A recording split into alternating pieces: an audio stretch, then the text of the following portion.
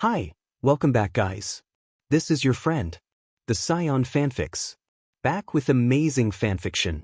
This is the series of What If Deku Had Midnight's Somnambulist Quirk.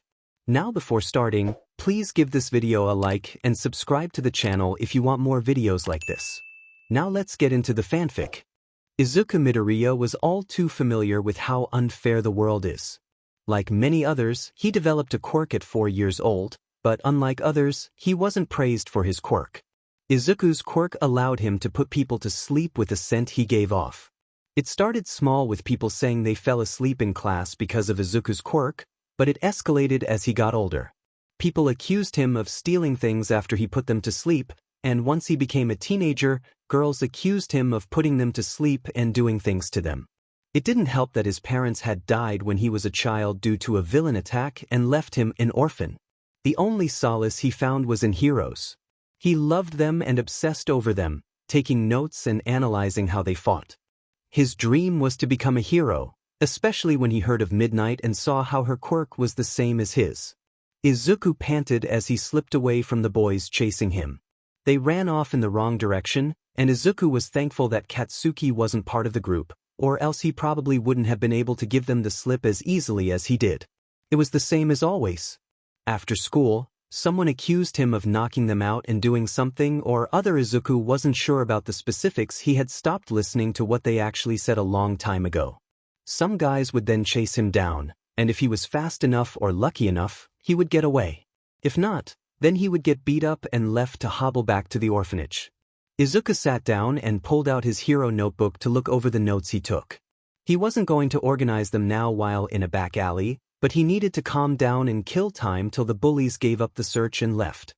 Izuku was so deep in thought as he read what he wrote about MT Lady and Kamui Woods that he didn't notice the long, thin fingers reach over his shoulder and pluck the notebook from his hands as a woman spoke. Now what do we have here? Oh, notes on MT Lady? My oh my, what did a young boy like yourself write about a girl like her? Izuku panicked as he shot to his feet and tripped over his tongue, trying to tell whoever it was that he didn't write anything weird, but his brain stopped as he saw who had his notebook. The R-rated hero Midnight stood there smirking as she read the notes on a lady. Oh, a little too showy, and why did she set up in a city when her quirk would work so well out in the countryside? The hero laughed as Izuku blushed and tried to formulate his thoughts. His favorite hero was in front of him. The person who showed that just because everyone said it was a villain's quirk doesn't mean it's true. He had the same quirk as Midnight, and she was a hero, so he could be one as well. Izuku noticed she was staring at him, and he hadn't actually said anything yet. His brain panicked. Uiaya wrote that this morning. I saw her fight and thought it was weird. I promise there's nothing bad in there. Midnight laughed and snapped the book shut. Oh, I'm sure there isn't. You seem like a sweet kid, but I gotta ask, why are you hiding back here? You didn't perhaps do something bad, did you? Izuku shook his head and waved his hands. No, I didn't. I just was. Let me guess. Midnight tapped her chin in rhythm with her foot. You're hiding from those 3 boys who were chasing you. I'm guessing bullies, right? Izuku clutched the hem of his shirt and nodded as he stared at the floor. So what were they bullying you for? Was it this? He looked up to see her wave the notebook back and forth. And not this time. Bakugo usually bullies me about the notebook, but he wasn't with those guys. Midnight sighed, seeing how shaken and meek this boy was. She never understood how schools could let bullies run rampant like they seemed to do. So then what were those particular mini-villains after? The moment of truth. Izuku knew he shouldn't feel nervous. She had the same quirk as him, so she would understand, right? Right? Even if she's a girl and he's a guy, that difference shouldn't be enough for her to not understand. And my quirk. That piqued Midnight's interest. He didn't have any mutations. In fact, he was kind of plain-looking, so it wasn't that. Maybe it was a gross quirk, or perhaps it was similar to a recent villain's quirk. What is your quirk? It's like Somnambulist, but different. I have slight telepathic control over the cloud. It helps keep it close to me, and I managed to co-condense it into a liquid before that's more potent than the gas. The doctor called it narcolepsy. Izuku screwed his eyes shut and braced for the worst. But it never came, just a gentle hand patting his head. Slowly he looked up to see Midnight giving him a sad smile. It must be hard. I'm sure people have made plenty of assumptions about you and what you do with your quirk. I dealt with similar things while I was in school. She removed her hand from his head, and he felt a tug of sadness at the missing contact. Tell me. Well, first I suppose you should tell me your name, then tell me what you want to do with this quirk you have. Izuku took a deep breath and stood up a little straighter. I am Izuku Midoriya, and I want to be a hero. I've always loved heroes than when I saw you and how you have a quirk like mine. I took that as proof that I could be a hero and help people with my quirk. You're my favorite hero because of that. Midnight smiled and laughed. I have to say, Midoriya, that's quite the reason to have me as your favorite hero. Not one that most people have. The hero chuckled as the boy's face turned red, and he sputtered. Calm down now. Here, you should have this back. She returned his notebook to him. How about I make sure you get home without running into any more bullies, and you promise to go to UA when you're headed off to college. Izuku took the notebook and nodded. I've always wanted to go to UA, so that's easy, but before we go, can I get an autograph? Midnight laughed again and signed his notebook before leading the boy out of the alley he had hidden away in. As they got to the street, she looked at him. So which way, kid? This way. Izuku stuttered as he started walking. Midnight smiled and followed shortly behind. This was weird. He felt like everyone was staring at him as he walked, but he guessed they would since Midnight of all heroes was right next to him, just smiling and commenting on shops or restaurants she enjoyed visiting while in the area. It didn't take long till they were standing outside the orphanage that Izuku called home. Well, thank Dash. Izuku, a feminine voice yelled before someone barreled into Izuku, pulling him into a hug. Oh my god, there you are. But you didn't answer a single text or phone call I sent. Midnight held back laughter as a woman taller than herself picked up Izuku, who was fumbling for his phone. Her bright green hair went down her shoulders on one side but was buzzed on the left. Midnight saw that despite calling him a butt and the reason she's going to develop a heart condition, the woman's teal eyes were full of nothing but kindness and worry for the boy. The woman noticed Midnight and promptly dropped Izuku. Holy sure Dash. The crap. Yep, holy crap, it's a Midnight. The woman looked at Izuku. Yo, Izu. Why do you have our favorite lady hero following you home? Midnight smiled and chuckled at the question. Yes, it is. It's nice to meet another fan. I ran into Midoriya on patrol. He was hiding from bullies. Yusuke shrank back as the woman's eyes darkened. Those stupid brats. Were they picking on you because of your quirk again? Izuku nodded. Why yeah, I slipped away before they caught me, and that's when I ran into Midnight. The woman's face softened. Good, you didn't get hurt. She turned and bowed to Midnight. Thank you for getting him home safe. I'm Yasuda Izuki. I mainly look after the older kids. Which is just Izuku. It's quite alright, Izuki. I was simply doing my job as a hero. Now, if you'll excuse me, I should get going. I've got a prattle to finish and projects back at UA to grade. As Midnight left, she heard Yasuda squeal and give Izuku a high five when she saw he got Midnight's autograph. The hero chuckled before picking up the pace to make sure no villains were acting up. Izuku quickly sat down on his bed as Yasuda sat in his desk chair and grinned at him. So Izu, let's talk about how you had freaking Midnight walking you home. Izuku sighed and looked around his barren room. Across from the door to his room was a window that looked out onto the garden behind the orphanage, and to the right of the door was a bookshelf with his various journals and books on heroes. Next to the bookshelf was the desk he used for schoolwork. Just another old piece of furniture that had been here since the orphanage started. Across from his desk was the bed with its dark green sheets that he was currently sitting on. If Izuku could afford to, there would have been hero merch covering every inch of his relatively small room, but alas, the orphanage didn't have the funds to give him enough allowance to afford that stuff. He kept his money for when he wanted a treat, or clothes that weren't hand-me-downs, or when he wanted to get something for the younger kids. They looked up to him since he was the oldest kid, so he treated them to little things that would make their faces light up with joy. Yasuda snapped her fingers. Come on, boy, I got laundry to get to, but I want to hear details first because oh my god, she's so much hotter in person than TV, and her hero merch does not do her justice. Izuku chuckled and thought about how much he wished his room could look like Yasuda's apartment. She had shown him pictures of all the merch she got for all her favorite heroes. She claimed to be the one who set him down the path of being a huge nerd when it came to heroes. He had quickly caught up to her and surpassed her in some aspects of hero knowledge, much to her joy. All the staff were wonderful, but his bond with Yasuda was special in a way no one else had managed, so he told her about what happened and how he ended up meeting Midnight. Yasuda bit her tongue and tried not to curse. She was finding it hard to not let a storm out about how shit his school was and how she wished they could send him to a different one, but the government was clear on how the orphanage had to operate and where they could send their kids so that they kept getting funding. This green-haired bean sprout of a boy had been here since before she started working, but they quickly got along, especially with how he would help around the orphanage doing chores and keeping the younger kids occupied. They knew he wouldn't get adopted.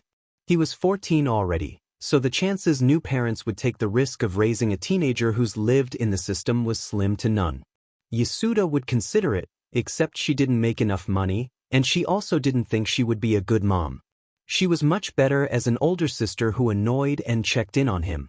Yasuda laughed as he nerded out and started muttering about Midnight and her quirk. She let him go on for a bit before snapping him back to reality and telling him to go check on the other kids while she finished the laundry. Izuku smiled brightly as his woes were temporarily forgotten, and he rushed to go find the younglings who were probably terrorizing one of Yasuda's co-workers. A week went by, and Midnight still found her thoughts drifting back to a plain-looking middle school boy who looked too sad and fragile for someone his age. He had a fire in his eyes when he said he wanted to be a hero, but it was like that flame was constantly being attacked from all sides, threatening to go out at any moment. She knew what it was like to be bullied for your quirk.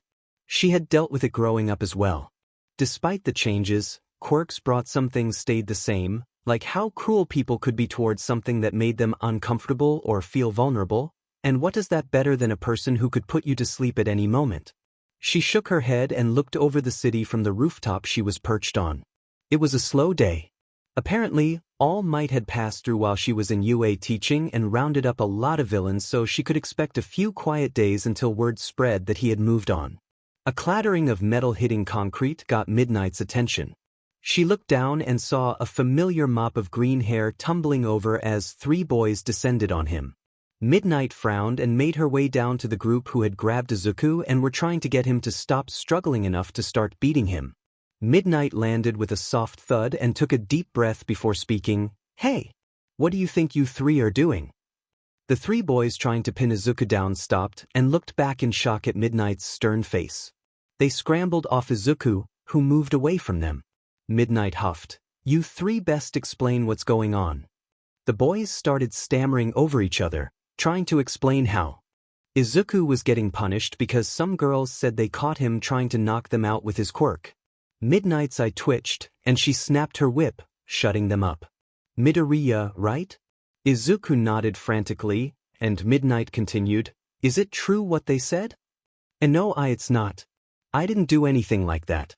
I was just trying to go home." Izuku stuttered out. A stern glare from Midnight kept the other boys from speaking. "How about next time you go talk to a teacher instead of trying to take matters into your own hands? You 3 run along now, and don't let me catch you trying this again." Once the boys ran off, Midnight sighed and looked at Izuku, who was still sitting on the ground. "Getting bullied for your quirk again?" The boy nodded and flinched as she held her hand out for him. "Come on, let's get you home." Izuku took her hand and was yanked up to his feet. Midnight shook her head. "You know you're kinda scrawny for a boy trying to be a hero." I was hoping to get a job during high school and maybe save money for weights or something." "You should go on a jog in the morning or something. Start doing push-ups and stuff. It'll be better the sooner you start." Midnight smiled. "Also, if you start getting stronger, you can beat those punks up if I'm not around to save you." As the 2 got onto the main street, Izuku stammered, "Should a hero really be telling me to get strong, so I can beat people up?" Midnight waved her finger. No, I'm not telling you that. I'm saying get strong, so you can defend yourself without your quirk. That way, it's self-defense, and you don't break any quirk laws." "Oh, I guess I could start exercising more. Though maybe I get enough running in as it is." He thought his attempt at making light of his bully situation was going to fall through, but Midnight chuckled before quickly catching herself. Midnight cleared her throat and tried to look serious. Bullying is not a laughing matter, kid. Do your teachers not do anything about it? Or have you not told them? She watched him tense up and started taking an interest in the sidewalk. I told them, but they don't seem to see care. Midnight growled, Quirk discrimination most likely. Those stuck up ifs. How are there still people like that around nowadays? She took a breath to calm down before speaking. What about Izuki? It seems like she knows all about it. Izuku nodded. She wants me to go to a different school, but Aldera is the only middle school the orphanage can send kids to due to regulations. If they try to send them somewhere else, we could lose our government funding. Midnight scoffed at what seemed like a ridiculous requirement for an orphanage. She noticed Izuku chewing his lip, so she set aside her complaints. What's on your mind, Midoriya? Izuku jumped a bit. Well, I was just thinking. You're not acting like you usually do on the news and stuff. Midnight grinned. Oh, are you saying you want me to be flirty with you? Honestly, some boys these days are too bold for their own good. She laughed as Izuku blushed and sputtered. After a moment, she patted his head. Midnight is just a persona I use while being a hero. Midnight explained as they got closer to the orphanage. It's a way to bring some comedy and a little fun to the aftermath, and it's surprising how much flirting with a villain can throw them off in a fight. She chuckled, seeing Izuku's eyes light up at the reason. I use it when I need to, but sometimes it's better to drop the act and be more like myself. Like with you. I can tell you'd probably be too much of a mess if I spoke to you like Midnight. Izuku nodded, still with a blush on his face. Why probably? I see the use for a persona, but I always thought heroes were just themselves. You'd be surprised, kid. Personas are actually really common in the hero community. It just helps us manage the stress of the job. Now run home and tell Izuki what happened, and don't let the bullies dampen your spirit. I'm sure you'll be a good hero, once you get some muscle on you. Izuku's smile made Midnight smile as he ran off home to speak to Yasuda about today. After his talk with Midnight and then talking to Yasuda, Izuku started going on jobs before school and watching videos on Yasuda's phone to learn how to do some exercises at home. It was hard work to keep himself motivated and on track, but it got easier as he dedicated a notebook to tracking his progress. His muscles ached and burned the day after his workouts, but he found himself sleeping better and he focused better in school.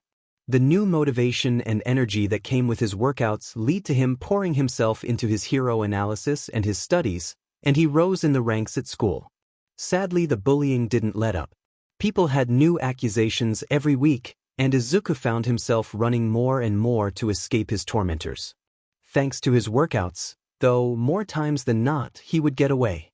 Unknown to him, a certain hero smiled proudly every time she crossed paths and saw him escape. Midnight felt like she should do more, but she wasn't sure. She had some contacts with the police, but she would need more proof to get them to act.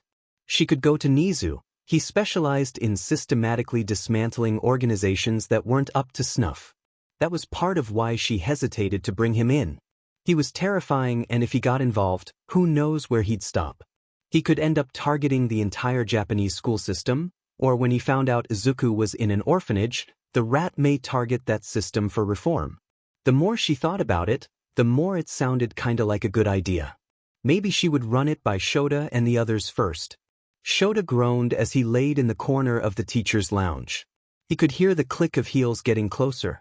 He knew any second now. The door swung open, and Namuri smiled. What's up, fuckers?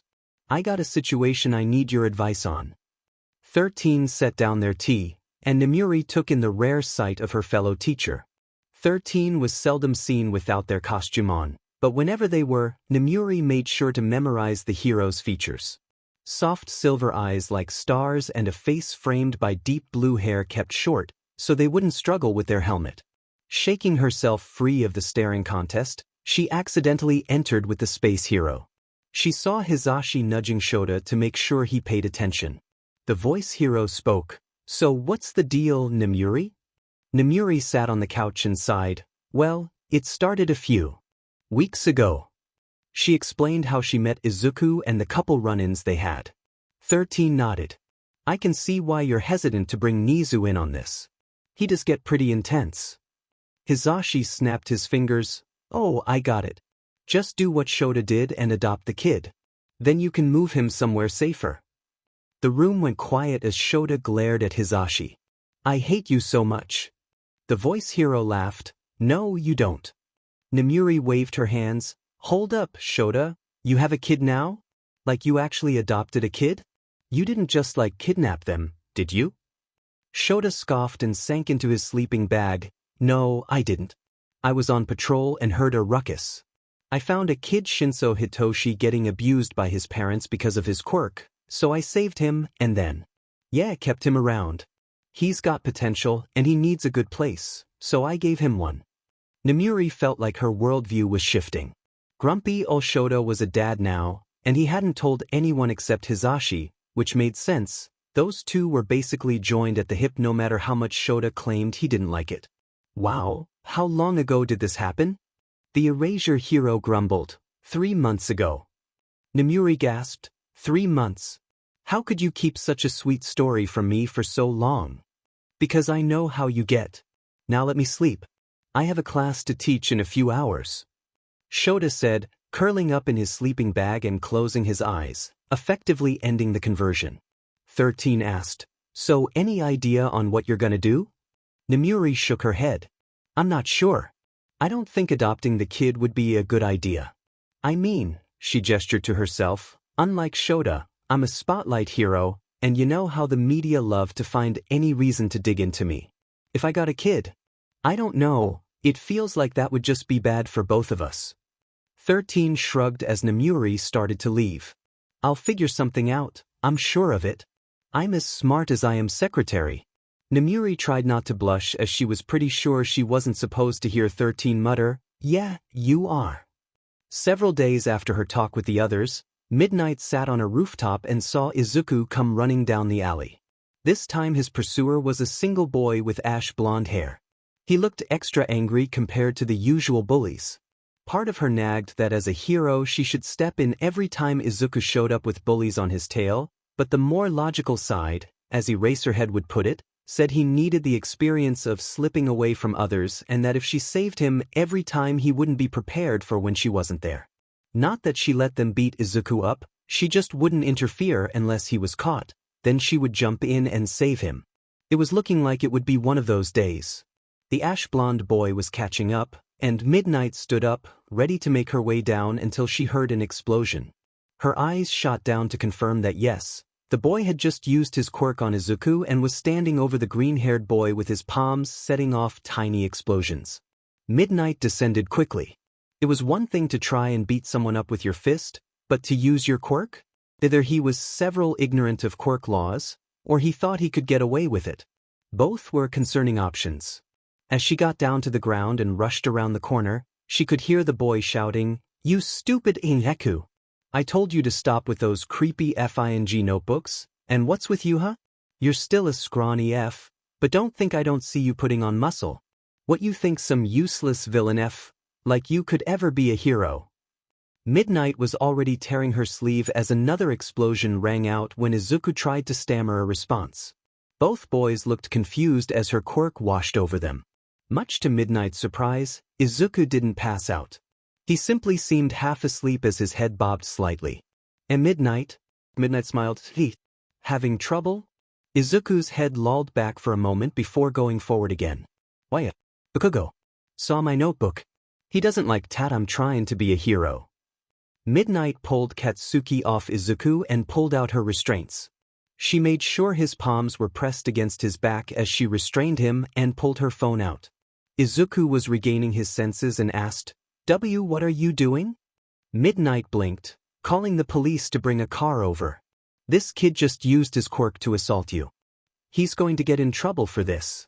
She saw the pensive look on his face and worried that he was going to be against it. She'd seen it plenty with victims. They would try to protect their abusers out of fear of what could happen if it didn't work. Izuku surprised her, though, as he nodded. I wish it didn't happen, but... Why, I know he has too. But... Now come on, they'll need your statement. Izuku scrambled to his feet, grabbing his backpack and following Midnight as she dragged a still-out cold Katsuki. Katsuki woke up slowly. The first thing he noticed was a lack of Deku cowering below him. The next thing he realized was that he was staring at a steel table, and he had Quirk's suppressant cuffs on. What the hell? And where the F is the useless Deku? A man in a beige trenchcoat and hat stepped in. You're awake. That's good to see. I'm Detective Tsukachi. Your name is Katsuki Bakugo, correct?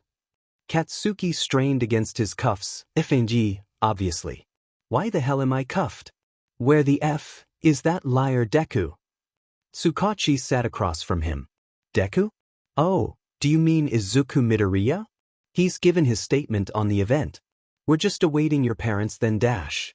The door opened, and Masaru and Mitsuki walked in. Mitsuki bristled. Why is my son cuffed? Tsukachi stood and motioned to the seats on either side of Katsuki. Please have a seat, and we can discuss what happened. Katsuki's parents sat down, and Mitsuki glared at Katsuki. What the hell did you do? I saw Izuku as we came in with a pro. Tsukachi cleared his throat. Yes, about that. The pro outside is Midnight. She found both your son and Midoriya. It appears your son was assaulting Midoriya. With his quirk. Katsuki's parents tensed as a string of curses and rants were forcing their way to his mouth. They died at the sight of his mother's expression. Most people would say she was neutral, but Katsuki could see the fury behind her mask. He had seen it only a few times, but it always made him stop. Tsukachi continued, Katsuki Bakugo is being charged with assault, public use of a quirk without a license, and using a quirk to cause unnecessary harm or injury. Katsuki turned back towards the detective. That's bullshit. Mitsuki smacked him upside the head so quickly he nearly hit the table. Shut your mouth, Brett. You don't talk unless we need you to. Do you not understand the severity of this? They can try you as a villain even if you're a minor. You can say goodbye to your dream of being a hero. If this happens, you'd be lucky to get a job at a fast food restaurant. Tsukachi spoke. That brings me to a point I wanted to mention. Katsuki Bakugo, you're in luck. Since this is the first recorded incident, and Izuku Midoriya wasn't hurt too badly, we can offer you an alternative. He looked to both Katsuki's parents as he continued, these crimes won't go on his record, but he will have to attend therapy twice a week for 6 months, and if the therapist is satisfied with his progress, then that will be it. The Bakugo parents started to relax until Tsukachi continued. But if he doesn't show improvement that satisfies her, he will be punished, and if he has any other incidents, he will not get another chance. You're his parents, so you need to make sure he takes this seriously. Mitsuki sighed a tired and defeated sigh. All her fury had run cold, and now there was just regret. Masaru and I had strict childhoods. Masaru's was worse than mine, so when we had Katsuki we hoped giving him more freedom would keep him from the issues we both had. It looks like we went too far in the other direction. We weren't attentive enough in raising him, and now he's done something like this.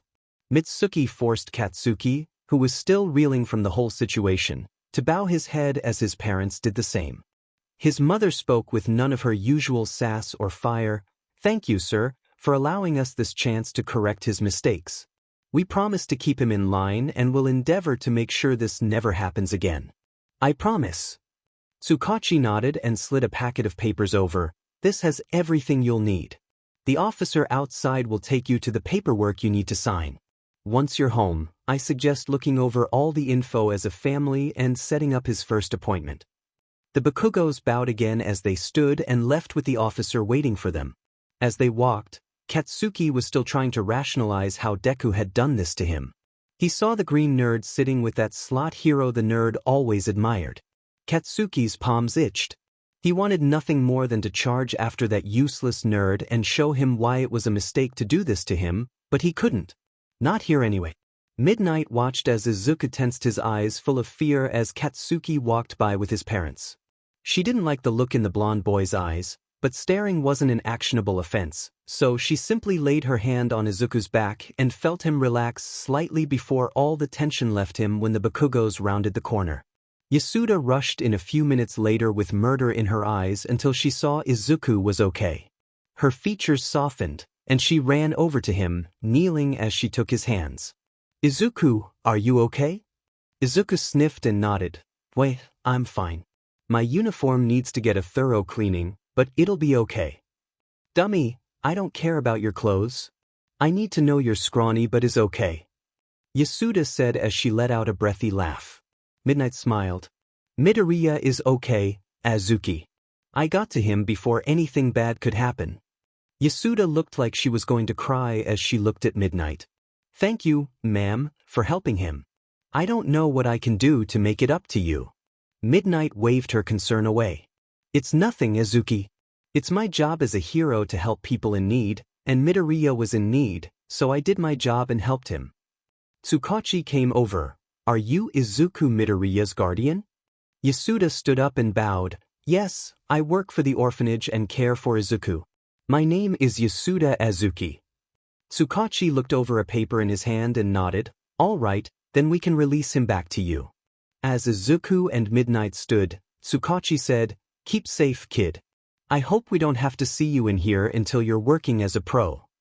Izuku laughed weakly and smiled. "I hope so too." Izuku felt awkward walking with Yasuda on his left and Midnight on his right. Both women were talking about Izuku being bullied with barely contained fury. Yasuda was recounting the times Izuku had come home hurt, and Midnight was telling her about the times she would watch Izuku and step in if he got caught. At first, Yasuda wanted to be upset that Midnight didn't always step in, but after the pro explained her reasoning, the green-haired woman calmed down. Through their conversation, both learned that Izuku hadn't revealed how much bullying happened and often hid his injuries, which luckily were limited to bruises and scrapes with the occasional burn. Izuku felt incredibly small under their combined gaze, but it softened almost immediately, and Yasuda spoke. "We worry about you is all, you big nerd. I told you a million times you don't need to hide things from me." Midnight nodded. "We may not know each other very well, Midoriya, but I understand what you're going through, so please don't be afraid to talk with me when we run into each other." Izuku blushed hard as the two rubbed his head. "I'll be more upfront about what goes on." The two women smiled, satisfied with his answer. The rest of the walk was peaceful and less awkward for Izuku. Once they were back at the orphanage, Midnight stopped before she left. "Midoriya, if you want, I can train you in self-defense. Nothing fancy, but if you get caught, it'll keep you from getting beat up until help can come." Izuku looked at Yasuda, who smiled. "I told you I would teach you if you wanted, and now you've got a hero offering to teach you. I promise to not be too offended if you choose her over me." Izuku blushed and stared at the sidewalk before saying, "See, can both of you teach me? I get the feeling you two have different ways of going about self-defense. I should probably learn both." Midnight smiled. "Are you good with sharing, Azuki?" Yasuda laughed. "I suppose I can let him out of my sight for a bit if he's with you. Come by some time, and we can work out a schedule for him." Midnight nodded. "I'll be sure to stop by when I can." It was nearly 2 weeks after that day before Izuku saw Katsuki again. In that time, Midnight and Yasuda started teaching him self-defense. Izuku was right. They were different but also surprisingly similar in how they taught him. Midnight, being a pro, had mixed and adjusted several fighting styles to best suit her quirk. Her style included lots of flowing movements and precise strikes.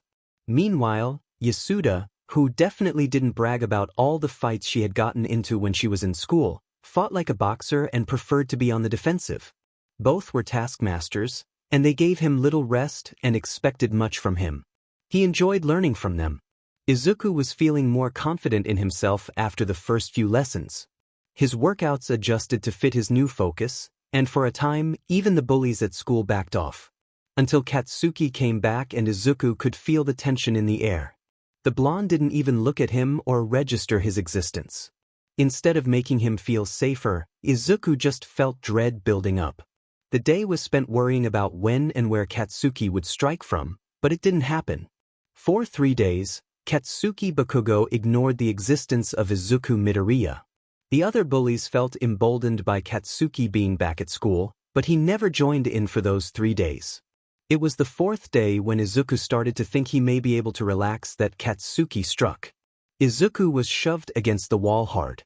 Katsuki had dragged him out behind the school during lunch. He knew no one would be back here, and the back of the school had a small forest of trees behind it, so there was no chance of a random passerby seeing them either. Katsuki didn't look angry, which scared Izuku more than normal. Izuku had seen this look on Katsuki's mother's face once back when they were still friends, and it terrified him. Izuku flinched as Katsuki spoke in a dull tone. "You think you're hot sheet, don't you, Deku? You tick me off, so I chase you down, then you get that slot hero you're always going on about to swoop in and start making claims. Now I have to go FNG therapy like some kinda weakling. It's all your fault.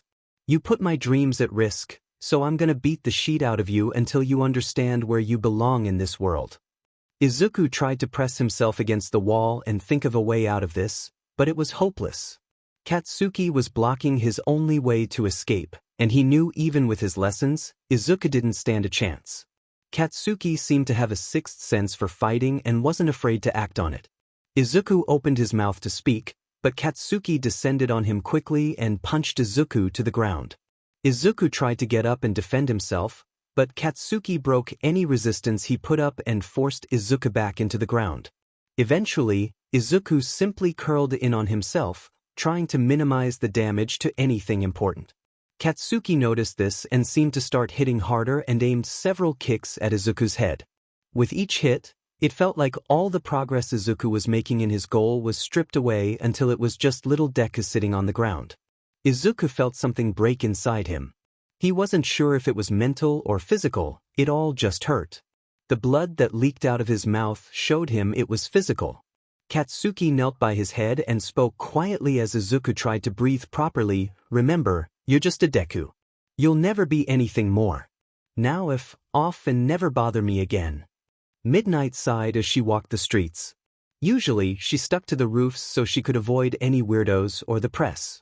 Both were always looking for any and every shot they could get for various reasons. The pro stopped in her tracks and blinked several times because what she saw in front of her just didn't compute. It made her brain freeze and skip. The sight was just...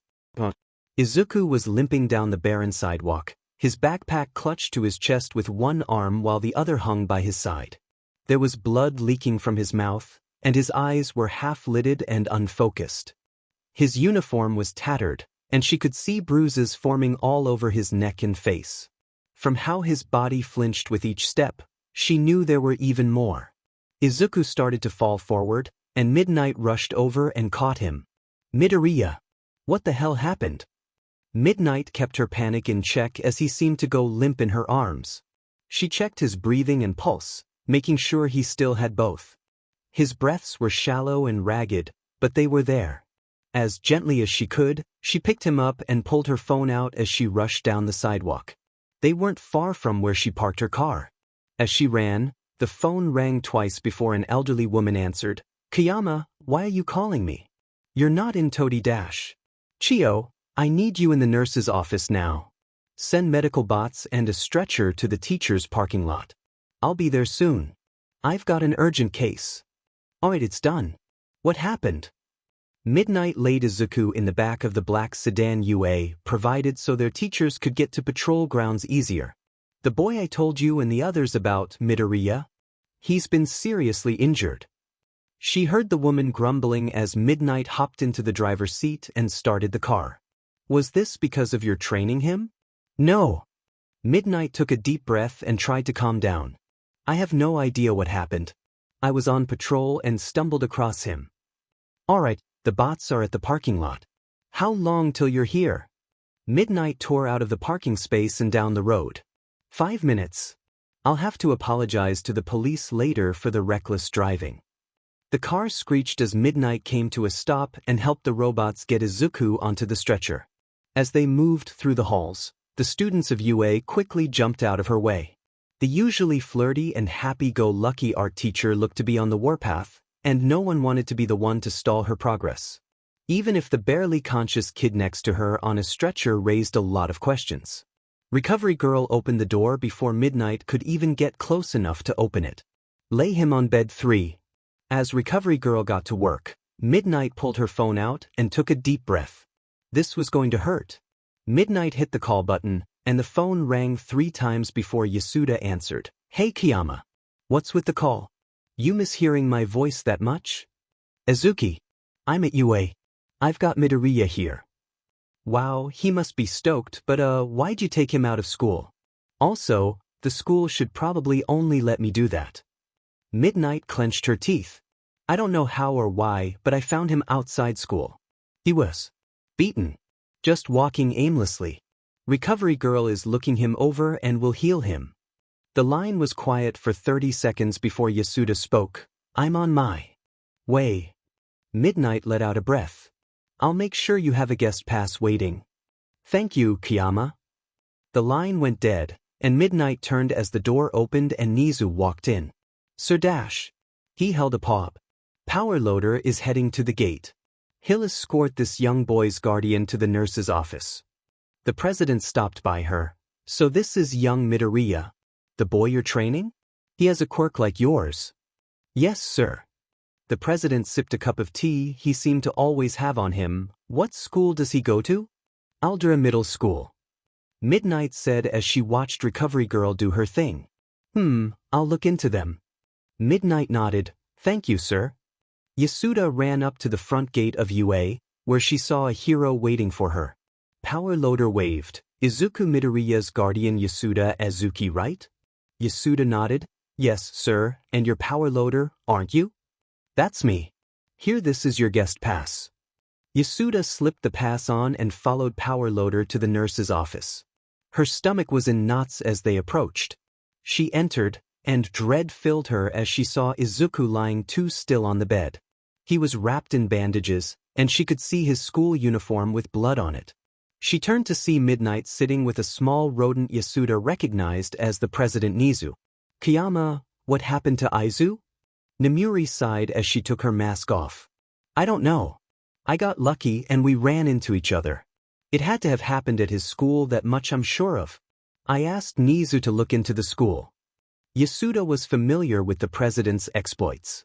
He took down many groups and individuals who tried to hide their discrimination from society. She knew what he was going to do to Aldera, but it didn't matter. It won't make a difference. If that school goes away, they'll just all get shoved into another one together. Even if they're not all together, the ones with Aizu will spread their hate of him. He needs to get away from this area of Tokyo. Nemuri agreed. She knew that when Aldera went down, Izuku would just get put somewhere else, and his bullies would be right behind him. Part of her brain had an answer already. It had been there since she learned about Shota and his kid, but could she do that? Did she want the responsibility of raising a kid? It was one thing to train him and make sure he had confidence. It was another thing to become his guardian.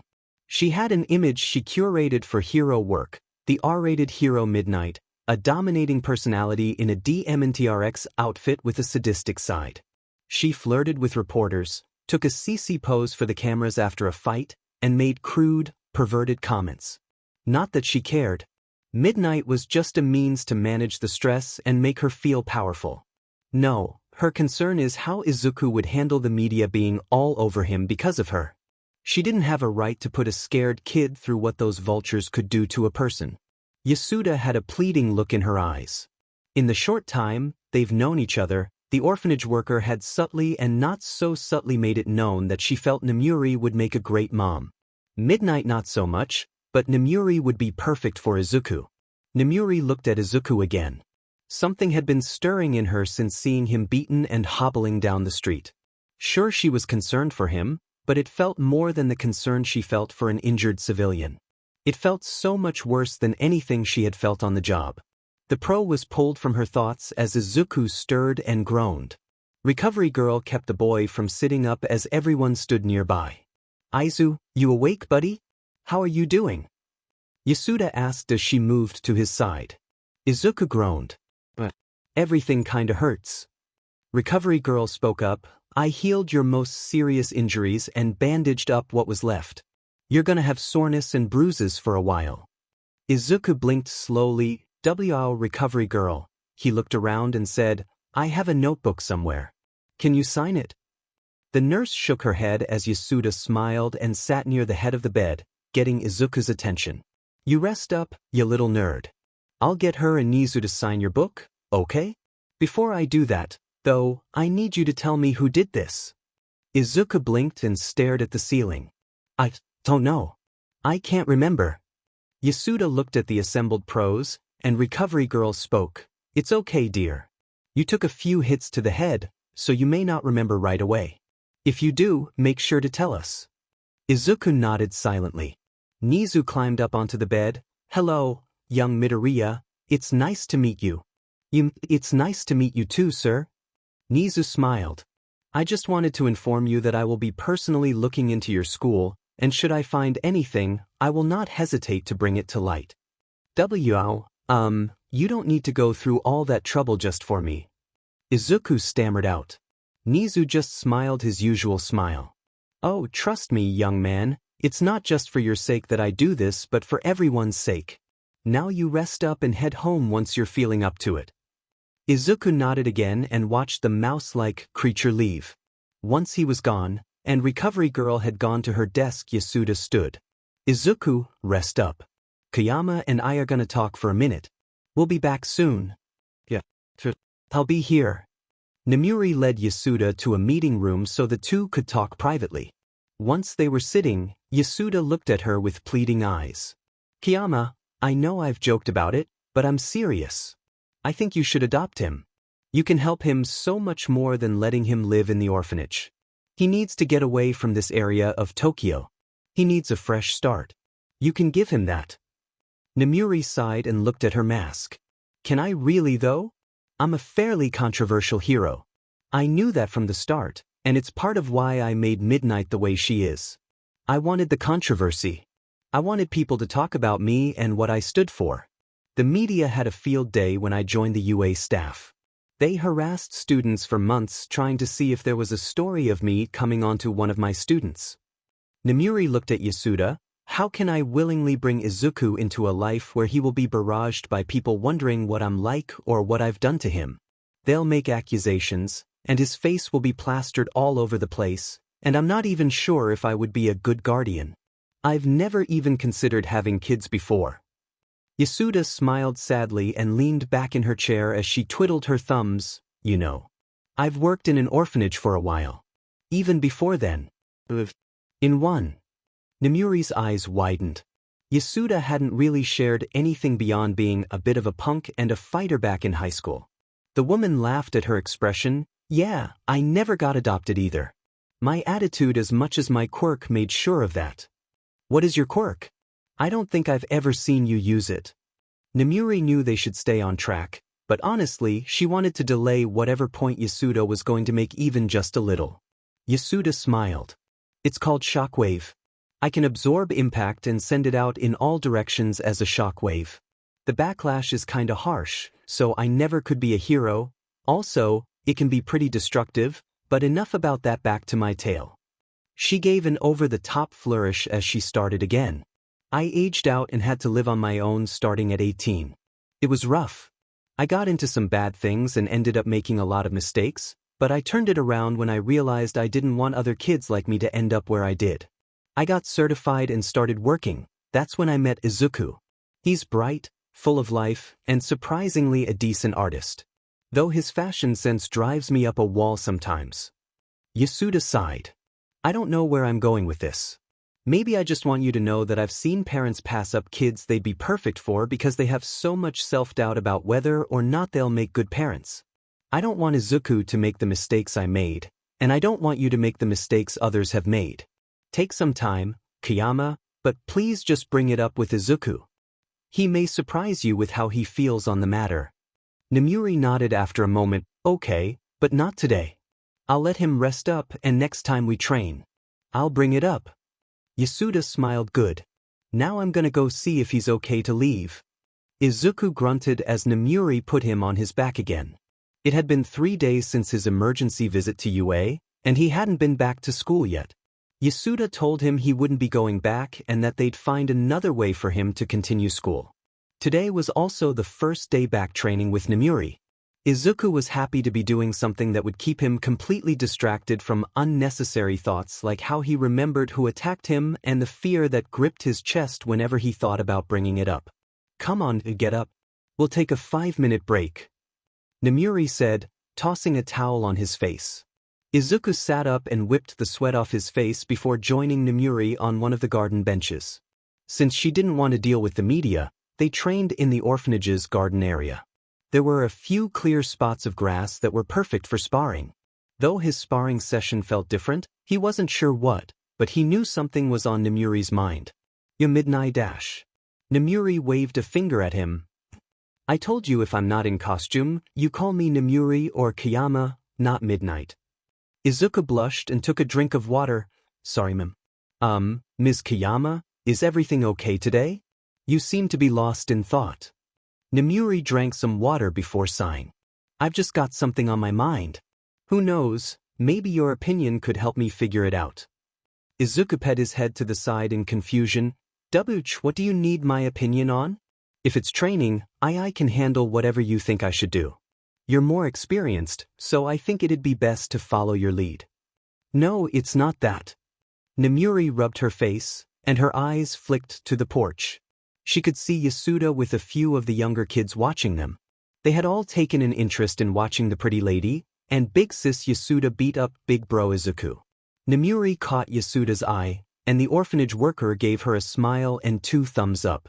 Izuku watched Namuri stretch and scratch the back of her head. "I'm trying to save someone. They're in a bad situation and I want to save them, but if I do it, the media will pester them." Namuri sighed. "Maybe I should try to find someone else to help them. Someone who won't get as much attention for doing it." "I think you should save them." Izuku's sudden response caught Namuri off guard. "If you know them, I think it'll be better for you to save them. I know if I needed to be saved, I wouldn't care if the media took an interest in me because of who saved me." Izuku chuckled. "They'd probably lose interest after a week anyways." Izuku stretched and missed Namuri going through several emotions at once. The pro-hero took a deep breath and opened her mouth, only to stop when her phone pinged. Namuri picked it up as Izuku looked over and saw her eyes darken for a moment. "Midoriya, go get changed. Nizu found something and he wants to talk with us." Izuku got up. "Okay." As he ran off to his room, Izuku felt his stomach twisting in knots as he wondered what the president of UA could have found. He hoped it was just some dirt on Aldra in general and not anything specific to him. It didn't take long for Namuri, Yasuda, and Izuku to make it to UA and get up to the president's office. Izuku looked around the office as they entered. One wall was a large window that looked over the UA campus. In front of the window was a plush leather chair and a large dark wooden desk with a few chairs in front of it. Nizu smiled and climbed onto his desk. He spoke as he walked over to a teapot. "I'm glad to see you're all here. Would you like some tea before we get started?" The group all agreed, and once the tea was poured, Nizu sat back down. "Now onto what I found. If you would direct your attention to your left. I found some security footage that may prove insightful to what happened to young Midoriya." Izuku tried not to geek out about the windows as they tinted, and a screen descended on the left wall. It flicked on, and Izuku felt himself tense seeing the back area of Aldra. Izuku's stomach dropped as the video showed Katsuki dragging Izuku out back. The two of them entered a blind spot. Nizu fast-forwarded a couple minutes until Katsuki left. It took Izuku a full 5 minutes to hobble out after him. 2 chairs were practically thrown across the room as Yasuda and Namuri stood up with fire in their eyes. That little FE sheet. He couldn't even go a month. I knew they should have just locked him up. The little psycho needs to be arrested. Izuku shrank back more. Yasuda was cursing, which meant she was furious, which was something Izuku had rarely seen. Namuri wasn't much better. While Yasuda was like a red-hot fire raging out of control, Namuri was a cold blue flame focused and devastating. Izuku was sure whatever she was thinking was worse than what Yasuda was saying. Nizu clicked a few buttons, and the screen retracted while the windows lost their tint. As you can see, it seems this Katsuki Bakugo broke the terms of his deal with the police. Now this, plus the other evidence I found, is more than enough to bury the school. I have not informed the police yet of Katsuki Bakugo's actions. Nemuri spoke up. Why not, sir? This should be reported immediately. Nizu held a paw up. I wish to speak with Mr. Midoriya before taking action. Huh. Izuku looked around. Me, sir? Why do you want T to talk to me? I wish to know if you remembered that young Bakugo was your attacker or not. I also would like to know what action you think should be taken against him. Izuku felt nauseous. He didn't want to be here. Nemuri and Yasuda were looking at him with concern, and he hated it.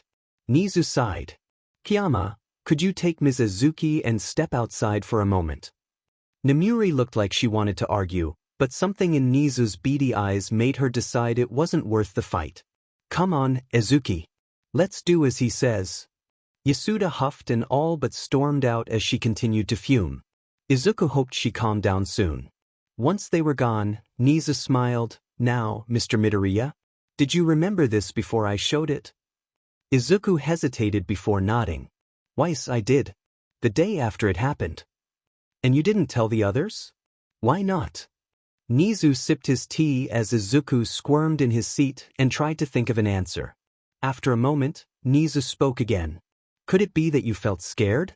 That if you spoke against him again, the payback would be worse? Izuku nodded silently as he trembled and held back his emotions. Nizu simply smiled and sipped his tea before continuing. Rest assured that any action we decide to take against Mr. Bakugo will not result in you being punished. You do not deserve to be treated the way you were, and you deserve justice, so I ask again. What action do you want to take against him? Izuku sat frozen to his chair as the question echoed in his mind. He could get his revenge on Katsuki for all the hurt and suffering he caused. It would be easy just to tell Nizu to do whatever. Report it to the police and the public. Let all of Japan know Katsuki Bakugo is just a bully who hurts people. But that's not what he used to be. It wasn't an overnight thing. It was gradual. As they got older, he got worse. Izuku knew it wasn't entirely Katsuki's fault. People did nothing but praise Katsuki and look the other way when he did something wrong. It escalated, and now Katsuki thinks he's God's gift to the world and that nothing he does is wrong. Katsuki needs to be punished, but he also needs to be saved. A hero wouldn't abandon him, and Izuku is going to be a hero. Nizu smiled as the boy found his resolve and looked up at him. Izuku chewed his lip before speaking. I don't want him to go to jail or be barred from being a hero. Bakugo is. He was a good person. He's just strayed down the wrong path. I think if he was kept from being a hero, he would become a vigilante, which is a slippery slope to becoming a villain, and Bakugo being a villain would be bad for a lot of people. You believe Mr. Bakugo could be saved? Izuku nodded. I think therapy, community service, and stuff like that will help him. Heck, if you could get All Might to sit and talk to him, it'd help. Bakugo only really respects him as a hero. To Bakugo, All Might's the best because he never loses. I think that's part of what sent him down the wrong path. Nizu scribbled down a few notes as Izuku took a moment to collect himself. I guess if he keeps up good behavior and is monitored closely, you can tell if he changes, and if he does, then you can decide to let him take the entrance exam or not. You would give him another chance despite all he's done to you? Izuku nodded. I want to be a hero, and heroes save people. Bakugo is someone who needs to be saved, so I'll do my best. Nizu nodded and finished his tea. Then I suppose I will call him in and make things clear just how thin the ice he stands on is. I will also bring Aldra down for their negligence and discrimination. Thank you, sir. I think with some corrections, Bakugo could be a good hero. We will see. You still have many years till you're able to attend my university. I hope by then he is worthy of your kindness. Nizu said as he stood up and walked around his chair. Now, let me explain things to Kiyama and Azuki. I think it would best. Izuku nodded. Why? I agree, sir. The car ride home was awkward, to say the least. Yasuda didn't think Bakugo deserved any of it, and maybe he didn't. Only time would tell. Nemuri, on the other hand, seemed to agree partially with Izuku's decision, though her mind had been elsewhere all day, and so Izuku sat in the back of Nemuri's car in an oppressive silence, wondering if he did the right thing. As they got out of the car, Nemuri sighed. Midoriya, are you free tomorrow? Izuku looked up, surprised. He didn't have training, and he was sure Yasuda wouldn't let him go back to Aldra, not that he wanted to. Why? Namuri winked, a date of course. Izuku's face flushed, and Yasuda snorted with laughter. Namuri joined in as well, clutching her sides. I'm sorry I had to. Namuri pulled herself together and took a deep breath. I just have something to talk to you about, and don't worry, it's not about today. It's something else. I'll come by tomorrow morning and we can go get some breakfast. Sound good? Izuku nodded. Why yeah, I'll make sure to be ready. Namuri patted his head. I'll see you then. Izuku didn't sleep well that night. He was constantly bouncing between second-guessing himself with his decision and wondering what Namuri could want to talk about. All in all, he stayed up late and woke up often in a cold sweat with panic gripping his chest and stealing his breath until it settled, and he drifted off to his restless sleep again. Namuri stood outside the orphanage in her civilian clothes.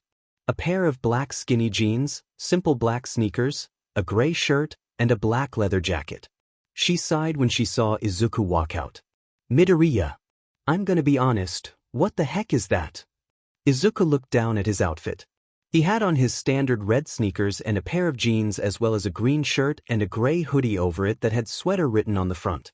It's my jacket. Do you have more clothes like that? Izuku nodded and lifted his hoodie to show that his shirt had suit printed on it.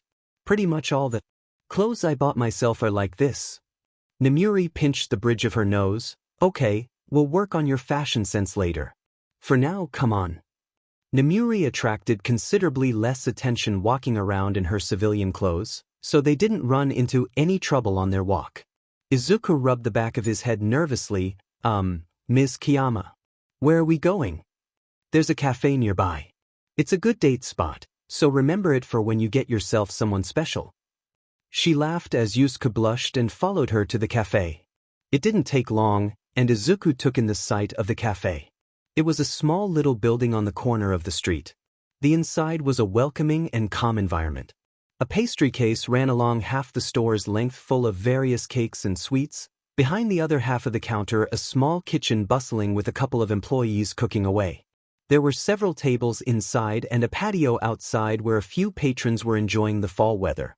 Namuri led him to a corner farther from the rest of the people eating inside. They placed their orders, and Namuri groaned as she stretched before leaning forward to look at Izuku. You know Izuki cares about you a lot. That's why she acted how she did yesterday. She just wants what's best for you. Izuku nodded. I know, but sometimes what's best for the people isn't what's best for you. That's a real hero ideology, but you're a middle schooler, Midoriya. You shouldn't have to think like that. Izuku shrank back at her pointed look. Namuri sighed and sat back. I'm just saying this, so you don't develop some suicidal levels of self-sacrifice. Her eyes scanned over him again. She saw the bags under his eyes and knew he hadn't slept well. Izuku rubbed the back of his head. I don't think I've ever been that bad. I just want to help people. I know. It's just you won't be able to help people if you're dead, so we'll make sure you know your limits well before you actually start hero work. Izuku nodded. I'll try my best, ma'am. Their food arrived and the two dug in, enjoying the quiet and the food. Izuku's continued to wonder about school and his future. Namuri, on the other hand, was trying to ignore the knots in her stomach and just eat the food. She felt ridiculous. How could she be nervous about something like this?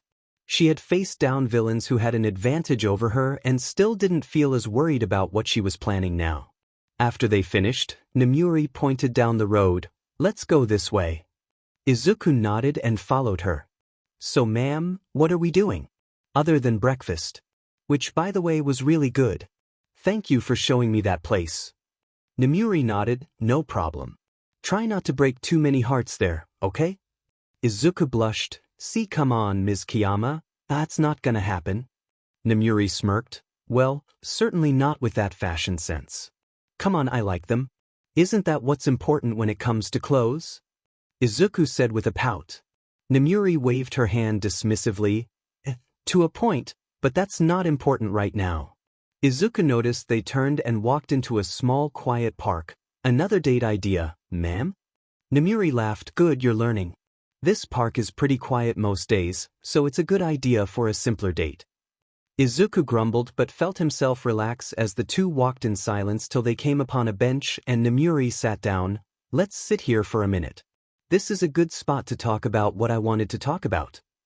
Izuku got nervous again as he shifted in his seat as Namuri took a deep breath and looked at him with her signature serious look. Midoriya. You know Aldra is gonna go down soon. You'll have to find a new school. Izuku nodded. Yeah. I'm not really looking forward to it. I just hope the people there are nicer. Though, with people from Aldra ending up in the same place as me, it won't last long till it's like Aldra again. About that. Namuri scratched her cheek. If you moved far enough away from this area, you wouldn't have to worry about your old bullies. You could have a fresh start. Izuku laughed. That'd be nice, but that won't happen. Not unless you get adopted, right? Izuku nodded and smiled sadly. Yeah, but I'm 14, and I'm halfway through my last year of junior high. No one is gonna adopt me and go through all that trouble. I would. Namuri said it in such a plain tone that Izuku thought he must have heard her wrong, but before he could ask her to repeat that, Namuri continued. I've given some thought and listened to what you said about wanting someone to save you. I care about you, kid. I want what's best for you, and I think adopting you, making sure you're safe and have a home will do that. You mentioned the media during our training. Are you worried about how the media will react to Midnight having a kid and how they'll treat me? Namuri nodded. I don't want to cause you to suffer or dash. I won't. Izuku said a little louder than he meant. Sorry, I don't care about that. If I can have a home away from everything around Aldra, I'll be happy. I like training with you and learning from you.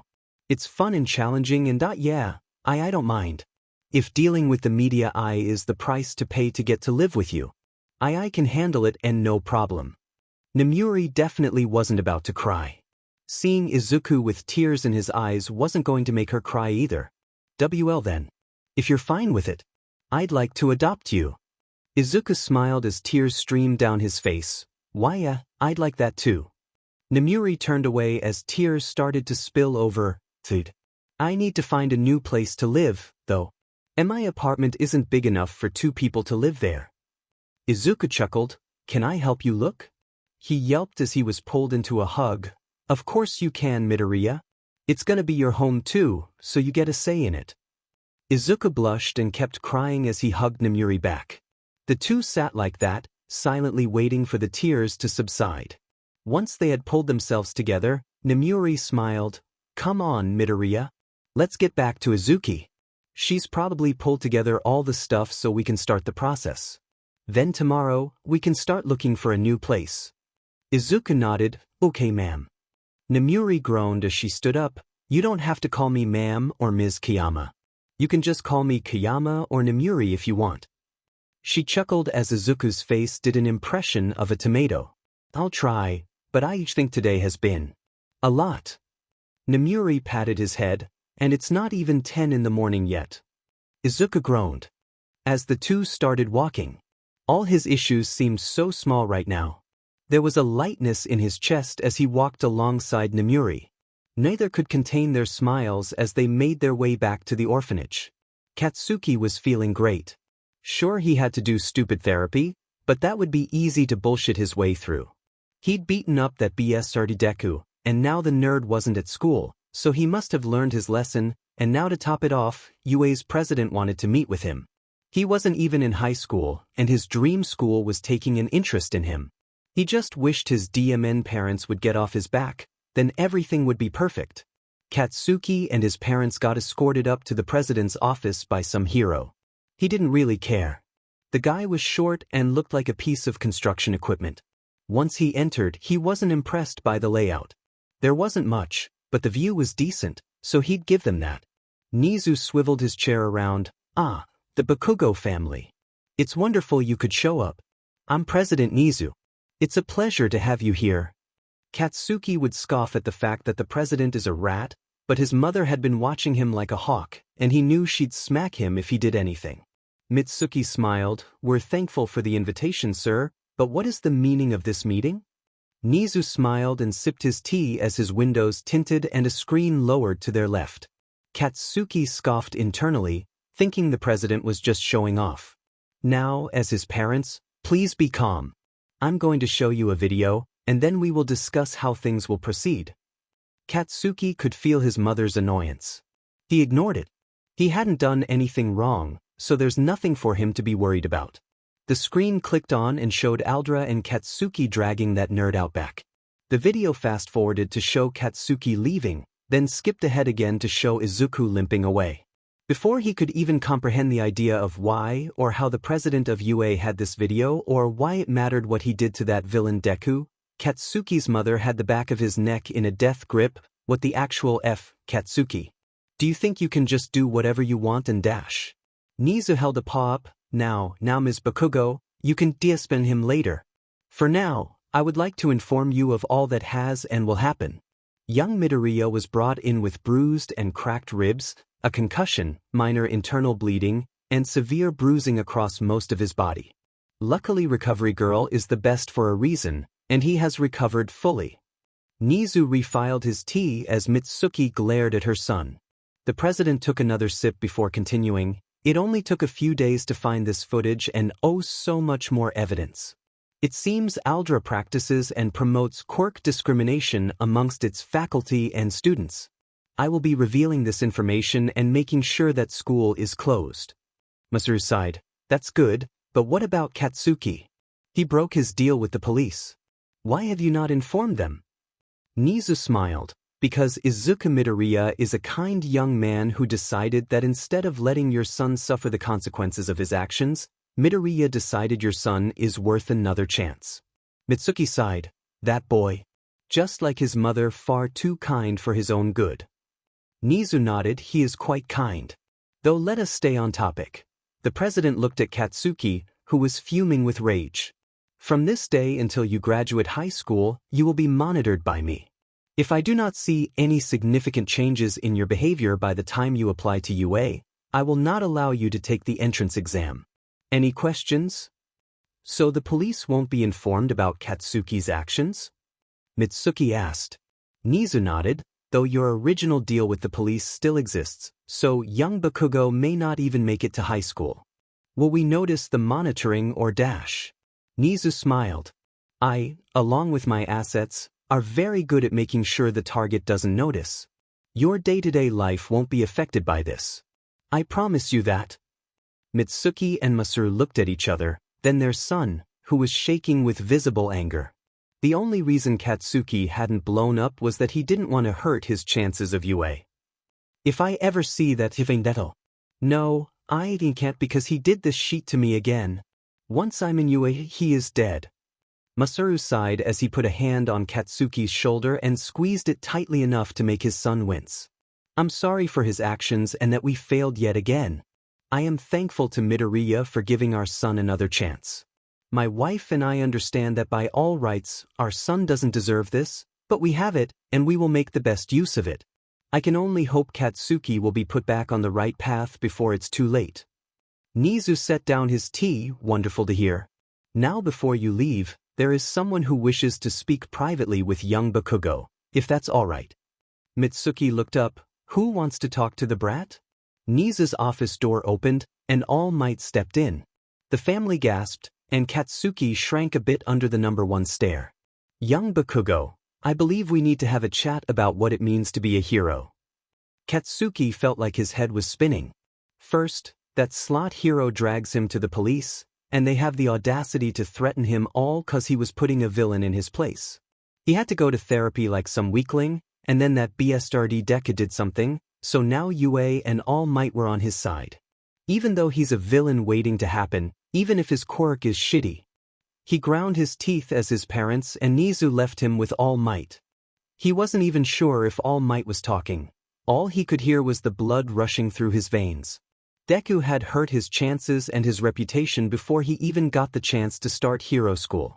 He was going to kill that demon nerd when Katsuki's head snapped up as All Might gripped his shoulder. Young Bakugo, take a deep breath and listen. I have several things you need to hear. The tone in his voice brought Katsuki back around. and the young boy begrudgingly paid attention. All Might smiled. Good. Now I've heard about everything from Tsukachi and Nizu. I heard you're a fan of mine as well. Katsuki scoffed. Of course I am. Anyone who isn't a villain or an idiot. Then why do you practice quirk discrimination? The question caught him off guard. Quirk discrimination? Does he mean by that? What? You consider young Midoriya and others lesser because of their quirks, do you? Not. That was a stupid question, and he didn't even get why All Might was bringing it up. So what? They are lesser. They're just extras who will get in the way of me winning when I'm a pro. You think winning is what's important to a pro hero? All Might asked, the disappointment evident on his face. Of course it is. Your number one cause you don't lose. Victory over the villains is all that matters. All Might scoffed. The number one hero scoffed at him before saying, if that was the case, Endeavor would be number one, and I would be number 8 at best. Most of the top 10 solve more cases and arrest more villains than I do. What? You're stronger than all of them combined dash. And yet they would still rank higher than me if it wasn't for the other factors that go into the Billboard charts. The only reason I'm ranked number 1 is that I do interviews, charity work, and visit with people who are fans. I interact with the people I'm sworn to protect. If you ask me, victory over villains is not the most important part of being the symbol of peace. Making people feel safe and letting them know I will do my best to keep their fears at bay is what makes me the symbol of peace. All Might shifted and sat across from Katsuki, who was looking at him in confusion. All Might continued speaking. From what I can tell, young Bakugo, you value victory over your opponents, you view others as beneath you and believe physically assaulting them will teach them a lesson and make them stay in line. All Might's eyes sparked with an intensity that made Katsuki stiffen. That sounds more like a villain than a hero to me. Katsuki's hands popped. What? I'm not some FNG loser villain like Deku's going to be. All Might sighed. You remind me so much of a boy I knew in high school, so much passion and that same desire for victory over others. I looked up to him and thought he would be a great hero. Do you know where he is now? Katsuki crossed his arms and scoffed. Like it matters. He was obviously some extra who didn't matter if he's not a hero now. All Might shook his head. You and he are so much alike it's scary. The boy who I looked up to is gone. He strayed down off the path of the hero, and now he's in Tartarus paying for his crimes. I would hate to see you end up there too. All Might stood and looked down at Katsuki. As you are now Katsuki Bakugo, you can never be a hero, but people have been kind to you, so you have the chance to change and hopefully become a true hero. With that statement, Katsuki sat feeling shattered and numb as All Might left. Katsuki stared out the window with his thoughts going a mile a minute but also felt sluggish and slow. Yasuda smiled and stacked up the papers. All right, I'll get these to the old lady upstairs. Once it's processed, you'll have to do an interview with her and a rep from Child Services. I'm sure you'll be fine, but it'll take a couple days to find someone, so in the meantime, you got some time to find an apartment. How's that going, by the way? Izuku smiled as Namuri groaned. I hate it so much, but we've got a few that look good. We're gonna check them out later. Hopefully, this time, the landlord doesn't recognize Kiyama, Izuku said, making his future guardian groan again. Kiyama rubbed her face. It was so embarrassing. I could barely keep a straight face. Yasuda and Izuku laughed as Kiyama stood up. I'm going to work. I'll be back after school, so Midoriya and I can go check out the apartments. Have a good day at work, Kiyama, Izuku said, making the woman smile as she left for you. 13 took their helmet off in the teacher's lounge and sighed. Those third years, I swear. Midnight blinked and forced herself to stop staring and actually talk to them. What did they do this time? 13 started making tea as they spoke. They decided rescue training wasn't hard enough, so they started challenging each other to complete the rescue ops with various handicaps. Midnight chuckled. How did that go for them? 13 smiled, and Midnight committed it to memory. Oh, they were having a blast till I turned up the difficulty to second semester 4th years. Then suddenly they were scrambling all over the place. That's so mean. I love it. Midnight said between laughter. 13 chuckled as they sat down. So, how's it going with Midoriya? That's his name, right? Midnight nodded. Yeah. I filled out some forms this morning, and I'll have an interview in a few days so they can decide if I'm fit to be his guardian. We'll also be looking for a new apartment later today. 13 smiled. Honestly, I'm kinda surprised you went through with it. I never would have thought Namuri Kayama would adopt a kid. Midnight blushed but did her best to appear confident. Well, I'm just full of surprises. Maybe you'll get to learn some of them. She bit her tongue as 13 giggled and sipped their tea. Guess I'll just have to keep a better eye on you so I can see some of these surprises. Midnight took a breath and felt a surge of real confidence. Maybe now would be a good chance. The door slid open as Midnight's loudest friend entered. Yo Kayama, how's it going with the kid? Midnight sighed and rubbed her face as Present Mike entered. Mike, please don't shout that where students could hear. Present Mike laughed as he closed the door and started chatting like he didn't just kill Midnight's best chance.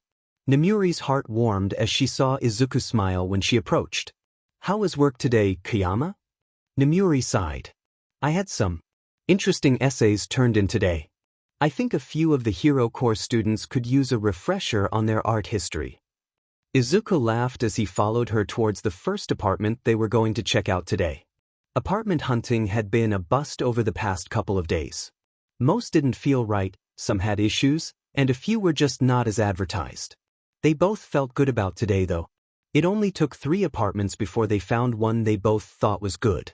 It was twice the size of Namuri's current apartment and in a good neighborhood. That also meant it was twice as expensive, but Namuri didn't really care, her hero check could cover it, and UA paid their teachers well, so expenses wouldn't be an issue. There were apparently other heroes who lived here, so the apartment complex had security to keep reporters and other nonsense away. The apartment was on the 5th floor. A short hallway from the door led to a living room and kitchenette.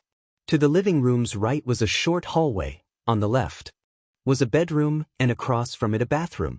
At the end of the hall was the master bedroom that had its own bathroom. The walls were painted a soft gray, and a window in the living room looked out over the street and would be a pretty nice view of the sunset. Namuri whistled. What do you think, Midoriya? 'Cause I kinda like this one. Izuku looked around a bit before nodding. Yeah, it looks good. The price isn't bad, right? I don't want you spending more than we can. Namuri rolled her eyes. I know I give off this wonderful, fun vibe, but I am an adult. I can manage my money, and besides, I'm a hero and a teacher. I make more than you think. Okay then yeah, I like this one. Izuku stammered out as he walked over to the window. Namuri smiled. All right then, let's get it. The day of the interview was coincidentally the day Namuri finalized her move to her new apartment. Now I just need to secure my child and move him in, and we'll be set. Namuri choked on her tea and nearly spilled it. The thought had hit her out of nowhere. She knew technically, as his guardian, he would be in a legal sense her child. She had also been avoiding saying or thinking that because it felt strange. She had never thought about a family before, and now she was getting one. It was small, just the 2 of them, but still, it would technically be a family. Namuri just hoped she could be a good guardian and make Izuku happy. The boy deserved some happiness after everything he suffered through. Yasuda came in and nodded. Old lady is ready for you. Are you ready to go? Namuri stood and nodded. Let's do this. Yasuda led her up to the office and let her in. Waiting for Namuri was an elderly woman in a simple pale gray blouse, with thin black-framed glasses resting on the top of her gray hair. She sat behind the sturdy dark desk. Kayama, it's good to see you again. The older woman motioned next to her. This is Miss Sayaki from Child Protective Services. She'll be speaking to you today. Miss Sayaki wore a pristine black suit with a skirt. Her black hair was tied up in a bun, and Namuri shivered under the fiercely stern gaze of the child services worker. Sayaki gave a polite nod as Namuri sat down. It's a pleasure to meet you, Miss Kayama. Shall we get started? Namuri nodded. Of course, ma'am. The interview was fairly standard. Sayaki had done a comprehensive background check on Namuri before coming and brought up various things from her past, some Namuri had kind of forgotten about. Nothing was incriminating, but there were plenty of reports from her time in school. Incidents where students said she had used her quirk on them, but since they were lies and no proof was provided, she never got punished for it, but she didn't need to be. The bullies were enough punishment as is. There were quite a few accusations during your time in middle and high school, though no actions were taken and no proof was found. Why was this? Nemuri huffed. Discrimination. My quirk wasn't and still isn't seen as very heroic, and as such, bullies were prevalent in my life. I looked at Midoriya's records and noticed his were similar. I also received a call from your boss, President Nizu, in which he provided me disturbing evidence of just how poorly Midoriya was treated. Sayaki adjusted her seating. Nizu has informed me of his plans for Aldera, but I'm also worried about what will happen with Midoriya when his old school goes down. As it stands now, he is simply not attending at all. Nemuri nodded. I have an apartment. She handed over a thin folder with the details of her new home. It's in a much better place, and it's far from Aldera, so when he rejoins school, none of his old tormentors should be there. Sayaki nodded and looked over the details. This is a good neighborhood. Nemuri felt good. The interview was going fine, and Sayaki seemed to approve until, but I have a concern. It's to do with your hero identity, Midnight. Nemuri blushed a bit. I can assure you that Midnight is just a persona I use for hero work. I drop it when I don't need it. Sayaki raised her hand. I understand that. This isn't my first time dealing with a hero who wanted to adopt a child. It's not so much the persona that has me concerned. Your character may be inappropriate at times, but there is plenty of evidence to show you dropping it when it is unneeded. My concern has to do with you being a hero in general. Nemuri felt a little relieved but also incredibly worried as Sayaki continued. As you know better than anyone here, a hero's life is not an easy or safe one. The risk to you and those close to you is great. While you aren't as high on the list as others, you are a well-known hero. Not only would there be media attention on you for adopting a child, but there will also be villains who may have a grudge against you. Sayaki leveled her stern red eyes at Nemuri. My top concern is Midoriya's physical and mental well-being in that situation. Nemuri nodded. I understand. In regards to the media, Midoriya knows already and has told me he doesn't mind. As for villains who may target me, you saw that my new apartment houses several heroes and has increased security as such.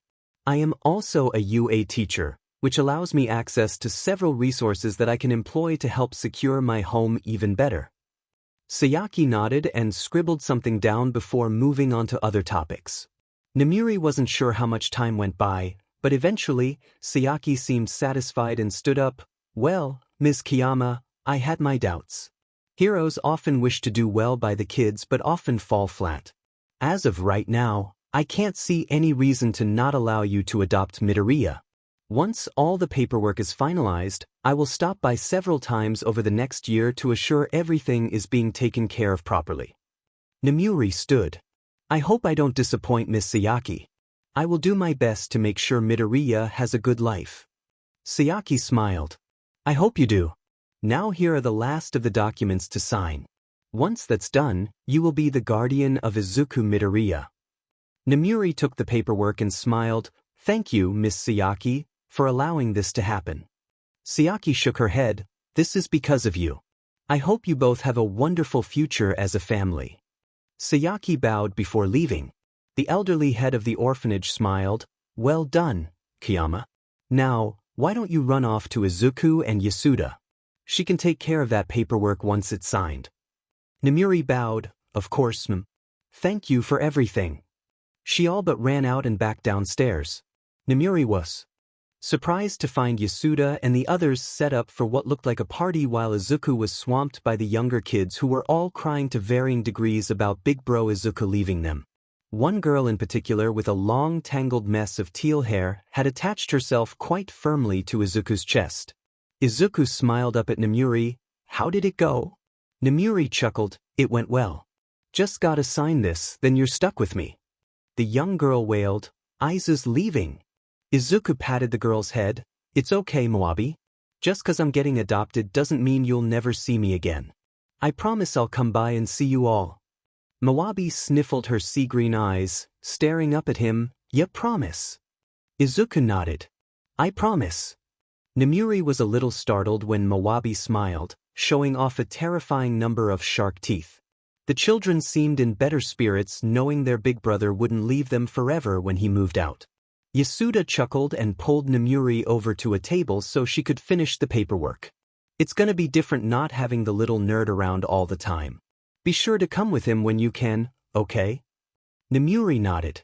I'll try to. Once the paperwork was signed, Yasuda whisked it away, and once she returned, the young woman clapped her hands. All right, everybody. You know why we're here. Our wonderful little hero nerd has found a home and a family for himself, so let's give him a proper send-off to his new life and hope he doesn't forget about us when he makes it big. Everyone cheered as Izuku blushed, but the smile on his face never faded as they got into things. Nemuri couldn't stop smiling as the party went on. All of the kids had pulled their allowances and got Izuku a gift. A dark green hoodie that said family found in white letters. Izuku chuckled, and Nemuri shook her head at his odd taste in clothes. Yasuda patted her shoulder. No matter how much you try, he will never stop wearing that. Nemuri sighed. I just want him to know when to wear something else and to have something else to wear. Yasuda shook her head. The boy is hopeless in some aspects. I'm just glad it's someone else's problem now. Nemuri smiled. How hard are you gonna cry tomorrow when he leaves? Yasuda shoved her lightly. I don't know what you're talking about. I'm an uncaring orphanage worker forced to look after all these dastardly children. The two women quickly broke down into quiet laughter. Yasuda sighed. It will suck not having him here. He helped out so much around here and loved talking heroes with me. He did promise to come back, and the boy loves you and everyone else here, so there's no way he'll back out of that promise, Nemuri said as she watched Izuku pick up a couple of the kids. They giggled and several climbed him, causing him to fall out as they swarmed him with hugs. The next morning was spent packing the few things he owned and loading them into a moving van. Yasuda cried as she pulled Izuku into a tight hug. Be safe, you little nerd, and make sure to keep in touch, okay? Izuku cried just as much as he hugged her back. Sure thing, Yasuda. I'll be sure to. Don't let the other kids cause too much trouble. Yasuda laughed. I'll keep them in line, don't you worry. Now get going. You gotta get moved in today. Another round of hugs and tears later, Izuku was in the van next to Nemuri, who smiled as she started the van. You ready? Izuku nodded. Yeah. I'm ready. The ride was quiet as Izuku thought about how different things were because one day, he ran down an alleyway and ran into the woman who is now his legal guardian. It was interesting and the weeks felt like they flew by. His life changed so quickly that he kind of hoped things mellowed out for a bit to let him process it all. Nemuri sighed internally. How had she ended up here? A few weeks ago, she had to take a different route from her normal patrols to avoid some annoying paparazzi that were around because of some singer that was in town. Now she had a kid, and they were moving into a new apartment. She'd have to make sure there was actual food in the house, and she needed to get him into school so he could finish and move on to high school. Oh God, why did she agree to this? Her eyes flicked over, and she saw Izuku smiling as he scrolled through some hero news. Oh yeah, that's why. Yeah, I can handle this. Probably. Most likely. Izuku woke up and was confused. The ceiling wasn't right. He looked around the room, and it was larger than his room should be until it clicked that this was his new room in his new home where his guardian? Or mom?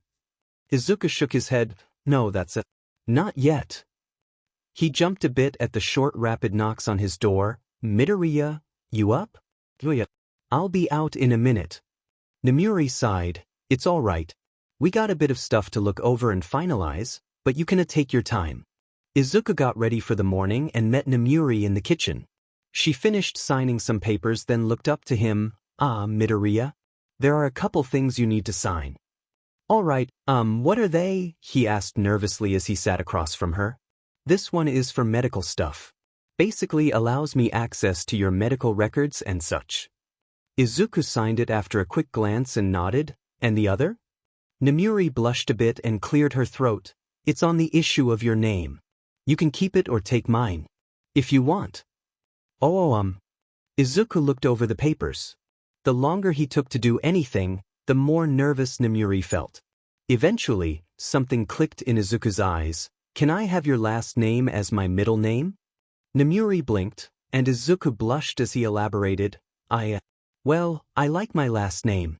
It reminds me of the few memories I have of my parents, but I want to be part of this family, and I think a middle name would be good because most people don't ask for it, and it doesn't show up on official records, so it'll be something for myself, you know. It'll be something for just me to remind me of who's my family now. Namuri wasn't about to cry, and if anyone said differently, she would hurt them. She shook her head yes as she didn't trust her voice. Izuku smiled as he tried not to cry either. He filled out the paperwork and double-checked it before handing it back to Namuri, who put it in a folder. A comfortable silence fell over them as they looked at the folder. After a moment, Namuri clapped her hands. Let's make some breakfast. Izuku nodded and was surprised by how well Namuri could cook. It wasn't that he thought she would be bad at it. It's just Namuri didn't seem like the type to like cooking. After breakfast, Izuku realized he still didn't have a school to go to. What do I do today? Namuri double-checked her bag. Your usual workout routine and whatnot. I've started the process of getting you into a school so you can finish junior high. You should be able to start going in a couple days. Until then, I guess learn about the area and try not to get lost. Izuku nodded, okay. Have a good day at work then. Namuri smiled. Have a good day as well, Midoriya. Since he still didn't have anything to do, Izuku went through his morning workout minus a jog since he planned to wander around for a bit. Once he was dressed in his usual red sneakers, jeans, and new hoodie, he started learning the area. Izuku thought about his new neighborhood as he walked around. The orphanage he grew up in wasn't in a bad neighborhood, it was just closer to the bad ones than this area was. He spotted a few stores he'd have to check out more another day. As Izuku walked, he noticed a few school uniforms passing by and realized junior high students were probably heading to school now. It would be interesting and weird since they were in the final months of school. It would be odd to get a new student. Izuku hoped he would make friends or at least keep new bullies from showing up until high school. His thoughts were interrupted as he bumped into someone. Izuku immediately felt panic rise up in him as he stepped back and ducked his head. Sorry, I wasn't paying attention. I'm sorry. He felt worse as a girl spoke. Hey, it's okay, I wasn't looking where I was going. No harm done, so yeah. Izuku risked a look and saw nothing. He stared at where her head should be for a second too long as the girl stepped back. You're staring at me. Izuku blushed. I'm sorry. I just wasn't expecting this. He saw a floating silver bracelet fly back and forth. It's fine. I'm used to it. And no, I'm sorry it's rude to stare at people. Even if your quirk seems really cool. The girl stopped her attempt to walk around him and said a little defensively, wait, what? You think this seems cool? Izuku blushed and stepped back reflexively. Sorry, it's just, it seems really useful for hero work and stuff. You could do a lot of infiltration and scouting. It would make it easier for heroes going into unknowns to have someone who can walk around mostly freely and not be spotted. He clenched his eyes shut against the deafening silence between them. The girl spoke quietly after a moment. You think I could do hero work? Izuku nodded quickly. Yeah. You'd excel at stealth and ambushes. He risked a glance up, not that it mattered since he couldn't tell what kind of face she was making. After another moment, the bracelet extended towards him. Toru Hagakure. Thanks for what you said. Izuku relaxed a bit and spoke as he reached for where he was pretty sure her hand was. Izuku Midoriya. Dread filled him as he grabbed her closed fist, and the two stood there for a moment before Toru started laughing and took his hand, giving it a firm shake. Sorry, Midoriya, I can't help myself but give people the awkward fist bump handshake mix-up. Getting his hand back, Izuku took a shaky breath as he clutched his chest. Her laughter didn't hurt like he was used to.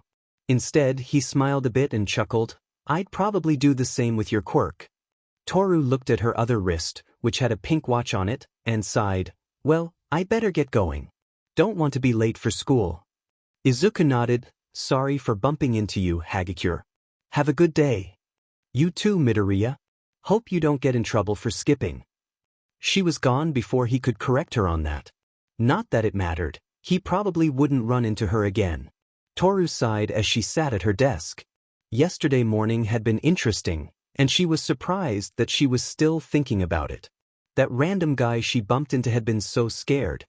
He looked like a kicked puppy, and she wondered if he was suffering. Then when he saw her and she prepared for all the jokes or stupid comments about her invisibility, but they never came.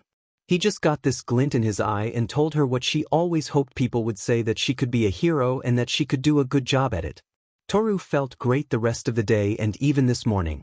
The comments and jokes at her expense had stung less yesterday, and she felt hopeful that she could keep these good vibes going, but as her usual tormentors approached, she felt that maybe the vibes wouldn't stay as good as she hoped. The middle girl, who stood a few inches shorter than the other two, smiled down at Toru. Her icy blue eyes shone with malice as she spoke. "Hey little thief, have you seen Shira's wallet? She can't seem to find it anywhere." Toru looked up, her eyes flicking to all three girls, then to a girl in the front of the class with a mutation quirk that gave her reptilian features. She was frantically searching her bag and desk as everyone packed up to leave today. "I don't know. I've been back here all day." The center girl smiled as the other two moved to either side of Toru. "But how can we know that for sure? Someone like you could be anywhere, and we wouldn't know it. Why don't you come clean, little thief, and I'm sure Shira will forgive you. We don't want to have to get a teacher involved in this, right?" Toru sighed. "I told you I'd on dash." The girl to her left scoffed and grabbed her bag while the other quickly put a hand on her to keep her from getting up. The girl with her bag pulled Shira's wallet out of her pocket, then dropped it into Toru's bag. She turned with a grin as she pulled it back out and said, "Hey Shira, isn't this yours?" The lizard girl brightened but still looked nervous.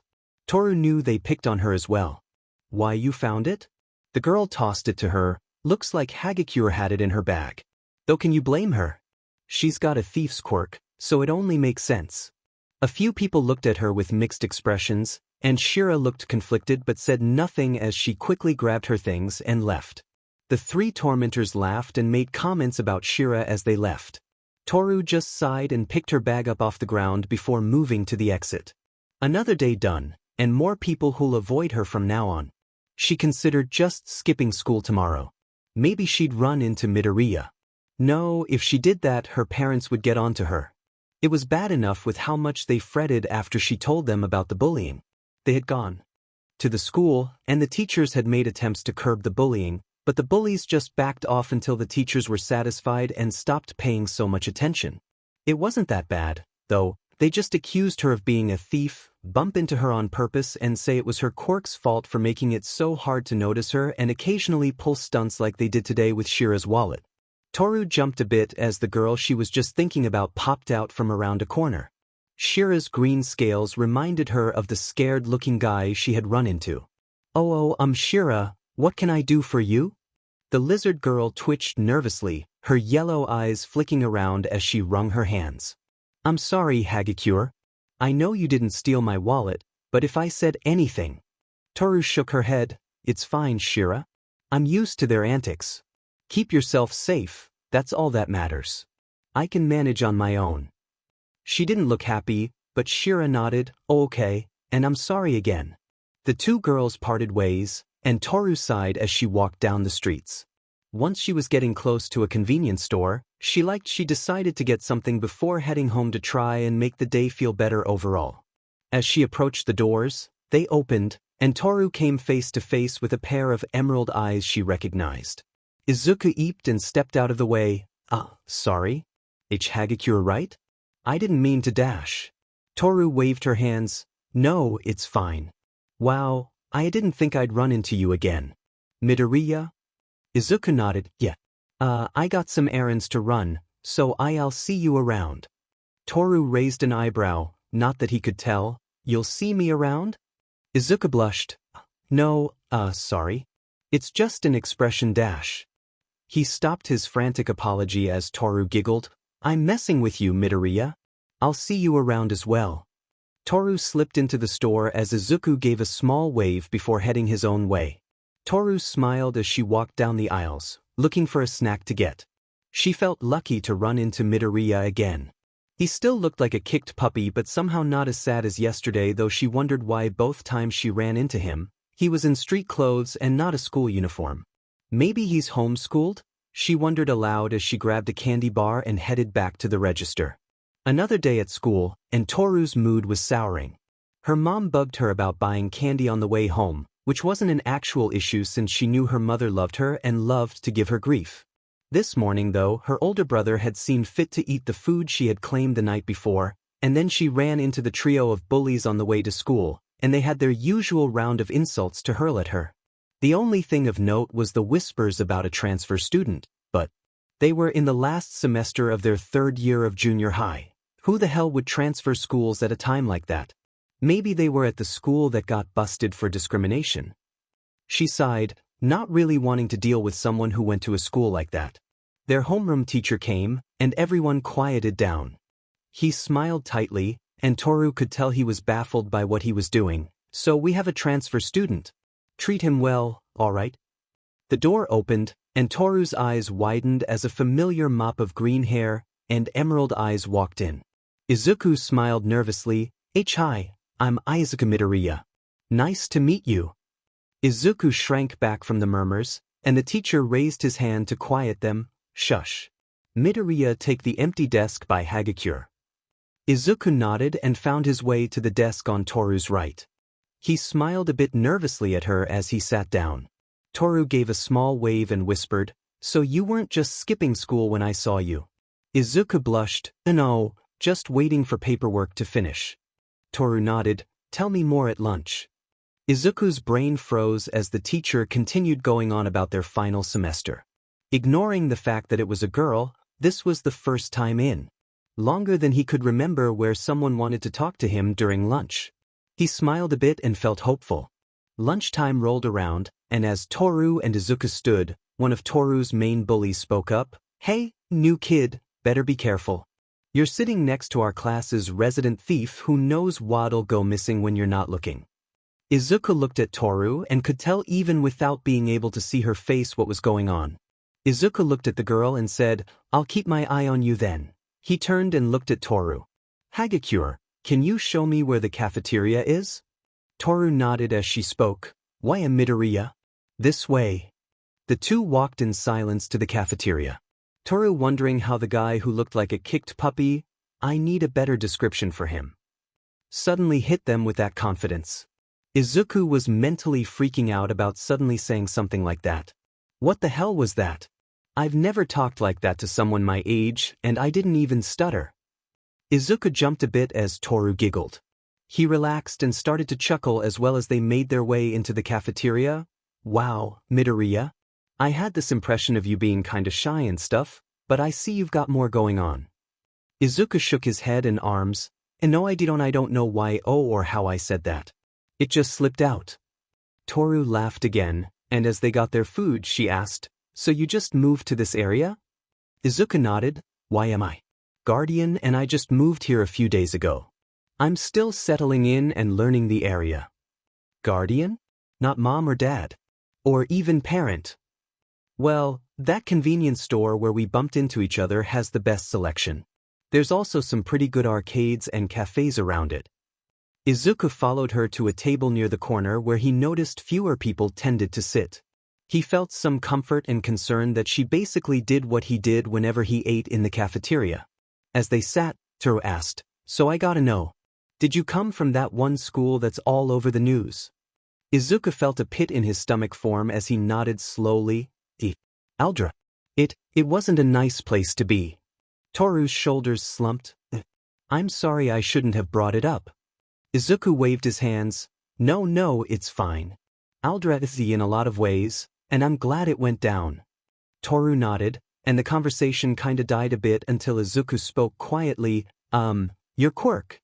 How does it work?" She stared at his entirely serious, if nervous, looking face for a moment. That moment stretched, and she watched him fidget.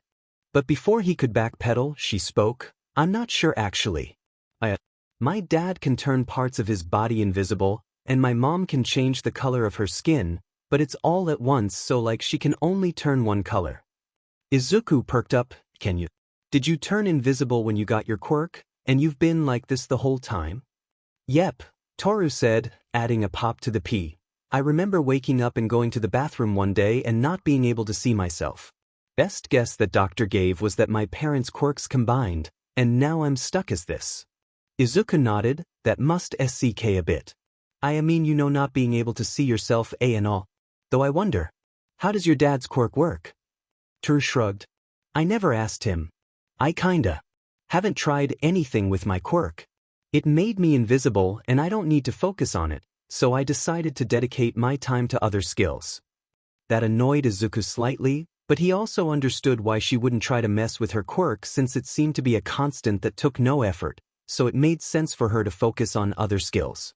Also, he had to remind himself that not everyone wanted to be a hero. I want to be a hero, so I'll need to be pretty stealthy and know how to throw a punch. Toru watched as Izuku's eyes lit up and he asked, "You want to be a hero?" "Yeah. Ever since I can remember, I've always loved the idea of helping people and being a hero always felt like the best way to do that, and I'm guessing by your reaction you want to be a hero too." Izuku nodded. "Why yeah, I've always wanted to be a hero. Saving people and proving that people are more than their quirks." Ah, he must have a quirk people don't like. Maybe that's why he said Aldra se. Could he have gotten bullied for it? Toru chewed her lip and decided to go for it. "So what is your quirk, Midoriya?" Izuku slumped a bit. It's called narcolepsy. Do you know the hero Midnight?" Even though he couldn't see her, he knew she was giving him a look. Izuku waved his hands. "Be before you start thinking the usual thing. I look up to her and whatnot because our quirks are basically the same." Toru blinked and chuckled. "Oh, that's pretty cool actually. You'll do great as a hero with that kind of quirk." Izuku felt the tension leave his body. He hadn't realized how tense he had felt when she asked about his quirk. "Wow, you mean that?" Toru nodded. I mean, there's already a hero with that kind of quirk, so if she can do it, I don't see why you can't." Izuku smiled, and Toru decided that fit his face better than the scared puppy look. The two chatted idly as they finished their lunch. Nemuri sank into the couch in the teacher's lounge and yawned as Shota placed some coffee on the table in front of her and sat at the other end of the couch. Nemuri eyed the white mug suspiciously. "Who are you and what happened to Eraserhead?" Shota grumbled. "I tried to be nice to you one time." Nemuri wrinkled her nose. "You think bringing me black coffee from the machine in here counts as being nice? I could have brought you nothing." Shota huffed as he sipped his own coffee. "I think I'd prefer that. Now I have to get up." "You could always not. Adding things to coffee is irrational and does nothing to help the coffee do its job." Nemuri was already dumping cream into her cup. "It makes it bearable. Some of us like to have some flavor in our lives. It can't just always be bitter coffee and lychee jelly packs." "They're peach actually." Nemuri raised an eyebrow at him. "Then why did you have lychee last week?" Shota looked away while Hitoshi had to do the grocery shopping cause I had a case to wrap up. The store was out of peach flavored and he didn't know where else to find them, so he got lychee. Nemuri chuckled, and like a good father, you thanked him and to see it up even if you didn't like it. Shota shrugged and sipped his coffee. The two fell into a comfortable silence that lasted several minutes as they simply sat and drank their drinks. Eventually Shota spoke up. "How's it going with Midoriya? He's starting to go to school again, right?" Nemuri nodded. "Yeah." "Spit it out, Nemuri. You have something to ask." "It's just..." Nemuri sighed and twirled a few strands of her hair around her finger. "Does Shinso have nightmares?" Shota glared at his empty coffee cup. "Yeah, it makes his insomnia worse. Some nights I think he sleeps less than I do." "How bad is it for Midoriya?" Nemuri shook her head. "Nothing bad, but sometimes I can hear him talking in his sleep when I pass his room.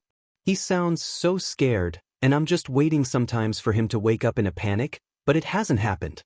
I want to ask, but you feel like you aren't close enough to ask about that and get an honest answer from him," Shota stated bluntly, making Nemuri slouch in her seat more.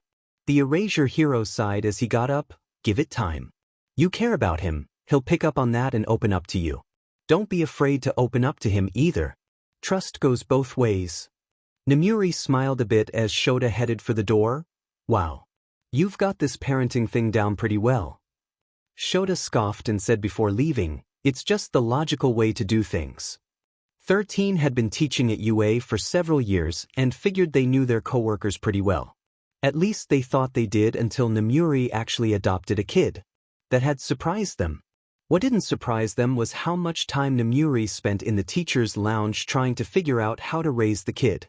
The R-rated hero was currently laid out on the couch looking at her phone, probably looking at an article related to raising a child. 13 didn't like taking their helmet off. The more they did it, the more people would recognize them outside of hero work, but they didn't mind the idea of Namuri seeing their face, and if all the staring that happened when they took their helmet off was anything to go by, 13 was pretty sure Namuri didn't mind getting to see their face either. So, how's it going now that you're a mom? Namuri yelped as her phone slipped and landed on her face. 13 was fairly confident that the red was a combo of the phone smack and a blush. Namuri sat up and huffed. I don't know. It's going okay, I think. 13 put their helmet on the table and sat across from Namuri in an armchair. Is everything okay? Namuri scratched her cheek. I got home past midnight last night. I was surprised to find dinner waiting, but before I could eat, I heard Midoriya was up. I guess he had a nightmare or something. I could hear him crying and trying to hold himself together. I wasn't sure what to do. 13 smiled. It must have hurt to just stand there and listen. Namuri nodded. It hurt, but I don't know. I panicked, I guess. It's kinda stupid to think I can comfort civilians all day, but I freeze up when the kid I'm supposed to raise needs help. Sounds like you're scared of messing up. I see it a lot during rescue training and new heroes who do rescues. You freeze up because you're scared that if you step in, you'll make it worse. 13 said as they gave their best reassuring smile. Remember your training for crisis management and just apply it to the next time, but try to make it more personal. Namuri sighed dramatically. You're too good at this. 13 laughed. I would hope so. Rescue ops are my specialty. Namuri smiled and said with a dramatic flourish, well, thank you for saving me, hero. However, can I repay you? Would you mind getting tea with me this weekend then? As payment for my helping you. The question caught Namuri off guard, and she blinked, huh? 13 cleared their throat, looking a little flushed. I said you can repay me by getting tea with me this weekend. Namuri's mind went from being frozen to screaming as it clicked. 13 just asked her on a date? Is it a date? They didn't say date, but it's our day off, and they want to have tea. Should I ask? No, they said it's paying them back. Come on, Namuri, you aren't a schoolgirl, stop reading so much into it. Should I take your silence as a no or? Namuri waved her hands. No. I'll do it. I'd like to have tea with you. 13 giggled, and Namuri felt her heart flutter. I'll text you the details later. Namuri nodded slowly as 13 put their helmet back on and headed out. Namuri waited a few beats before squealing loudly and pumping her fist. She jumped up and felt like she was overcharged with energy as she did a little dance in place until the door suddenly slid open as Shota and Sekijiro walked in. Both men looked at her questioningly as Namuri slowly straightened out her posture and cleared her throat before quickly walking past them without a word. Hey, Midoriya, you wanna hang out tomorrow? Izuku choked on his lunch and chugged some water as he tried to process what was asked. What? Toru poked at her own lunch. I don't have anything to do, and you're kinda the only person who talks to me in school, so I figured we can hang out outside of school. Izuku swallowed. Yeah. I don't have anything to do tomorrow, so yes sure. He couldn't see her smile, but her body language perked up, so Izuku was fairly certain she was happy about the decision. When was the last time I hung out with someone my age? Oh, I'll need your number so I can text you when and where to meet up. Toru giggled, seeing Izuku's face do an imitation of the tomatoes in his lunch as he shakily pulled his phone out. He's so nervous. Is it just cause of how he was treated in Aldra, or is it cause I'm a girl?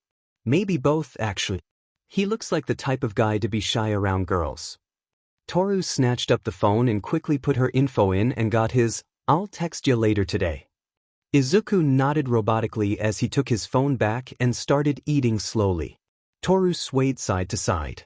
It had been a few days since Izuku started school here, and he hadn't stopped hanging out with her. Her bullies were a bit hesitant to mess with her while he was around. Despite his meek appearance, his initial statement on his first day seemed to keep them at bay, but sadly she couldn't hang around him all the time. It was during those times the tormentors stepped in and reminded her how they felt about her. It hurts being told you're a thief and a liar almost every day. That just made it that much better every day Izuku hung around her, though she felt the looming dread that one day he would distance himself from her. She hoped hanging out outside of school will help reinforce their friendship so he wouldn't drift before the year was over. She could worry about summer break when it came around. Izuku sighed internally as they ate in silence. He was worried that Toru would avoid him after finding out about his quirk, but she hadn't. No one else had approached him since his first day either. He found some comfort and a lot of concern in that. Toru had proved over the past couple of days to be an interesting and kind person. He got along well with her, and even when she teased him about starting or poked fun at him, it didn't hurt like in Aldera. He hated how others avoided her because of a few lies. If they gave her a chance, they'd see what a good friend she is. As the bell rang to end lunch, Toru walked alongside Izuku back to class with a pep in her step, and Izuku stood a bit straighter as they both thought about getting to spend time with an actual friend. Izuku yawned as he came home. "I'm home." Silence greeted him as he took his shoes off and dropped his pack in his room before heading back to the kitchen. As he did, his phone buzzed with a message, and he saw Toru had put her last name in as well as a string of seemingly random emojis as her contact name. Izuku sighed and was glad that it was fairly normal. In the short time he had known Toru, the word energetic came to mind. Despite what she had gone through, she was still in high spirits as far as he could tell. Izuku unlocked his phone and checked the message. "Hagakure, hey Midoriya, hope I put the numbers in right." Izuku gulped as he realized this was the first time he had texted a kid his age. Her being a girl made him more nervous. He hated that. After taking a deep breath and shoving his thoughts away, he responded. "Midoriya, yes you did." "Hagakure, oh yay. Alright, you remember the convenience store? The best one around." "Midoriya, yes, I remember." "Hagakure, good, meet me there at 10. Izuku sent his confirmation and continued to text as he grabbed a snack. Gradually, as they talked about nothing in particular, he relaxed. He noticed a lot more time passed than he thought as Namuri came home. "I'm home." "Welcome home," Izuku said as he shot off a text. Namuri smiled. "Talking with Izuki?" Izuku blushed. "I know." He regretted his stutter and his face's betrayal as Namuri got that smug look in her eye that meant she would tease him. "Oh, could it be that Hagakure girl you've mentioned? Finally, got her number, huh? I expected it to take longer. Color me impressed." Izuku's face flushed. "Harder, W? No, it's just that she wanted to hang out tomorrow dash." Namuri grinned, and Izuku cursed internally. "Wow, looks like both of us are gonna be busy tomorrow." Izuku blinked. "Huh. I'm heading out to have tea with a friend from work tomorrow. I promise not to embarrass you if I run into you." Izuku straight up said, "I'll try to do the same." Namuri chuckled. "Glad to hear it. Can you get started on dinner? I've got to rest a bit before patrols tonight." Izuku nodded as he got up. "Sure thing." Izuku was nervous, and he could tell she was as well. "Why are you nervous?" Namuri smoothed out her shirt. "I don't want to mess this up. It's just tea, but it's a start. Why are you nervous?" "You know, other than normal teenage boy nerves." Izuku blushed. This is the first time since I was 4 that I'm going to hang out with a friend." "And they're a girl," Namuri whispered, making Izuku swat her away. "Not helping. I don't want to mess up and lose the first friend I've made since, well, everything." Namuri smiled sadly and patted his head. "You won't mess up, and even if you do, friends forgive each other. Hagakure sounds like a good kid, so I'm sure you'll be fine. Just be yourself and have fun today, alright kid?" Izuku smiled. "Thanks, Kiyama. Sometimes I forget you can give good advice." She pulled him into a headlock and ruffled his hair aggressively. "Who taught you to be sassy?" Izuku laughed. "Yasuda did direct your complaints to her." Namuri huffed as she let him go. "I will when we go back to see her." She smiled as he adjusted his hair. Not that it mattered since the mass of fluffy hair seemed untamable. Have a good day, kid. I'll see you around for dinner, alright? Izuku nodded. Why yeah, you too. The two headed out and went their separate ways. Toru was excited for today. Izuku didn't seem like he did much outside the house, so she'd have to make sure to show him all the cool stuff out there. She checked her phone and saw it was 10 now. She may have shown up a little too early and had been standing outside the store for 15 minutes. Oh, Hagakure, you're already here. I'm not late, right? Toru turned to see Izuku. He was wearing those red shoes he always has on, a pair of jeans and a green hoodie.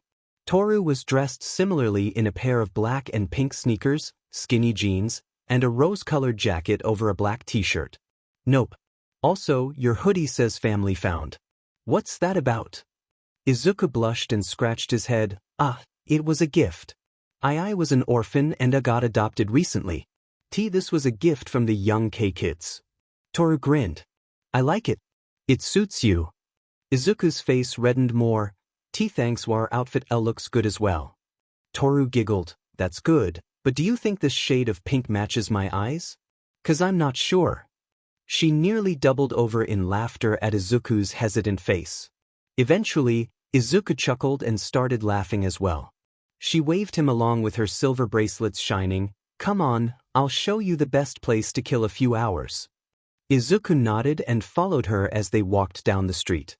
He felt a little bad about not helping plan today, but he still didn't know a lot about the area yet, so he could do nothing but hope Toru knew what she was doing.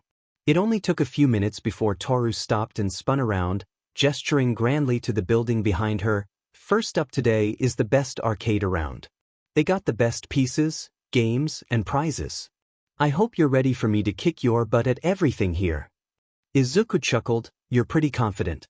I guess you come here a lot. Toru gave a full-body nod. Yep. My older brother showed me this place and beat me thoroughly, so I keep coming here so I can beat him one day. I hope I'll be a good enough training partner. As they entered, Toru asked, have you never gone to an arcade?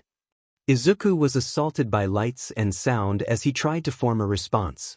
Dozens upon dozens of arcade games were strewn about, blaring noise and flashing colors to draw people in. Izuku's brain skipped a beat. No, I haven't. I usually avoid these places. Toru slumped a bit before bouncing back to her usual energy. Well then, I hope today helps you realize what you've been missing. This is gonna be so much fun. Izuku gave his best smile and followed her deeper in. There was a bit of a learning curve with each game they played, but Izuku was a smart kid and a quick learner. Toru was also surprisingly good at explaining things despite how her personality would usually say otherwise. Izuku admitted Toru was better than him, but he managed to secure a few victories as they moved from game to game, and before they knew it, a couple hours had gone by. Izuku had lost track of Toru for a second and looked around as the bubbling start of panic surfaced in his stomach, but it quickly vanished as he saw the floating clothes by a crane machine. What are you looking at? Toru poked the glass. That green rabbit looks so cute. It would look great in my room. Are you gonna try to get it? He asked as her shoulders slumped. I want to, but I'm kinda really bad at these. Izuku smiled a bit. I can try. I've never done this, though. Toru bounced up as her energy came back, and she quickly explained how it worked. Izuku paid, and Toru saw his face shift to a more serious and less timid look as he concentrated. She shivered a bit, feeling like it would be intimidating to have him actually direct that look at a person. Then she giggled internally, seeing how serious his face got because of a stuffed animal. It took a couple tries to get a feel for it, but by the third attempt, the rabbit was freed from their glass prison and swept up in Toru's arms. The invisible girl clutched her rabbit as they left. You should have gotten one for yourself. Izuku waved his hand. No, he never been big on stuffed animals. I'm also pretty used to my room being kinda empty. Toru's shoulders slumped. That sounds like a boring room. What do you do to distract yourself if there's nothing in your room? Do homework. Toru groaned at that one. Look at my phone. Or organize my notebooks. So schoolwork or playing on your phone? That's all you got going on in your room? Toru asked as she took the lead to who knows where. Izuku blushed. The notebooks aren't for school. Toru pet her head to the side, not that it would convey her confusion any better than if she didn't. What are they for then? I write down stuff about heroes. When I see a hero in action live or see it on the news, I write down the stuff about their quirks and how they handle situations. I theorize about the use of their quirks and possible improvements and stuff. Then study it and see what I can learn from them. Toru was quiet, and Izuku feared the worst. People had called his notebooks creepy and then called him a stalker or a villain. He was starting to worry that Toru would do the same, but the girl spoke before his fear could choke him. That sounds super useful. You gotta show me sometime. I wanna see it, alright? Izuku blushed and nodded. I'll bring my most recent one to school. Toru pumped her fist. Can't wait. Oh hey, since you're such a big hero nerd, do you know any heroes with a quirk like mine? I've looked before, but I'm pretty sure they'd all be underground. Izuku nodded. I have heard of a couple, but they're from different countries. I don't really remember their names. It was quite a while ago when I heard about them. Toru bounced a bit as she walked. That just means I'll be leading the way for people like me. I'll show them that I can be a hero even with a quirk as simple as mine. Simple quirks are really good, and not to say there are quirks that aren't good. They're all good. In my book. I just mean once you get a handle on a simple quirk, you can actually get really creative with how you take advantage of its strengths and weaknesses. Toru nodded. You're really smart when it comes to quirks and stuff, aren't you? Izuku rubbed the back of his head as he blushed. I don't know, I guess. Yasuda got me into analyzing quirks and heroes when I was young. Yasuda? Who's that? Yasuda Izuki. She works at the orphanage I grew up in. She was like a big sister to me, and she's a huge hero nerd. Toru giggled before suddenly gasping, making Izuku jump. Oh, do you want to get some bubble tea? This place has some good choices. Izuku nodded and followed her into the shop. It was a small and homey place with a few plush booths and small tables. It was quiet, with only a few customers sitting and enjoying their drinks. The two ordered and paid separately and sat to wait for their drinks. As they did, Toru asked, "So what's your guardian like?" Izuku thought for a moment and decided it was probably best not to blurt out that his guardian was a hero while in public. "She's really kind and protective of me. She also teases me a lot and questions my fashion sense." Toru titled her head. "It doesn't seem bad to me." Izuku chuckled. "You just haven't seen most of my shirts. They all say something strange." "Really? Let me guess, you have a shirt that says shirt on it or something?" Toru stared at Izuku as he blushed and scratched his cheek before laughing. "Wait, really?" Izuku nodded. "It's my favorite shirt." "Are you wearing it now under your hoodie?" Izuku shook his head. "No." He lifted his hoodie to reveal a black shirt with bold white letters that said, "Hot Soup." "I'm wearing one of my soup shirts." "One of?" The other one says Cold Soup," Izuku mumbled, causing the invisible girl to laugh again. Once Toru had gotten herself under control, she asked, "So what's your guardian's name?" "Oh, and what does she do for a job?" Namuri Kiyama, and she's an art history professor at a university." Izuku stammered out as Toru hummed. "Art history?" she said, and Izuku could imagine she was probably scrunching her nose up at the idea. Despite her very playful personality, she is very serious about art history and its importance in the world. I questioned her on it at one point and ended up sitting through an hour-long lecture about it. She said it would have been longer, but she didn't have her laptop or a projector to show the various PowerPoints she had made. Izuku sighed as Toru dissolved into giggles again. Izuku cleared his throat after a moment and hesitated before asking, "What about why your family?" Toru grinned. "Well, it's me, my mom, dad, and an older brother. My mom is a lawyer, and dad works computers and stuff. My older brother is in his last year of high school, so he'll be heading off to college or something, I guess." Their orders came up before Izuku could work up the courage to ask follow-up questions, and they left the establishment. Toru was drinking something that smelled like the embodiment of the word fruity and chewed on the jellies she got instead of the typical tapioca. Izuku sipped his rose milk tea, and the two walked in relative silence that was broken usually by Toru pointing at shops and commenting on them. "Oh, there's a nice park around here. I figured a quiet guy like yourself would enjoy that kind of thing. Izuku blushed but nodded. Why, that sounds dash. Izuku? A voice from behind caught his attention and he stopped. Panic briefly filled his chest as he saw a head of ash blonde hair, but it subsided quickly and a nostalgic sort of feeling replaced it. Aunt Mitsuki? The older woman smiled as she approached. It is you. Come here. Toru took his drink as he got swept up in a hug that crushed him. After a moment, the matriarch of the Bakugo family pulled back. Before anything else, I wanted to apologize for everything. Her eyes flicked to Toru. You didn't have to be as forgiving as you were, but I'm thankful, and so is Masaru. Izuku nodded. Why, it's okay, Auntie. Mitsuki smiled as she stepped back. You're looking better as well. That's good. Izuku gulped as she got a grin he usually saw on Namuri or Yasuda before they teased him. Now, are you gonna introduce your favorite aunt to your friend, or not? Izuku blushed as he took his drink back. It's Hagakure. This is Mitsuki Bakugo. She's basically like an aunt to me. My mom was good friends with her before. She passed. Auntie, this is Toru Hagakure, a friend of mine. Mitsuki's smile faded a bit as she remembered her best friend. It's nice to meet you, Hagakure. I hope Izuku's behaving himself. Toru giggled. Oh yeah. He's a great friend. A bit quiet, but I can more than make up for the difference. Mitsuki laughed. Good. He's always been a shy boy. Now I better get going, I don't want to be late. She paused before stepping away. Also, I heard about your adoption, Izuku. I'm really happy for you. Izuku smiled. Thanks, Auntie. Have a good day. With that, Mitsuki took her leave, and the two teens started for the park again. By the time they got there, Hagakure had finished her drink and disposed of the cup.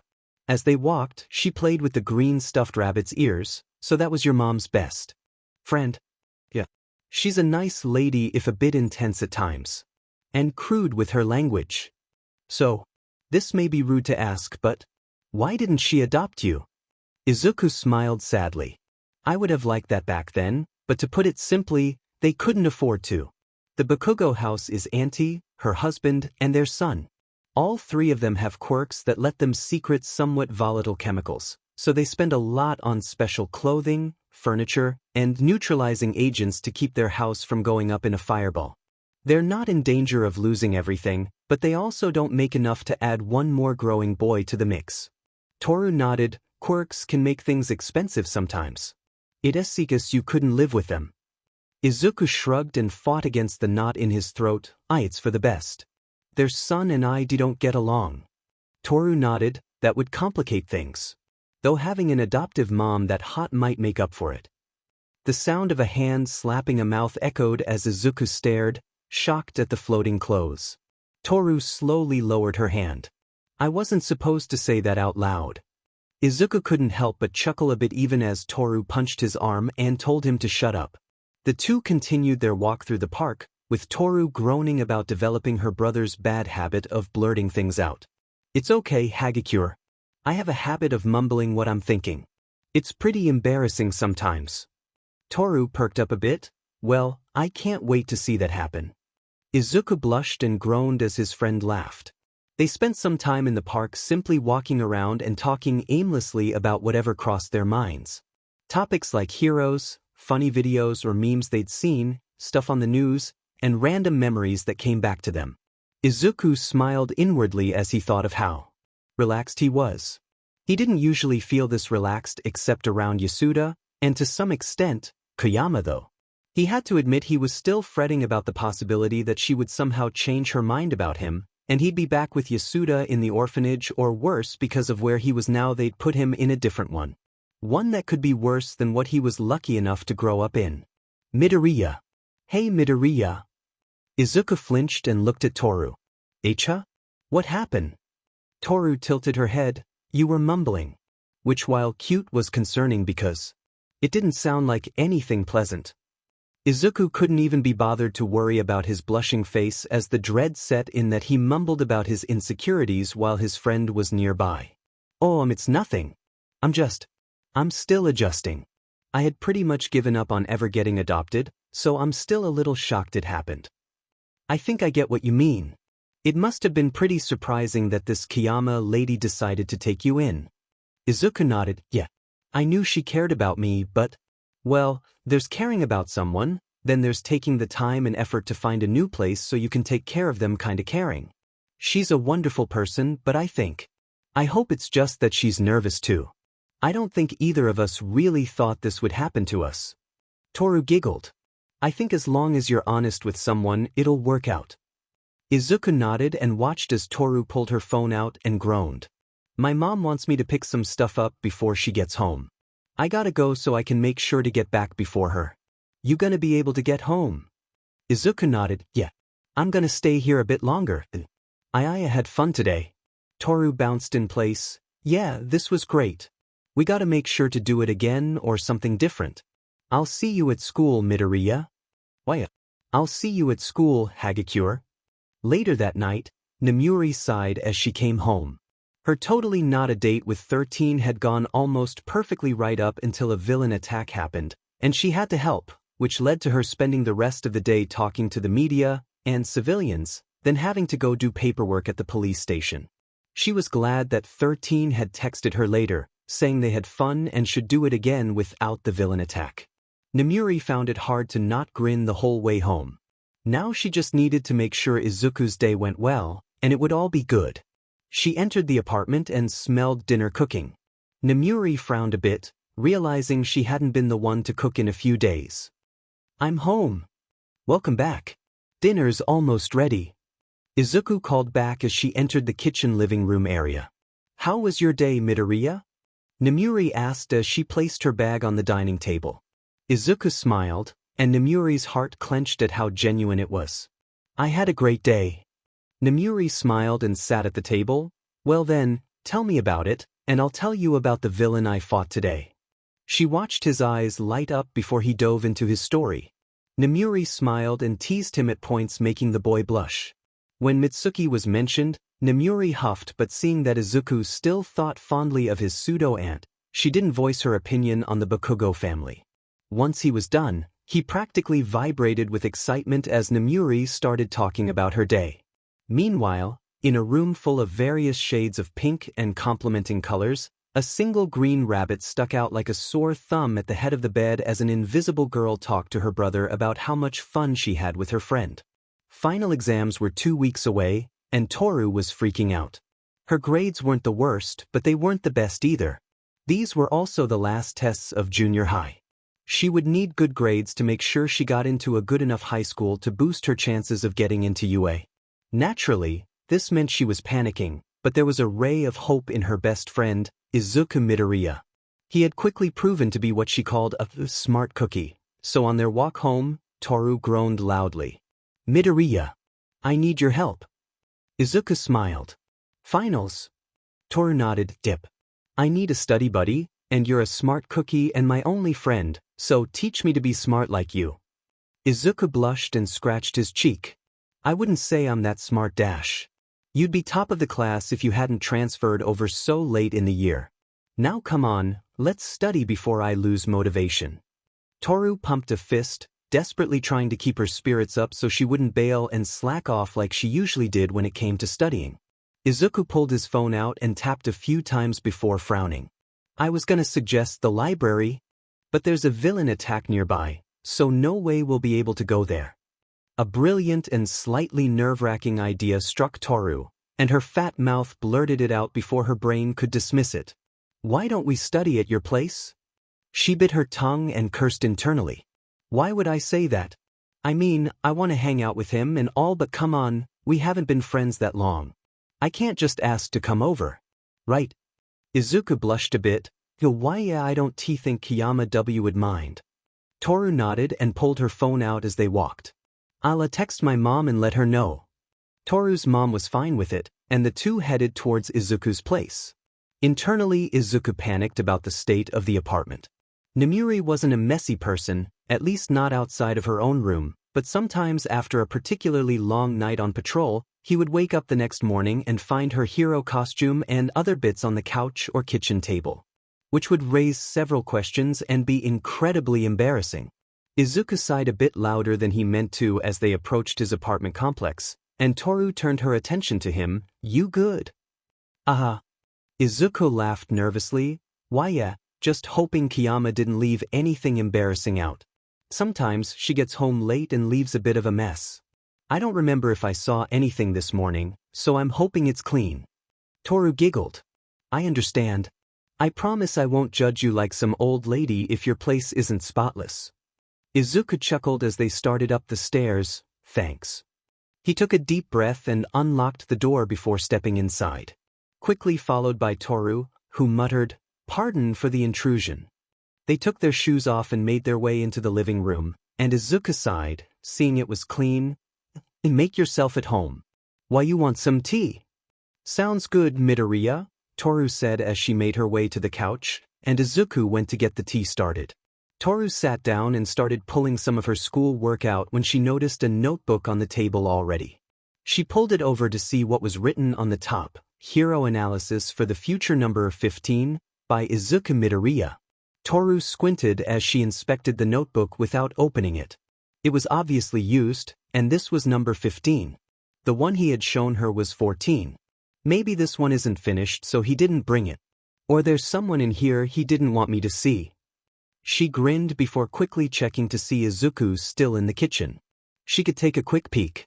It's not like he ever said she couldn't look at the other notebooks he wrote. Toru quickly flipped it open, seeing some notes on new heroes in the area that she had heard Izuku talking about before. She was surprised and a little disappointed that MT Lady didn't have any comments about her looks or costume other than a note about how cool the advancements in clothing were. She had hoped there'd be something to tease him with, and she got her wish as she flipped past another hero and landed on a page dedicated to her and her quirk. Toru totally didn't blush reading the praise Izuku had written when it came to her various skills aside from her quirk. He praised her stealth and physical skills while also theorizing about her quirk and possible ways it worked and things she could do depending on how it made her invisible and the level of control she could have. She stopped reading and looked at the drawing on the side depicting the clothes she had worn the first time they hung out outside of school. Unlike the other entries, she noticed hers wasn't a bust shot. It was a full-body shot, but there were clear eraser marks around where the head would be. I wonder how he drew my face. Oh no. She looked over to see Izuku's blushing face as he brought in 2 cups of tea. I left that out, didn't I? Toru grinned. Yeah, you did. I gotta say I'm impressed with all the stuff you thought of when it came to my quirk, and you're a really good artist, you know that, right? Toru was satisfied as Izuku's face did an impression of a tomato while setting the tea on the table. Kiyama and Yasuda both said the same thing. I just draw what I see. I mean, yeah, it's gotten better, but I wouldn't consider it that great. Well, I think it's great, Toru said as she took her cup of tea. I wouldn't dash. Izuku flinched as an invisible hand flicked his cheek. Take the compliment, Midoriya. Izuku nodded meekly. Thanks. Good, now on to math where I am. Completely lost, Toru said, deflating on the spot. Izuku chuckled a bit and got started by going over the little bit she did know before helping her understand what she didn't know. Namuri sighed and stretched as she walked up the stairs to her apartment.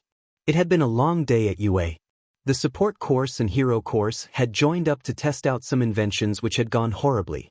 She got caught staring at 13 while they were walking by as Namuri was supervising some outdoor training, and then to top it off, someone finished off the ice cream she kept in the teacher's lounge.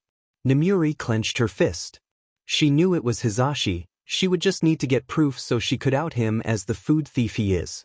As she entered, Namuri started to say she was home till she saw the extra pair of shoes and heard someone in the living room. No, that's a stupid word, and it shouldn't count. Izuku chuckled. The game recognized it, so you have to deal with it. The voice huffed. Well, English is a stupid language and Scrabble is. Namuri slipped her shoes off and crept up the hallway. Izuku was in the living room with what sounded like a girl. If she could get a picture and send it to Yasuda, Midoriya? Why is the hero Midnight creeping in your apartment? Namuri enjoyed the panicked look on Izuku's face as his head whipped around to look at her.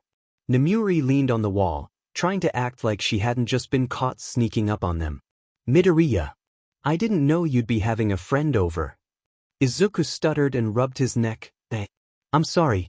I forgot to tell you, Kiyama. Toru choked. Wait, Kiyama? She's Kiyama? Your guardian. Izuku nodded, and Nemuri laughed. Yes, I'm Nemuri Kiyama, also known as Midnight. I guess Midoriya didn't say I was a hero. Toru shook her head. No, he said you were a professor of art history. Nemuri tapped her chin. You know that's not a lie. I do teach that at UA.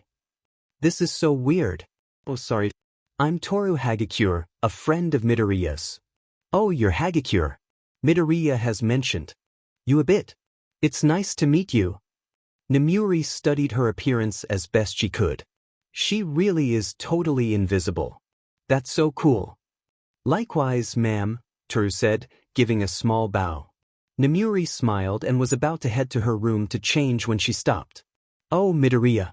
Nizu is having us change up the final exam for the 4th years, so I won't be able to go with you this weekend. Say hello to Izuki for me. Izuku smiled, but Nemuri saw the bit of disappointment in it, and it clawed at her chest.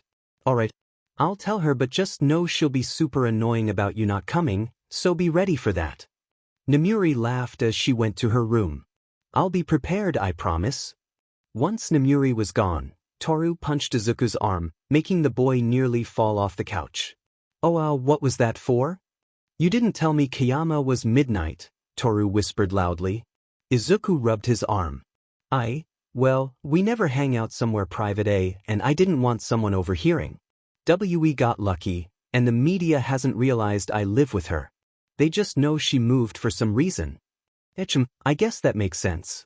Still, it's pretty cool, but Izuku looked at her curiously. What? Toru bit her lip. She calls you Midoriya? Yeah. I call her by her last name too. Toru waved her hands. I just mean. Well, I guess I didn't expect you to be so formal. I mean, you two are family now, right? Sorry if that's rude. Izuku rubbed his arm. Yeah, we are. I guess I'm still nervous about all this. It feels too good to be true, you know? Toru patted his arm and watched his phone slowly start to slide away. Hagakure, why are you stealing my phone? The phone shot up as she jumped from her seat. This game is terrible and full of lies. I won't let it hurt my friend. I'm deleting this evil from your phone. Izuku sighed and rubbed his eyes as a chuckle escaped him. You said you wanted English studying to be more fun. Toru tapped away before tossing the phone to him, satisfied. That was before I remembered English is stupid. Nemuri chuckled as she came back in. I agree, but it's important to know. Now Hagakure, would you like to stay for dinner? Toru grabbed her phone. I'd like to, but I gotta ask my folks first. Of course. I'll get started on it. You two can relax or keep studying. Nemuri said before making her way to the kitchen. Toru reported her parents were okay with her staying for dinner, and the two teenagers decided to take a break from studying and just talked like they usually did when they left school. Nemuri smiled and managed to stealthily steal a couple pics of them when neither was paying attention. She quickly shot off a text to Yasuda before getting back to cooking. Once dinner was ready, the three sat down, and Nemuri listened to them talk and threw in the occasional comment, usually to Izuku's embarrassment. She enjoyed Toru's energy and her attitude. Nemuri encouraged her to be a hero and gave her a few tips on things to look into when Toru admitted she didn't know what she would do about a hero costume. Eventually, it was time for Toru to go, and Izuku walked her to the gate. When he came back in, Nemuri smiled. I like her. She's even nicer than you said she was. She's a good friend for you. Izuku smiled. Hey, she is. I'm surprised you aren't teasing me about this more. Nemuri smiled and held her phone up, showing the photos she sent to Yasuda. I'm leaving that up to Yasuda. You should invite Hagakure to go with you, by the way. Azuki wants to meet her. Izuku blushed and groaned. Alright. I'll ask her tomorrow at school. Nemuri nodded. Good. Now I'm gonna get some rest. I'll have to head in early tomorrow. Due to years as a pro, Nemuri was a light sleeper, so the sudden noise in her apartment woke her up immediately, but she was slow to move. On instinct, she subtly made sure her room was empty before sitting up as her mind cleared more. The noise happened again, and she realized it was coming from Izuku's room. Panic gripped her as she flew out of bed and down the hall to Izuku's room, her quirk stirring to life as the haze lifted off her exposed arms. She heard him scream as she opened the door in time to see Izuku wake up with panic in his eyes. Namuri ran over to him and knelt after seeing no one was in the room with him. Midoriya, he didn't respond. Instead, his eyes flicked around as he tried to make himself smaller. Namuri bit her lip and thought about what 13 had said before she whispered, "Izuku, calm down. It's okay. It was a nightmare. There's nothing to be afraid of. I'm here and you're safe now." Izuku stopped shaking, and his eyes slowly focused as he looked at her in the dim light. "Kayama?" Namuri smiled and slowly reached out and ran her fingers through his hair. "I'm here. It's okay now, you don't need to worry." Tears welled up in his eyes, and Izuku shuddered as a sob racked his body. Namuri sat on the bed and continued to gently pet Izuku's head as he ran through his emotions. Slowly, like he was scared she would stop him, he grabbed the edge of her shirt. Namuri sat in silence and let him calm down at his own pace. Once his tears had dried, and the last few shuddering breaths had been taken, she spoke. "Do you want to talk about it?" The silence was tense as she waited for him to answer. She desperately wanted him to, but she knew she couldn't push it if he said no. Izuku took a deep breath before saying, I haven't dreamt about it in so long. I almost hoped I had forgotten." She watched him take several deep breaths before continuing, I told you how my parents died when I was 6. I never told you I was there. When it happened." Namuri's breath stopped before she gently pulled Izuku into a hug and rubbed small circles on his back as fresh tears spilled out. "I had run a bit ahead. I was so excited 'cause a hero was nearby, and when I turned, I saw the villain see coming." Namuri shushed him gently as he sobbed, and her free hand started running through his hair again. She wasn't even sure what to say now, so she let him cry and hoped her quiet comfort was what he needed until she could find the right words. Izuku's tears dried, and Namuri patted his back gently but tensed as he asked, "I'm not gonna lose my family again, alright?" Namuri's eyes went wide as she realized he was afraid she would abandon him. It wasn't uncommon for kids to get sent back if the foster parents decided they couldn't handle an older kid. "No, of course not.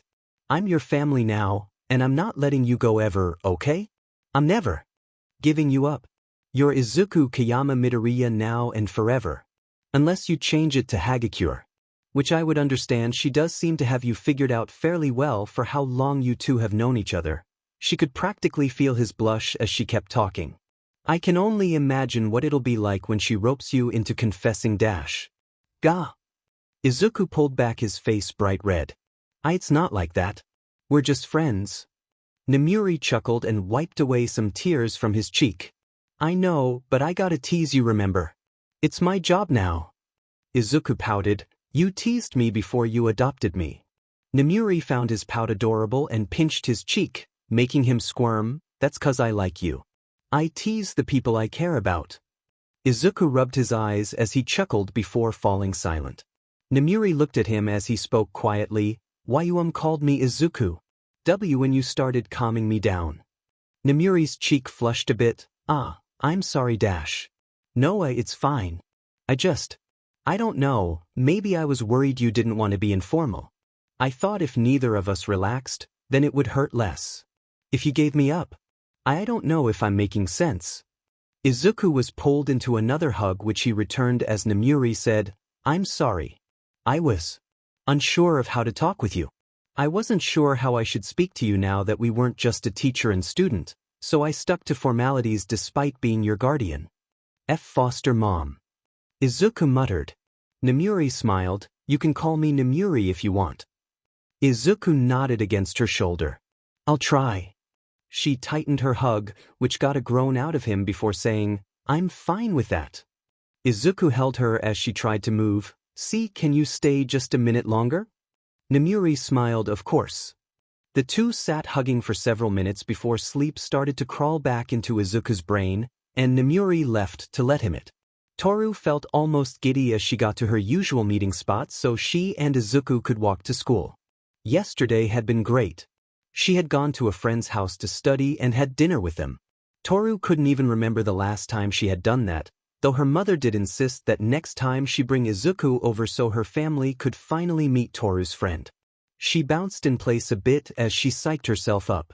Midoriya was okay with me going to his place, so he should be fine with coming to mine, right?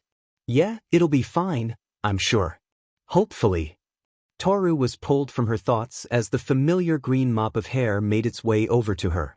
Izuku smiled, but she saw the bags under his eyes. Hey Hagakure. Toru smiled despite her quirk. Hey. You okay, Midoriya? You look like you didn't sleep well. Izuku's smile faltered as he thought of whatever it was that had kept him from sleeping before suddenly becoming brighter. I just had a rough night, but Namuri helped me out. Toru grinned at the development as they started walking. Oh, you're using her first name. I guess you two talked. Izuku nodded a bit. Why, we talked a bit. It was good, and I think some of my fears have been dissuaded. Toru squealed and jumped, giving him a quick hug. I'm glad to hear it. Izuku blushed a bit before saying, since Namuri can't come, do you want to go with me to the orphanage? I know Yasuda would like to meet you. She's pretty much my big sister. Toru felt her face heat up a bit. Why yeah, but you gotta do something for me. What? Izuku asked cautiously. My mom was bothering me when I got home last night and said since I studied and had dinner at your place, it was only right that I introduce my friend to them, so we gotta go study at my place today, Toru explained as they got to the school. Izuku's face looked like a tomato which Toru still found endless enjoyment in. He nodded. Okay, that's fair, but why you didn't have to make it a deal? I would have been fine with it anyways. Toru shrugged. Well, I just had to make sure. You're a shy boy and a bit squirrely sometimes. I figured you might explode at the idea of going to a girl's house. She turned to see Izuku doing his best to keep a neutral face. Would I? Why, you're a friend, and we're just studying. Toru giggled. That's the spirit now, come on, let's hope today goes quickly. I'm already tired of being here. Izuku was nervous, not that he'd let Toru know that. The two were standing outside the Hagakure household as Toru chatted about some game her brother had started playing. As they entered, Toru announced she was home and had brought a friend. A woman a few years older than Namuri poked her head into the hallway and smiled. Her green eyes lit up, and she stepped around fully. She was wearing a sleeveless green sundress with a gray apron over it, and her brown hair pulled up into a bun. You must be Midoriya, right? Toru has said so much about you. Izuku smiled. It's nice to meet you, ma'am. Toru's mother led them inside to the living room. Would you like some tea? I'll bring some snacks as well. Toru sighed but smiled. Thanks, Mom. The two set up, and by the time they started going over the first subject, Toru's mother brought out some tea and snacks to help them along. Izuku relaxed as they studied and went over the work they covered today. Izuku saw Toru tense as a door closed in the house, and she grumbled, Oh great, he's coming out. Izuku quirked an eyebrow before hearing Toru's mom chuckled. Well, looking who decided to leave his room. What do you need, more water or a snack? You know dinner will be soon. Izuku looked over as an older boy in gym shorts and a black shirt walked in. He rubbed his hand through his short pink hair. It was a soft color that reminded him of coral that he saw in a documentary. The older boy's eyes were the same color, and they locked onto him as he said in a tired voice, I was getting water. Izuku felt a chill go down his spine as the boy grinned, but it seems my baby sister brought a friend over, and a boy no less. When did she go and grow up? Toru groaned, and her head thumped against the table. Don't you dare start, Achi. I will sell all your collectibles. Achi laughed as he walked towards the kitchen, but it's my brotherly duty. I need to embarrass you and scare him. Toru huffed but smiled as she heard her mom chided Achi for teasing them while they're trying to study. Sorry about Achi. Izuku smiled. It's fine. That reminds me you should be ready when we visit the orphanage. I know Yasuda is gonna tease me while I'm there, and she might drag you into it too. Toru laughed. Don't worry, I can tease you even without someone pushing me to. Izuku covered his face as he groaned. I know, and that worries me. Toru chuckled as she nudged him as they got back to studying. Eventually, Toru's father came home, and Izuku noticed his hair was the same as Achi's but with a few graying streaks. He introduced himself and was a pleasant man who managed to ruffle his daughter's hair without even looking at her. Izuku stayed and ate dinner with the Hagakure family before saying his goodbyes and heading home. All in all, it was a perfectly ordinary visit that left him feeling relieved. He had been so nervous about going to a friend's house and messing something up, but he didn't. Izuku's mood dipped as he saw reporters outside his apartment building. The vultures descended on him as he approached the gate, keeping them out. "Boy, do you know that the hero Midnight has moved into this building recently? Is there anything you can tell us?" Izuku raised an eyebrow. "Yeah, I could tell you a whole lot." "Oh, look, I just want to go home and sleep. I've had a long day." "Excuse me." Izuku slipped in as they all kept asking questions and headed for the elevator, his chest pounding as his nerves caught up with him. Yet another incident of him not stuttering while saying something with way more confidence than he had any right to. Maybe having a friend like Hagakure and a foster mom like Nemuri were doing more for Izuku than he thought. Toru stood outside the train station wearing her favorite black and pink shoes along with blue jeans, a light pink cami with a pastel yellow cardigan over it. She smiled since she liked this outfit, but she hadn't had a chance to wear it recently. She saw Izuku coming up in a black jacket and dark green shirt that read, suit, jeans and his usual red shoes. He grinned sheepishly. "How are you always waiting for me when we meet up? Guess I'm just more punctual than you. Also, really a shirt that says suit?" Izuku smiled a bit more steadily as they walked.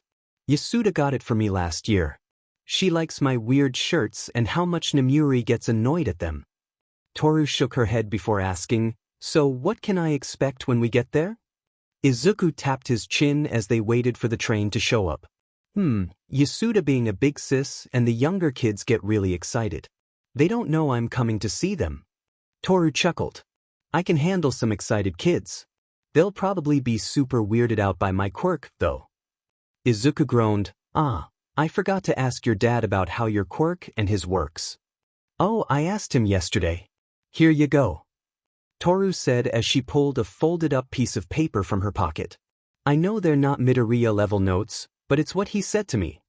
Izuku took the paper and unfolded it before quickly reading it. His eyes widened. "Oh my, Padas, Toru, if you could. That would be so cool." Toru chuckled as Izuku started mumbling. She let him go down whatever rabbit hole he had found before gently prodding his side, making him jump and blush. Sorry. I thought maybe your quirk made you transparent, but no, your cells just passively refract light, thus making you invisible. If you could learn to control that, you could do so much stuff with it."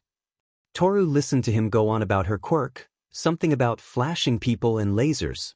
Neither of his explanations made much sense as she could barely keep up with his talking. Their train showed up, and Toru jabbed him again so he would board. The ride was relatively short, and the two sat in comfortable silence. In no time, they were off the train and headed down the street to the orphanage. Yasuda grunted as she picked up the laundry basket. Honestly, some days she wished Izuku still lived here. She had gotten spoiled by having him help with chores, but she was happy that he had found a family to call his own. A really hot family that Yasuda had some questionable fan-made content of. Yasuda shook her head, dismissing the thoughts. It was already hard to look Kiyama in the eye. She didn't need pervy thoughts, making it harder. As Yasuda hung the laundry out on the clothesline in the garden, a small girl with curly teal hair and bright green eyes came up to her. "Yasu." Yasuda smiled and knelt. "Hello, Moabi, do you need something?" The girl gripped her sea green shirt and frowned. "I was wondering if Izu said anything about coming back to see us." Yasuda smiled sadly and tried not to ruin the surprise, but this girl was so cute and seeing her pout broke Yasuda's heart. "I don't think he has, but I haven't checked my phone in a bit, so maybe he said something this morning. How about we go check it together?" The young girl smiled, showing off her shark teeth. Maybe he said something. As they passed by the front entrance, it opened, and Moabi gasped loudly as Yasuda chuckled at the timing of it all. Izuku smiled as he walked in. "Hey, I'm back." "Wow. It's Izuku, I can't believe it," Yasuda said in an over-exaggerated way before Moabi tried to tackle Izuku in a hug. Moabi sniffled. "Izu." Izuku smiled as he got his shoes off while Mawabi still clung to him. "Hello, Mawabi. How have you been?"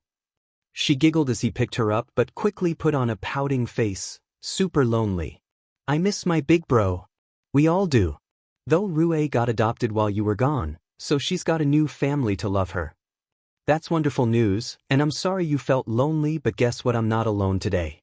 I couldn't bring Nemuri cause she was busy, so I brought a friend of mine. This is Toru Hagakure." Mawabi looked around where Toru's face was most likely at. Toru stared as the girl's eyes grew wide as she let out a soft wow. "So cool." Yasuda chuckled as she came up and gave a slight bow to Toru. "It's nice to meet you, Hagakure. I'm Yasuda Izuki, basically Izuku's big sis. I took care of this little twerp while he was here. He's told me a lot about honestly it's embarrassing dash." Izuku shoved his hand over Yasuda's mouth while he gently let Mawabi down. The little girl ran over to Toru, who was laughing, and tugged her shirt. "Hey, big sis, can I introduce you to the others?" Toru nodded. "Sure thing. I'd love to meet all the others." Mawabi led the group as Yasuda chuckled. "You know, Izuku, if you didn't want me to embarrass you, then you shouldn't have brought her with." Izuku's blush still hadn't gone down as he spoke. "I wanted to introduce my friend to my family, and you guys are all still family even if I don't live here anymore." Yasuda put a hand on her chest. "Ah, that's so sweet." She hugged him. "You're still such a softie. Never let that part of you change." Izuku's face was discovering new shades of red as Toru and Mawabi both giggled. He was spared more embarrassment as a chorus of kids gasping sounded before the pitter-patter of feet as Mawabi smiled and introduced Toru to the small crowd of staring kids. They were amazed by her quirk and very excited when they finally noticed Izuku standing beside Yasuda off to the side. Toru and Izuku sat down on one of the couches and were surrounded by the kids who took turns asking questions about either Toru or Izuku's new home. Yasuda smiled at Izuku, grinning with much more happiness than she ever saw before. She couldn't be happier as she came over to join them. "All right, settle down, you little demons. Mawabi, get these little punks in line and go get some games to play." Mawabi grinned. "Yes, big sis. Right on it." Izuku watched with surprise as Mawabi got her fellow children to back off and go search for board games. "When did little Mawabi start being in charge?" Yasuda smiled as she sat across from the two teens. "Pretty quickly after you left. She started helping out as best she could to make up for you not being here now. Though we don't let her do as many things as you did." Izuku chuckled. "I'm glad to see they're doing okay. I was worried about how much Mawabi and the others would fare with how much they cried when I left." Yasuda chuckled. "You cried more than them, and I have the video to prove it. Hagakure, you want to see it?" "Heck yeah." Toru bounced out of her seat and sat by Yasuda before Izuku could try and stop her. Yasuda played the short video showing Izuku on the floor swamped by the kids, all of them crying their eyes out as the orphanage staff watched with a mixture of concern and amusement.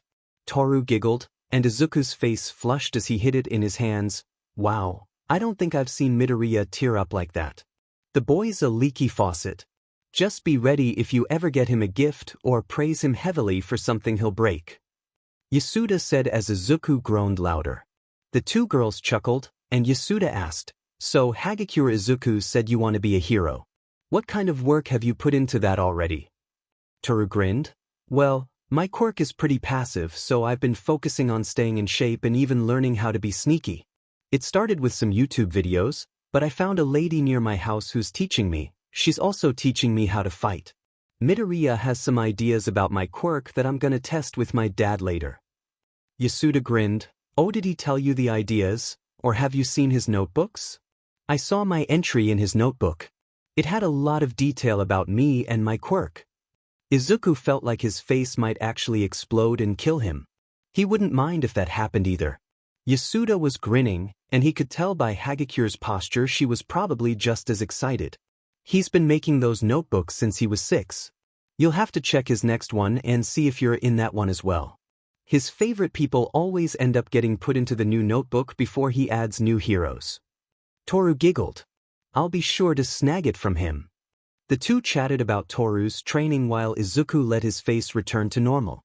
Once Yasuda was satisfied, she looked at Izuku. What about you, Izuku? How's your training going? Izuku nodded. It's alright. I've been staying in shape and going through the basics that you and Nomuri taught me. And what about your quirk? The question itself was a totally innocent one that would make sense to ask any hero hopeful, but for Izuku, it made him tense as he looked away. I haven't done any training. Since when? Yasuda asked as her eyes narrowed.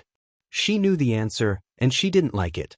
Izuku hadn't used his quirks in such a long time because of the bullying. She wasn't totally sure he remembered how. Izuku stared hard at the floor. It's been a while. Toru saw how uncomfortable Izuku looked and made her way to sit by him. She kinda got the whole not wanting to use your quirk to avoid the bullies thing. She had hated how she couldn't turn her quirk off no matter how much she wanted to. Yasuda watched as Toru lightly tapped Izuku's shoulder, getting him to look at her.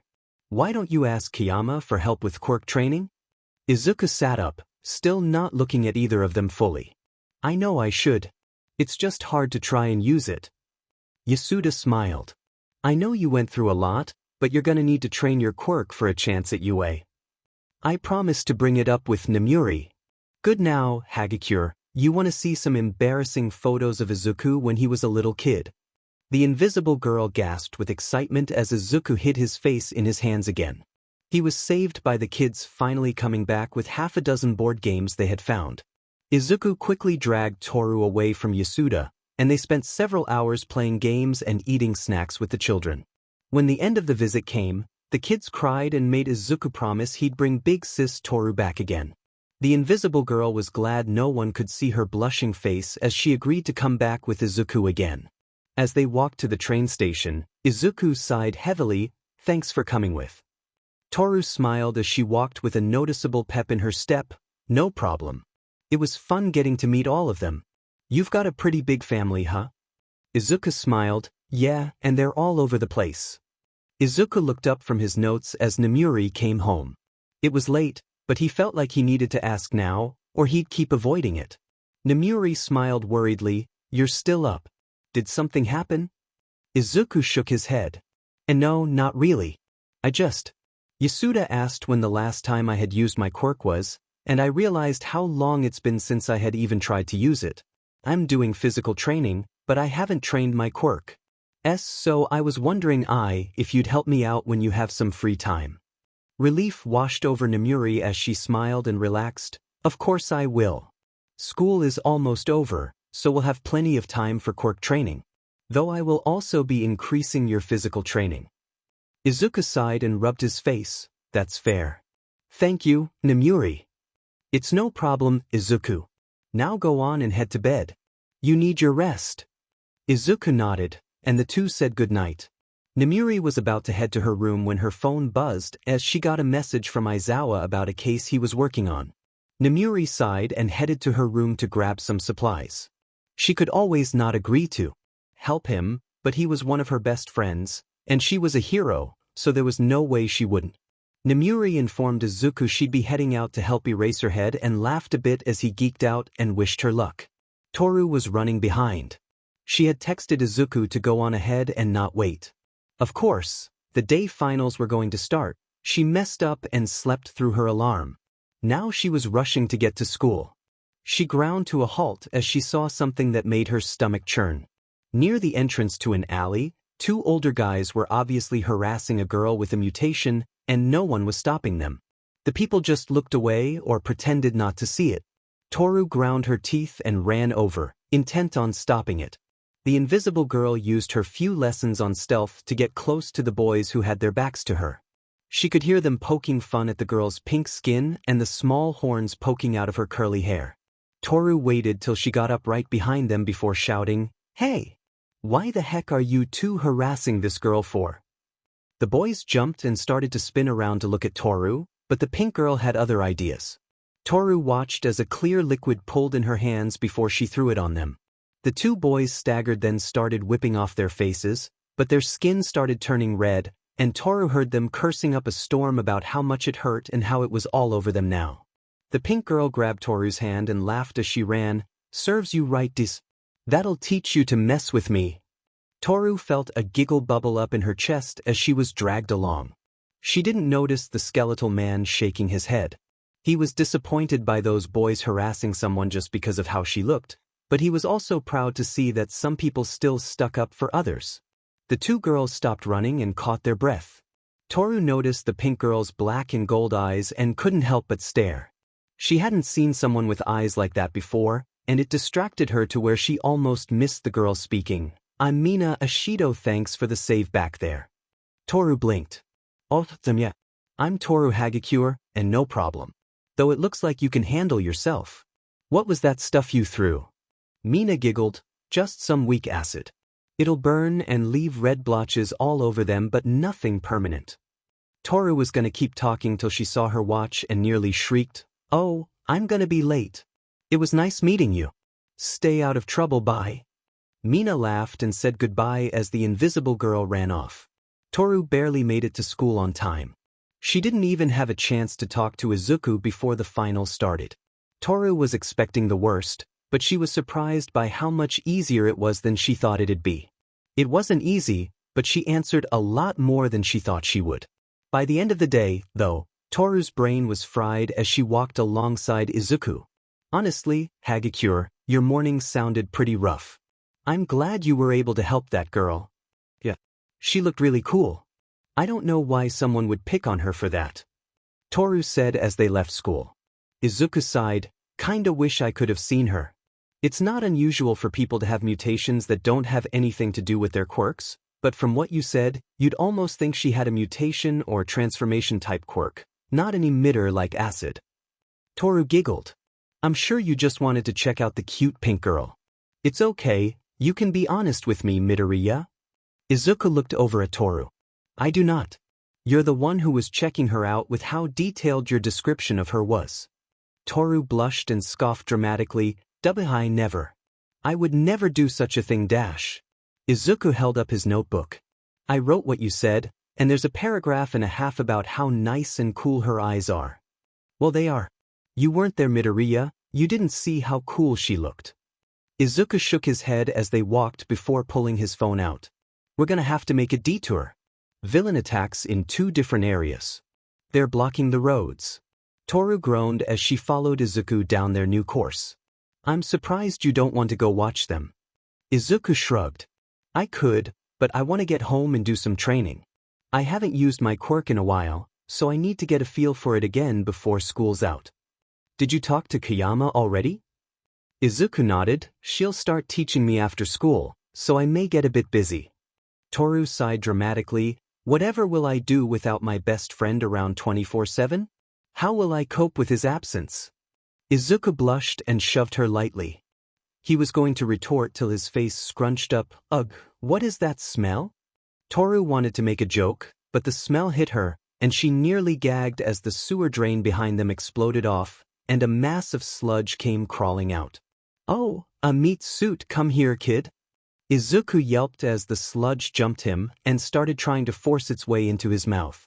Toru felt herself freeze with panic as her friend was being suffocated by a sewage monster. Izuku's eye glanced over at her, and a shock ran down her spine as she rushed in and punched the eyeball of the monster. The sludge villain pulled back and howled with anger. Izuku took that moment to shove his hand into its mouth before a thick green smoke started to come off Izuku's arm. Toru realized he was using his quirk and backed off before the gas could reach her. The sludge monster started to list and loosen its grip on Izuku as it fell asleep. Izuku pulled himself free and staggered away before vomiting. Toru rushed over and started patting his back just before a hulking figure jumped from the sewers. "Do not fear, for I am here." "Oh, he's knocked out." The 2 teens looked on in shock as All Might smiled down at them. "Young ones, am I to assume you too took down this dastardly villain?" Izuku was a little too starstruck and also still vomiting to speak. Toru cleared her throat. "He tried to get inside Midoriya, but I punched him in the eye, and Midoriya used his quirk to put him to sleep." All Might looked between them as he grabbed a discarded soda bottle. "Well, good work, you two. I'm impressed. I had been chasing this monster through the sewers, but the system is quite complex, and I lost track of him. I'm glad you weren't hurt." Toru grabbed Izuku's backpack as the boy finally pulled himself together. All Might, sir, can we get an autograph? Ah, of course. Who is this going to? Sir. Grinned as she pulled out Izuku's hero analysis notebook, Izuku Midoriya and Toru Hagakure. All Might took the notebook and scrawled out his signature and wrote a short message for them. Well, young Midoriya, young Hagakure, what is it you two wish to do? Izuku, finally able to speak and process the world around him, spoke up, we're both aiming to go to UA and become heroes. All Might's laughter boomed through the streets. Well, with how you handle this villain, I'd say you're doing a good job. I hope to see you out here on the streets one day as future heroes. Now I must be off. As quickly as he showed up, All Might was gone, and Izuku squealed as he opened the notebook and saw the autograph. Oh my god, thank you, Hagakure. Toru laughed weakly as she felt her legs shake. Oh man, I think I'm gonna fall over. With the adrenaline and fear gone, Toru's legs nearly gave out. Izuku caught her, and the girl quickly demanded a piggyback ride. Izuku relented and put his backpack on his front before crouching and letting Toru climb on. I can't believe we ran into a villain, fought it, and ran into All Might. That and how my morning went. Today's been pretty intense for me. Izuku chuckled, yeah it has. Hopefully, it'll be easier tomorrow. Toru sighed as she laid her head against Izuku's fluffy hair and said quietly, yeah hopefully.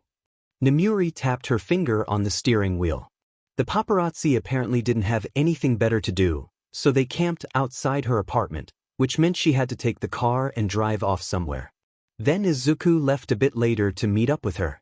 Part of her just wanted to get the whole thing over with and out in the open, but the other part wanted to keep Izuku safe and out of the public eye till he got to UA.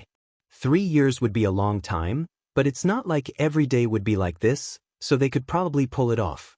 She saw Izuku approach and unlocked the door as he got to it and hoped in. So, where are we going? Namuri started the car and sighed. We need to train your quirk, but we can't exactly flood the apartment with gas that knocks people out. It might get into other apartments, so I'm taking you somewhere special so we can train. Izuku looked at her curiously, somewhere special? Namuri smiled, you'll just have to wait and see. As the two rode, Namuri laughed while Izuku told her how ecstatic Toru had been about the grades she got on the finals. It's good that your study sessions paid off. Glad to see you two weren't just messing around the whole time. Izuku blushed, it's important to take breaks and let your mind absorb the info. If you just study for hours, you'll get worse results. It's like working out, you know. You need to take breaks and recover for good progress. Namuri nodded as she hummed as she smiled, whatever you say, Izuku. Toru groaned as she wandered around. Izuku was busy, and her brother was off with his new girlfriend, so she didn't have anyone to hang out with.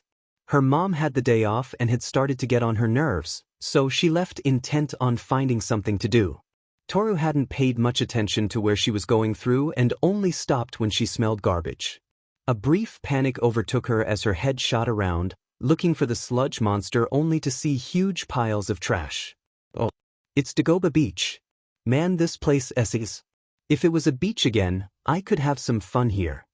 She stared at the garbage for a while before feeling compelled to walk down the steps to it.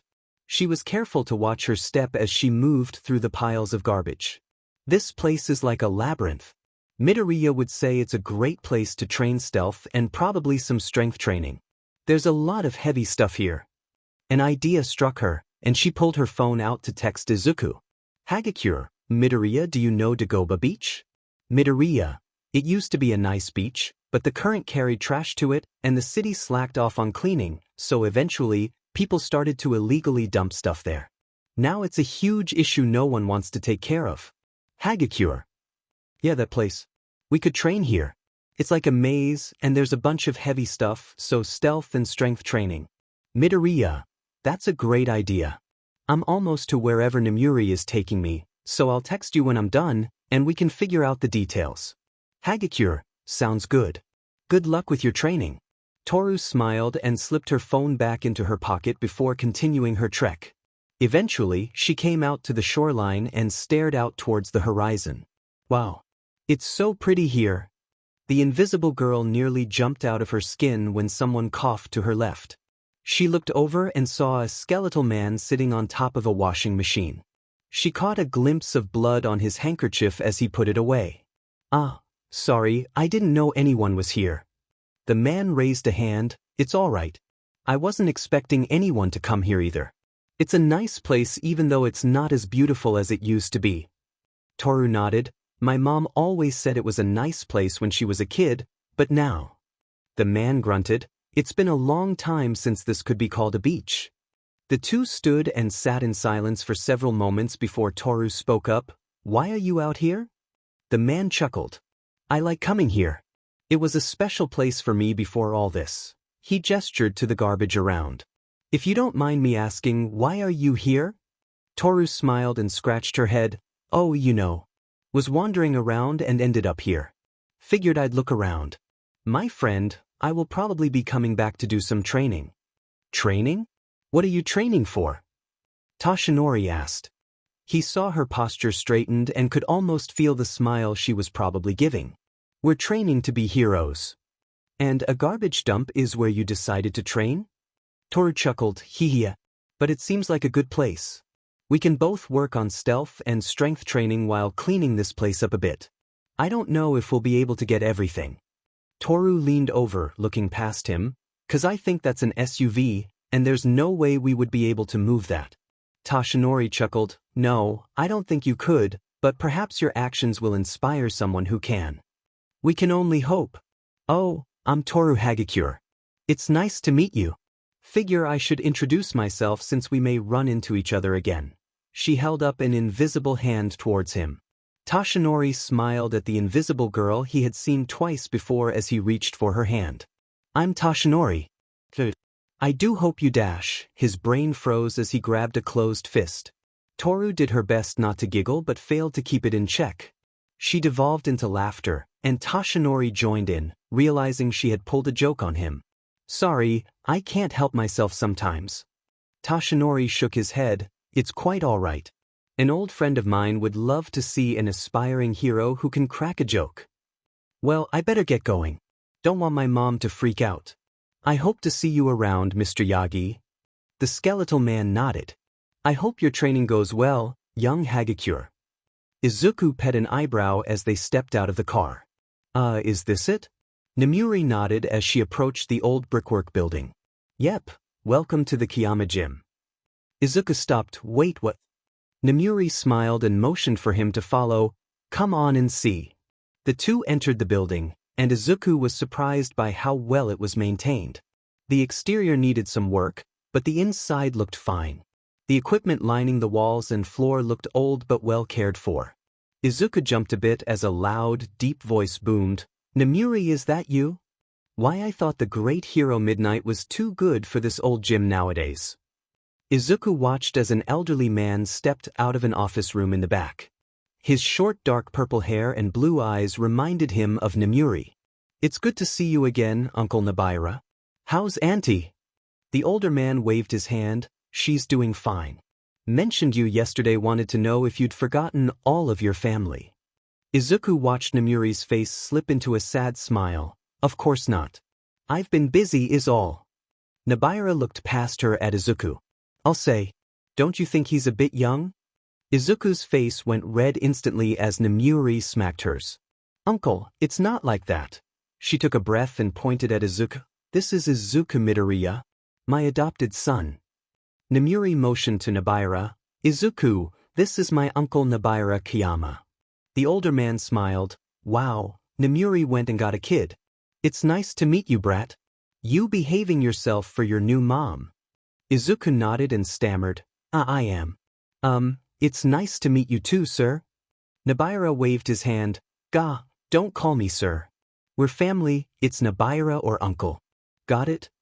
Izuku nodded quickly, still feeling a bit overwhelmed at suddenly meeting one of Namuri's relatives. "Yes, I mean of course, uncle and Nobira." The man smiled and motioned for them to follow. "So what brings you here other than introducing the new family member?" Namuri smiled as they entered the office. "I was hoping to use the gym for some quirk training." Nobira gave Izuku another look over. You trying to be a hero? Izuku nodded. Why yeah, ever since I got my quirk, I've wanted to be a hero. Nobara nodded. Alright. I've got a room separate from the rest of the gym you can use. Nemur, you know where it is. Nemuri nodded as she stood. Yep. Come on Izuku, let's get to work. The separate room they got to use was pretty barren, all things considered. The thing Izuku did notice was there were a lot of vents and fans as well as a couple filing cabinets. Nemuri chuckled, it's for getting rid of the gas from our quirks. Nemuri walked to the center. Come on, let's see what your base is. I'm guessing you can release gas from any spot on your body. Izuku nodded as he followed. Yeah. I've never tried to release it from my whole body at once, though. That's alright. I've never needed to do that before, so I doubt you will. For now, I just want to see how much gas you can put out at once, so. Nemuri pulled open a drawer of a metal filing cabinet and pulled a gas mask out. I want you to just go all out until I say stop. Alright, I'll do my best, Izuku said as he watched Nemuri slip on the mask and motion for him to start. Izuku took a deep breath and held his arms out, and focused on his quirk. Nemuri watched as a thick dark green fog started to slowly pour from his forearms and hands. The pace started to pick up, and the room was slowly but steadily getting filled. Nemuri quirked an eyebrow as she noticed how the gas wasn't flowing how she thought it would. It seemed to cling to Izuku and swirl around him till it was about a meter away, then it dispersed and behaved normally. Nemuri motioned for him to stop before asking, "Are you consciously making it stay near you?" Izuku scratched his cheek as the gas dispersed more quickly now that he wasn't using his quirk. No, I don't think so. It seems to just kinda do it on its own. Nemuri pulled her mask. Alright. Let's test something. I noticed when I saved you from Bakugo you didn't faint after inhaling my quirk. Let's see if it's the same for me. Izuku held his hand up as Nemuri stepped closer. So just let out some, right? Nemuri nodded. Try to catch me if this goes poorly. Izuku nodded before forcing his quirk into his palm and letting push out towards Nemuri, who took a breath and was hit with an unfamiliar feeling. She staggered back, feeling a wave of tiredness washed over her. Izuku moved to catch her, but Nemuri held a hand up and yawned. Oh, I'm fine. Just wow, is this what people feel when they get hit with my quirk? Izuku chuckled. Why yeah, it does. Nemuri shook off the drowsiness and nodded. Alright, let's run through some more tests. Izuku nodded, and Nemuri ran him through several tests to gauge his quirk's limits and skill level with it. He rapidly switched from pouring gas from different spots on his torso and arms. His delay was a bit long, but it would shorten as they trained. They learned he could store up and release a big burst from different spots on his body, though they were smaller than what Nemuri could do at his age. After several more tests, Nemuri turned up the fans and SED the gas from the room before taking her mask off. Alright, well, I expected you to be farther behind than you are, so that's good. It'll take a couple days, but I'll get a plan set up for the summer. Oh, Hagakure found Dagoba Beach. She suggested we use it for stealth and strength training while also cleaning the place up. Izuku said as they made their way out of the back room. Nemuri smiled. Some community service on top of a workout? Sounds pretty heroic. I'll work it into your training. Now come on, we gotta find a way around the paparazzi at home. Izuku and Toru stood by Dagoba Beach. They had their workout schedule set. The two of them would work out here for 3 days a week every other day. The days they weren't here would be for rest or non-strength training. Toru smiled before looking over and pinged her head to the side. That wasn't their last time. Izuku stopped and looked at the dumpster. Weird. Who do you think put it there? That would be me. I got it put here a couple days ago. The two teens turned to see a skeletal man standing by an American pickup truck. Toru waved. Oh hi, Mr. Yagi. Why'd you put a dumpster there? The man walked up. Well, I figured you could use a place to put trash, and when I'm here, feel free to put larger things in the back of my truck, and I'll get rid of them for you. Well, thanks, Mr. Yagi, Toru said before looking at Izuku's confused face. Oh right, Midoriya, this is Mr. Yagi. I met him here at the beach. Mr. Yagi, this is Izuku Midoriya. He's my best friend. Izuku blushed a bit as he gave a small wave. and the man chuckled. It's nice to meet you, young Midoriya. I hope you two have a productive training session. With that, Mr. Yagi left them to their workout. The two started small, just trying to clear out an area for them to set up. Once they had a good clear spot, they moved on to sorting the garbage. We should probably bring garbage bags next time, Izuku said. There's a convenience store down the street. I can see if they sell them. Toru said as she piled up some plastic bottles. Let's both go. We can grab some waters and stuff. As the two walked, Toru said, Man, we forgot to prepare a few things for this, didn't we? Izuku nodded. I think we were just a bit too eager. We didn't think everything through, but hey, at least we're doing this now and not when we're exhausted and smell like garbage. They entered the store and started looking for what they needed. As Izuku came back to the front, he nearly ran into a pink girl who smiled. Wow, sorry didn't see you there, green bean. Izuku blushed a bit. No, sorry I wasn't paying attention. Izuku nearly dropped the water he had when he heard Toru gasp. Hey, it's you. Ashido, right? The pink girl smiled. Oh hey, it's the invisible girl. Your name is Hagakure. Toru nodded. It's cool to see you again. Izuku smiled. Oh, this is the girl with the cool eyes you were talking about, right? He flinched as Toru punched him, and Mina laughed. Thanks. I think my eyes are pretty cool, so who's the green bean? Toru cleared her throat. This is Izuku Midoriya, my best friend. Midoriya, this is Ashido, the girl I helped before school. Izuku smiled shakily. It's nice to meet you. Mina nodded. Same, so what are you two doing with water bottles and garbage bags? We're cleaning up Dagoba Beach. It'll be a good workout, and it'll help the community. Toru said. Nice. I'd offer to help, but I'm here picking up stuff for my sister, so I don't got time, but hey, how about I give you two my number, and you can text me when you'll be there next time? Mina said, flashing a smile that made Izuku and Toru blush. The three quickly exchanged numbers before Izuku and Toru left to actually start their workout. The night after their first workout left Toru lying in her bed groaning. Parts of her hurt that she didn't realize could hurt. The beach cleaning definitely used muscles she didn't use often, and with such a varied amount of lifting and dragging they had to do meant all of her hurt. All she wanted to do now was go to sleep, but her phone chimed, and she considered ignoring it until it went off again. Toru rolled onto her side with tremendous effort and grabbed her phone before laying on her back again and opening it to see a new group chat in her messages. Ashido, it's me. Here to make sure I got these numbers right and to chat with you too. Midoriya, hello Ashido. You got the numbers right though Hagakure was groaning a lot after our workout, so she might be passed out by now. Hagakure, I'm here. It just took a moment to get my phone. Hi, again Ashido. The three spent some time texting. Toru found it strange how quickly Mina was willing to hand out her number to a couple people she didn't really know, but Toru was also finding it really easy to talk to Mina. The pink girl had even agreed to show up for their next workout session. As it turns out, she also wanted to be a hero. Before any of them knew it, almost an hour went by before Mina said she had to go help her mom with dinner. Toru huffed as she stared at her ceiling. She enjoyed talking with Mina and Izuku, but now it was over, and she was bored and sore. Before she could sulk for long, someone knocked on her door. Toru groaned loudly, "Come in." Achi poked his head in. "Yo, how was your day?" Toru groaned, "Everything hurts." "Well, that happens when you work out." Achi laughed as he sat down on the edge of her bed. "Find anything interesting in the dump? Maybe a body?" Toru squirmed. That's so messed up. It was all just junk. Though something interesting happened when Midoriya and I went to the convenience store. Oh, do tell. Was there a villain attack?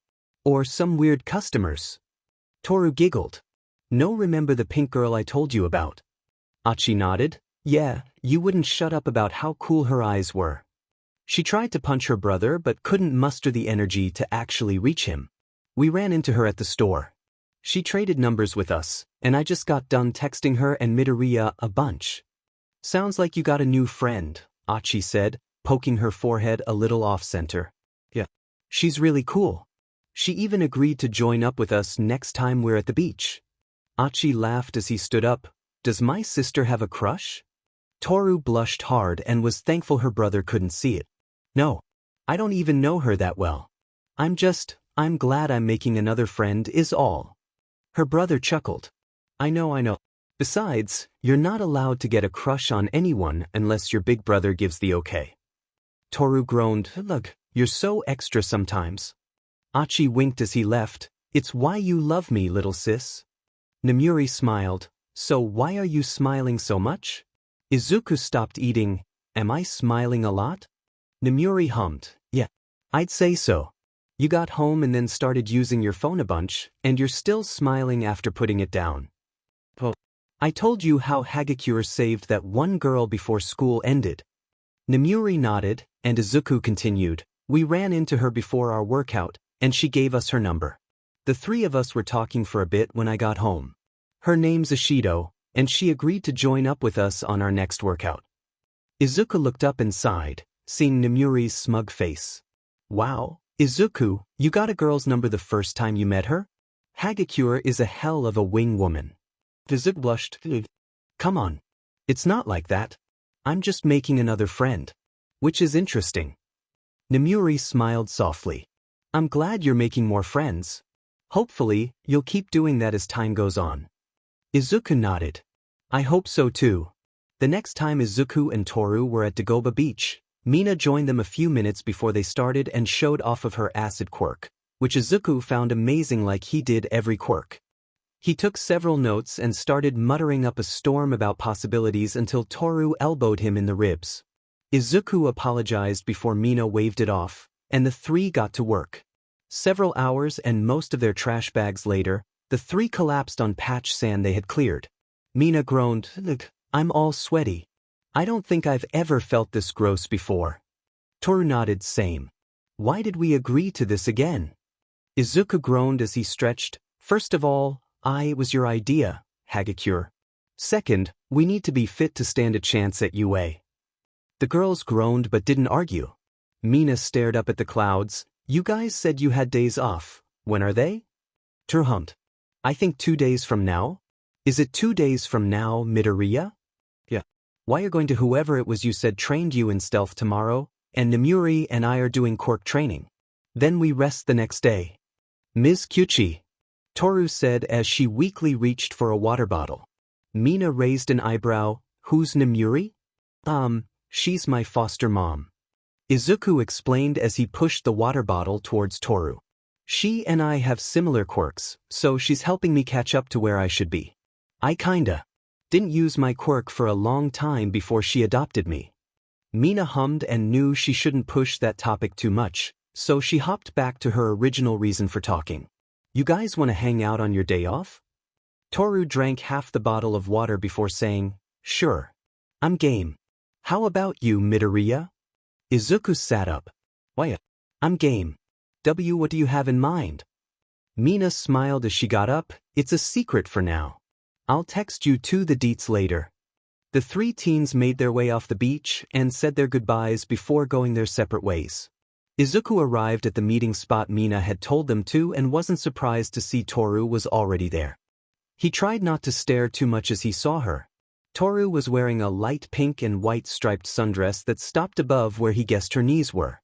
It had thicker shoulder straps than the usual style. The dress was pleated and had 2 little bows on her hips. Toru's hands were in the dress's pockets, but Izuku could see her usual silver bracelets. She wore a pair of beige-strapped flat sandals. Toru spotted Izuku coming and had to hold back her giggling when she saw the red shirt with white text that read, "Cold Soup." Along with that, he had on a pair of black cargo shorts and his usual red shoes. Hey, Midoriya. Izuku smiled, morning. Ishido isn't here yet? Toru shook her head, nope, not yet. Speaking of Ishido, is it weird how quickly we became friends? 'Cause I consider her a friend. Izuku shrugged. I don't know. I consider her a friend too, and it's not like we knew each other very long till we consider each other friends. Toru hummed before leaning to the side and muttering, oh wow. Izuku turned and again tried not to stare too much as Mina ran up with a huge grin on her face while apologizing for being late. Mina was wearing a black tank top with a loose-fitting holy white crop top over it and a simple silver necklace around her neck. Her dark wash bluesman shorts drew the others' attention to her toned legs, and the two teens quickly pretended they weren't about to start staring at them. To finish it off, she wore a pair of black sneakers. Toru recovered first. No problem, I usually end up getting places early anyways. Why, you look good by the way. Mina grinned brighter somehow. Thanks, it took a bit to find the right outfit today. I like what you two are rocking as well. Although Midoriya, what's up with the shirt? Izuku blushed and cleared his throat. It's one of the weird shirts I own. Toru nodded. He has a bunch. This is the first time I've seen the cold soup shirt, though. Mina giggled as she started walking, motioning for them to follow. Well, I like it. Izuku managed to say thanks without tripping over his tongue, which he felt mildly proud of. He felt a bit nervous, and not just because his stupid teenage brain kept dragging his eyes over to his two friends who were chatting happily, but because he was still processing how a couple days prior, Toru said he was her best friend, which was wild to him. He hadn't had a best friend since he was 4, and that had ended horribly. This was different though. He was certain Toru wouldn't end up like Bakugo, and he was pretty confident Mina wouldn't either. She already knew his quirk and had still invited him to hang out, so things were going well. Toru nudged Izuku gently. Midoriya, you there? You got quiet on us. Izuku jumped a bit and blushed as he saw both of the girls staring at him. Sorry. Just lost in thought and all that. Namuri had me training pretty hard yesterday. Guess I'm still recovering. Mina nodded. I know what you mean. My dad helps me with my training since I get my quirk from him. He's so laid back when he isn't working, then we train, and he's such a taskmaster about it. My hands are usually raw for a couple days after. Toru axed the conversation about training before it could really start because this was an off day, so even talking about training was off limits in her book. The conversation then turned to heroes and the ones that inspired the teens. Mina grinned as she said, "Oh, I've got two that I love. Xeno King is so cool. He's mutated but has an emitter quirk just like me, and I really like that he has a YouTube where he dances to music. He's what introduced me to the idea of being a hero and also got me into dance." Izuku scratched his chin. Dance lessons make a lot of sense for you. You said you could produce your acid from anywhere, so being flexible and agile like a dancer would make sense. It definitely would give you an edge in combat. Toru sighed as Mina chuckled. He's kinda rambling. Toru nodded. Dip. He'll keep doing it for a while too, unless we stop him. Mina grinned as she slowed her pace to be next to Izuku before poking him in the ribs. The boy jumped and let out an eep that sent the pink girl into a fit of laughter as Izuku blushed and apologized. Toru spoke once the other two had calmed down. So who's the other hero you like? Oh, Midnight's the other one. Toru thought she was going to have to catch Izuku had he nearly tripped over his own feet. And Midnight? He asked as he reimagined his balance. Mina nodded. Yeah, she's so confident and kinda CC, and she knows it. There's something empowering about owning your body like that. Knowing what you got and not being afraid of it. I think that's awesome. Toru giggled. I can see that. You know Midoriya is a fan of Midnight's as well. Mina smirked. Every teenage boy is. Izuku blushed. And no, not like that. I was always told I was going to be a villain because of my quirk, but Midnight has such a similar quirk. I see her as proof that I can be a hero too. Mina smiled softly and patted Izuku's shoulder. Sorry, you had to deal with that. I'm glad you found a role model of sorts, though. Izuku nodded. Why yeah. It didn't take long for them to arrive at their destination. Mina gave a grand gesture as she announced, "Welcome ladies and gents to the Kiyoshi shopping mall. Opened a few months ago, it has some of the best stores ever. I figured as a first time of us all three hanging out, it would be a good idea." Toru and Izuku both shrugged, and Toru said, "I don't think either of us has really been to the mall before, but it sounds like a great idea." Mina gasped, "Never been? Well, I'm glad you're both on board because I'm going to show you just how great this place is." Mina took her two friends into the mall to show them all they had been missing. Izuku was surprised by the hero merch stores but refrained from buying anything. He was so used to not having much in his room it felt weird to change it now, but he did send a few pictures to Yasuda and told her about it. Toru was ecstatic at the variety in clothing stores and was quick to find things to try on. Mina was a ball of energy that kept up with Toru easily, and Izuku found himself feeling more energetic and willing to follow along with them. The three ate lunch in the food court before Mina suggested seeing if there was a movie that looked interesting to the three of them. The other two agreed, and they headed to the movie theater in the mall to see what was playing. Izuku was surprised that when he suggested the hero movie that was playing, Mina had agreed with him, stating her sister had gotten her into these kinds of movies and had said this one was worth the watch. Toru relented and agreed to see it as well. Once the movie was finished, the three teens left the theater and wandered around a few more stores and window shopped till deciding to call it a day and go their separate ways home. Namuri bit her lip as she stood on top of a roof and stared at her phone. She was done with her morning patrol, and she knew 13 wasn't busy, so it should be a simple text to ask if they wanted to spend some time together. Namuri sighed as she stared at her phone. We're more than work associates, right? Are we friends? I know they've said some things before and they wanted to go out for tea. Namuri was about to curse her inability to be an adult about this. She nearly dropped her phone as it went off.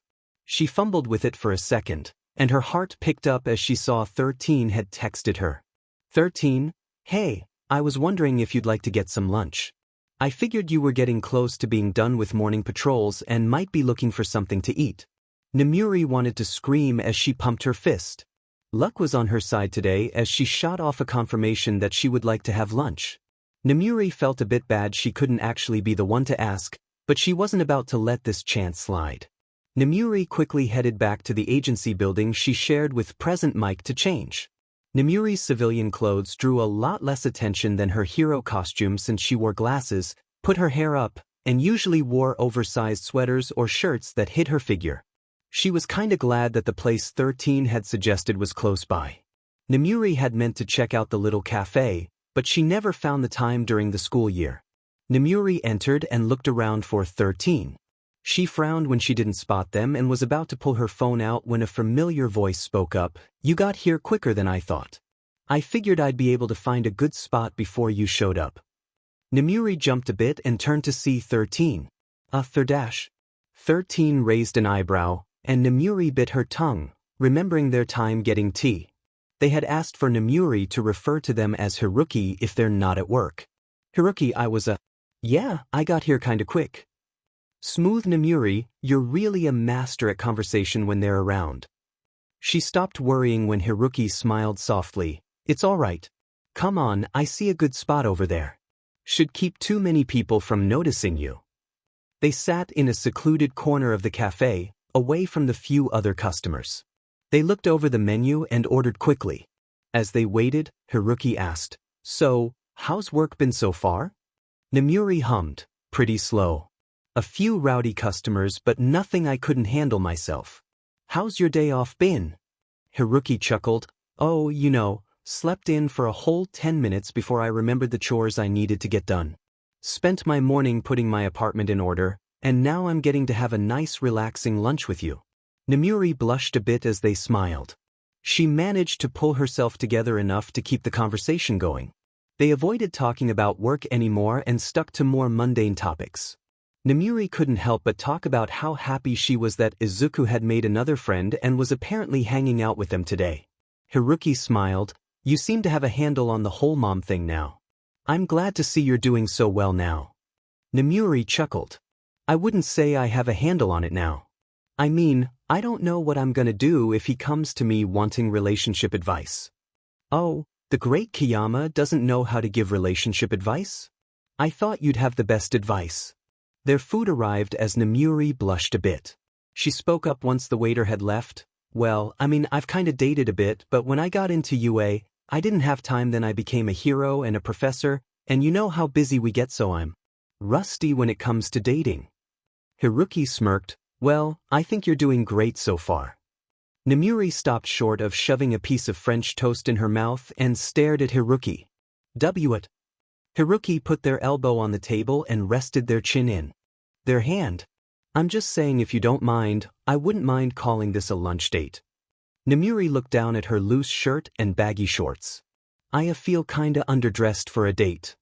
Haruki smiled. I think you look cute. Nemuri blushed at the compliment. It's a very Kayama look. I don't get to see it enough. Alright, Nemuri, be cool, you got this. Probably. Nemuri smiled. I guess you'll just have to ask me out more often. I don't think that'll be a problem, though I'd love to see what you do for a date. Nemuri bit her lip.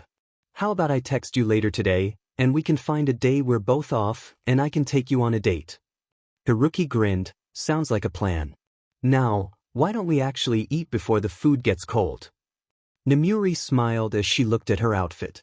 She had decided on a mid-calf length gray skirt, a pair of brown strappy sandals, and an oversized light blue t-shirt that showed off her left shoulder and the black strap of her bra. Nemuri put her hair up into a ponytail and grabbed her black half-frame cat eyeglasses. She nodded in approval as she grinned, staring at her reflection. I look good. She checked the time before slipping her phone into the pockets on the skirt and got ready to leave. As she passed the living room, she saw Izuku in the kitchen finishing up the food she had asked for. How's it coming along? Basically finished, so, not that I mind doing this, but why did I make a picnic basket for you? Nemuri blinked. Oh sure, I never told you what I was doing today, did I? Izuku shook his head. Nope. What are you going on a date or something? Nemuri nodded. Yeah, I am. Izuku froze as he looked up. What? Nemuri explained what happened, and Izuku's jaw dropped. What? How do you forget to tell me about this? It seems like a big deal, right? Nemuri blushed as she covered her face. I know, and I'm sorry, okay? It just didn't feel real, maybe? I don't know, but I told you now, so it's all good, right? Izuku sighed. Yeah, probably. I'm gonna tell Yasuda, though I should get a pretty good reaction out of her. Izuku finished the picnic basket. There, it's done in time for your date. Fine, I trust her not to go blabbing it all over the net, Nemuri said as she grabbed the basket and ruffled his hair. Thanks for the help, Izuku. I owe you one. Izuku hummed as he left the kitchen. Have fun. Haruki smiled as they spotted Nemuri and approached. Oh god, she looks so hot. Be cool. You did great last time. You can keep this up. Probably. Kayama, hope I didn't make you wait long. Nemuri took in Haruki as she smiled. They were wearing a pair of beige cargo shorts, a pair of black sneakers. Nemuri tried not to chuckle as she saw their NASA shirt under the brown bomber half jacket. It's okay, I wasn't here long. Though aren't you going to be hot with a jacket on? Haruki shook their head. No, I'll be fine. It's not too hot today, and besides, I get cold easily. Nemuri chuckled. Same. Now how about we get going? Haruki nodded as they followed Nemuri. Sure, but where are we going? Nemuri held up the basket. I hope you don't mind if we start with a picnic. There's a really nice park around here. That sounds lovely. I'm more than okay with it. Nemuri led Haruki to the park, where the two found a quiet spot and set up. The two chatted aimlessly as they enjoyed the food Izuku had put together. Nemuri sighed as her phone rang and muttered, Please don't be work. Haruki grew concerned as they watched Nemuri's frown worsen before she stood up. I have to take this, I guess. I'll be right back. Haruki nodded as Nemuri walked off, answering the phone. Mother. Toru sighed as she approached the beach. She wasn't sure why, but last time they were here, Mr. Yagi had asked to speak with her when she had a chance. He didn't specify what, just that it was important. I hope we didn't screw up in some way. Maybe he has to pull the dumpster and won't be able to come around? That'll Isuke. He's such a nice guy, but it won't be the end of the world.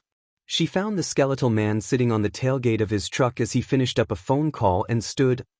Young Hagakure, I'm glad to see you could make it today. No problem, Mr. Yagi, but what's so important, and why couldn't the others hear about it? Tashinori motioned towards the beach. Mind if we walk before that conversation? Sure. Toru followed the man down the steps to the beach. You three have made some good progress for the short time you've been working. I'm impressed. Thanks, it's been hard work, but it feels rewarding, you know. The older man nodded as he looked around. Did you know our meeting on this beach wasn't the first time I saw you? It was the third. Toru raised an eyebrow. Really?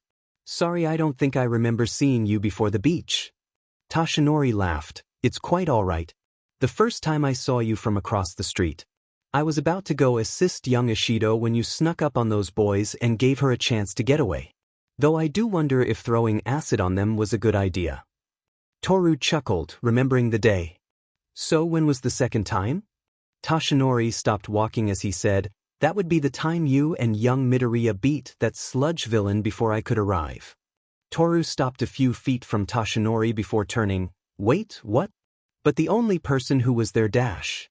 The invisible girl's jaw hit the floor as the emaciated, skeletal man whose health she and her friends worried over suddenly grew into the symbol of peace. All Might smiled down at her. I do apologize for not catching that villain before he could reach you. Though I am glad you and young Midoriya did not get hurt. Why? You look like a skeleton most of the time. Why? All Might deflated back into Toshinori and lifted his shirt to show his scar. This injury I got a few years back. Nearly killed me. Took most of my stomach and one of my lungs. It's not even fully healed after all this time. As it stands, I can do hero work for 6 hours a day. Toru felt like her knees were going to give out. Why are you telling me this? Because young Hagakure, my time as the symbol of peace is coming to an end, and I have chosen you to be my replacement. If you agree, I will train you, and when the time is right, I will pass my power on to you. The whole statement made the invisible girl fall onto her, but though the last part caught her attention, wait, what? Pass your power on to me? What do you mean? Toshinori sat down as he said, you are friends with young Midoriya? So I'm guessing he has brought up my quirk before.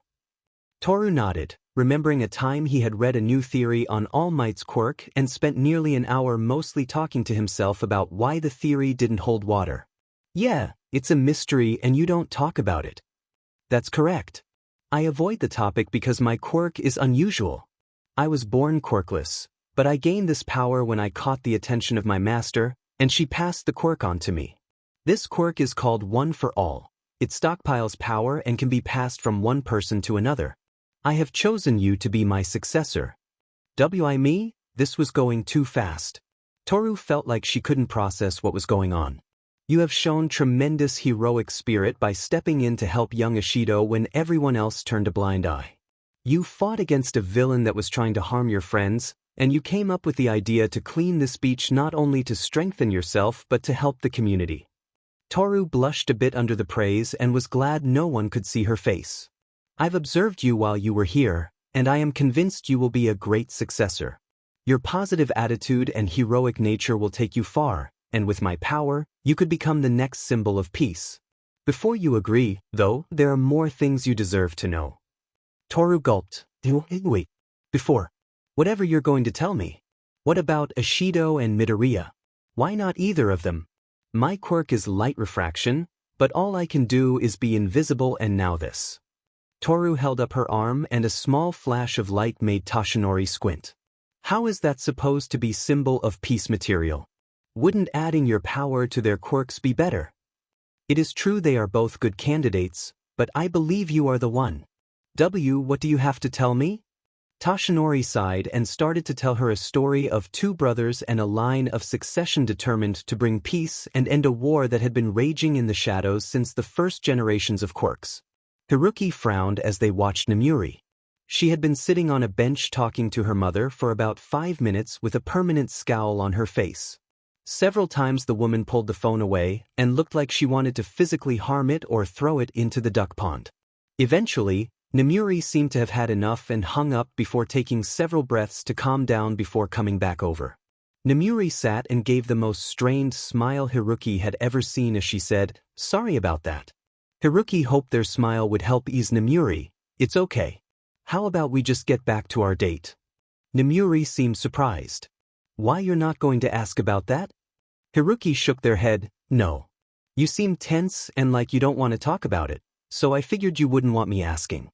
I'm happy to just be here with you and try to help you, not think about it." "Oh, that's not fair." Namuri whined internally. "They're too good." Namuri smiled more genuinely. "I would definitely prefer that right now." "Good. Now come on, you were telling me how Midoriya told you about this Ishido girl who looks up to you." Namuri chuckled. "Yes, it was quite interesting to hear about." Toru stared at her hands, or at least where they should be. That's a lot to take in. Toshinori nodded. Yes, it is. I can give you time to think it over. I know I can trust you to not talk about this even if you don't agree to it. Toru chewed her lip. Speaking of talking about it, you have people who know about your quirk, right? Toshinori nodded. A very small, very trusted group who knows about the truth of one for all. And what about me? Toshinori tilted his head. What do you mean?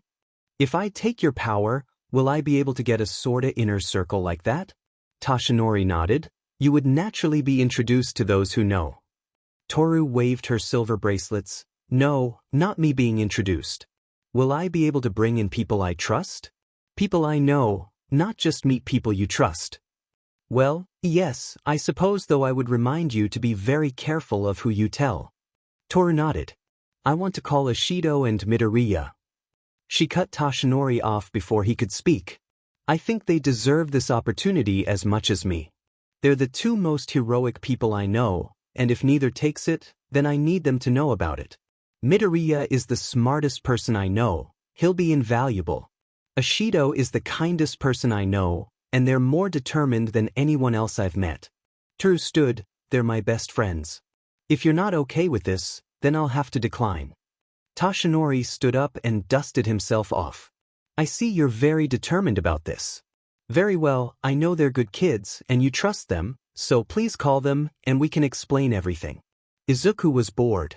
He wanted to hang out with Toru and Mina, but they didn't plan anything and he wasn't sure what to suggest either. His phone buzzed, and he saw a message in the group chat from Toru telling him and Mina to come to the beach and that it was important. Izuku furrowed his eyebrows as he looked at the message before confirming he would be on his way. Toru was a bit exaggerated in her way of talking, but this felt different, so he hurried to get ready and headed out to meet up with his friends. It didn't take long to arrive at the beach. As he did, Mina ran up behind him and patted his shoulder. Hey, a green bean. Any idea what Hagakure wants? Izuku shook his head as they headed down the steps. He spotted Toshinori standing with Toru. No idea. Toru smiled and waved, making sure to put as much pep into her voice as she could. Hey, glad you two got here so quick. This is kinda gonna be a lot, so we may want to sit down. Wadash. Izuku was cut off by Toshinori suddenly exploding into all might. Toshinori felt a bit odd telling this story twice in such a short time, but if he received a successor that was one of these three, he'd tell it as much as need be. He gave them a moment to digest the info about All for One and One for All. After a moment, Toru said, So, I called you guys here because I think either of you would make better successors than me. Mina blinked. What? Honestly, I feel like you would be better, Hagakure. You're the one who brought the three of us together and started this whole beach cleaning. All Might only knows us too because of what you did. I think you should be the one to get it. Izuku nodded. I agree with Ishido. Hagakure, I wouldn't be where I am without your help. I'm grateful, but I think you should. Take this. I'll help you as much as I can. Mina hopped to her feet. Me too. We'll work together in this. Toru wanted to cry as she pulled her friends into a hug. Thanks, you too. Toshinori smiled as the three teens hugged. Toru pulled away and stood up. What do I need to do to get your power?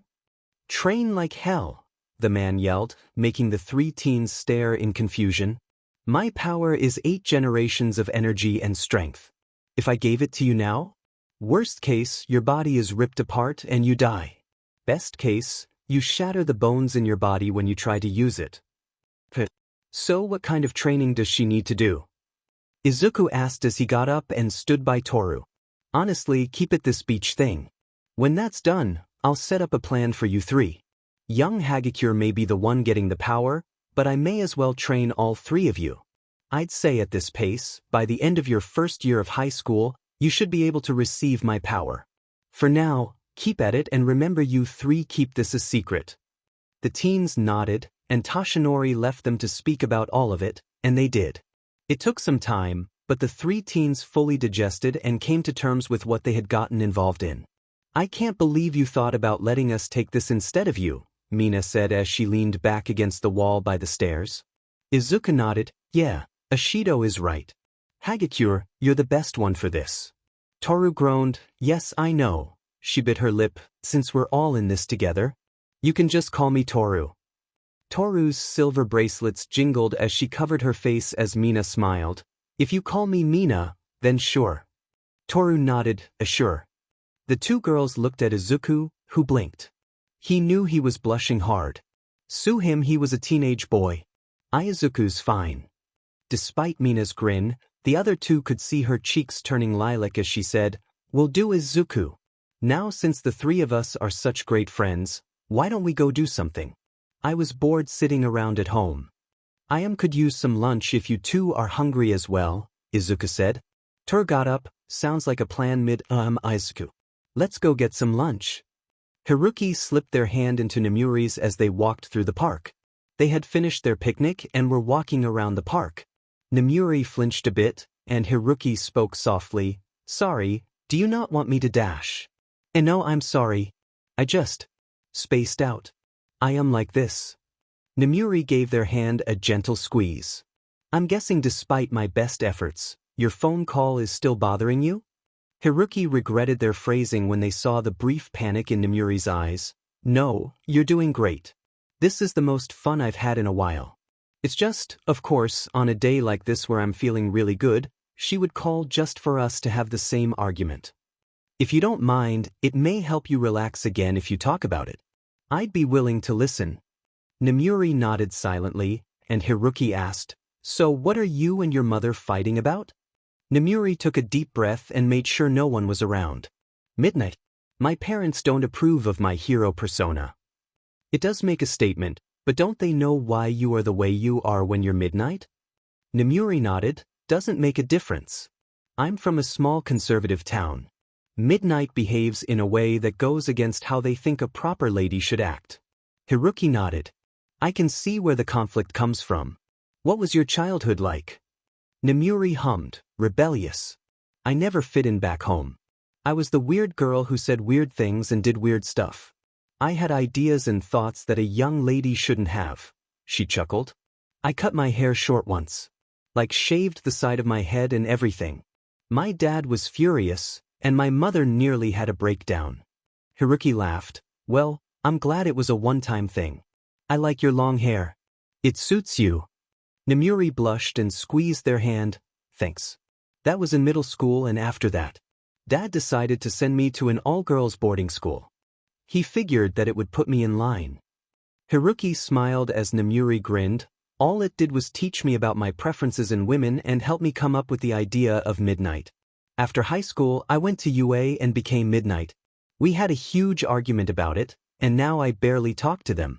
They usually call whenever there's a new rumor about me or if they feel determined to try and convince me to give up this sinful life I lead. Well, I'm glad you haven't. I wouldn't have gotten to meet you if you'd just done whatever they said. Do they not realize Midnight is a persona and not how you actually are? Nemuri blushed and cleared her throat. I tried to explain it, but they didn't seem to understand or care. I've honestly thought about giving up on trying to make them understand as well. Haruki nodded. I see. Family can be difficult sometimes. I hope they understand one day. Before you decide to cut them off completely. Yeah. Me too. It'd be nice to have my parents back. Nemuri whipped her eyes. Thanks, Haruki. I do actually feel better now. Haruki pulled her closer. It's no problem, Kayama. Nemuri. If you're okay with calling me that, I wouldn't mind. Haruki squeezed her hand. I'm more than okay with it, Nemuri. Despite sitting in their own rooms in their own homes on a day off, Izuku and Toru had the same terrifying thoughts of what to do when they saw a message from Mina. Mina, hey, you guys want to come over tomorrow? My mom's bugging me about bringing my friends over for dinner. The two teens had mini panic attacks before remembering they had done this minus the dinner before. They both checked with their parents before sending in confirmations. Mina sent back her address, and the three started talking about other things.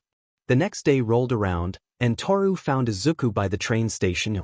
So, please tell me you're freaking out as much as me. Izuku nodded as they boarded. Yeah. Honestly, I'm surprised she hasn't tried to come to either of our houses yet. Maybe she's nervous? If this goes well, She might ask if she can come over. Toru and Izuku sat down as he asked, shouldn't we be the ones to ask her if she wants to come over? Oh right, that's how you do that, isn't it?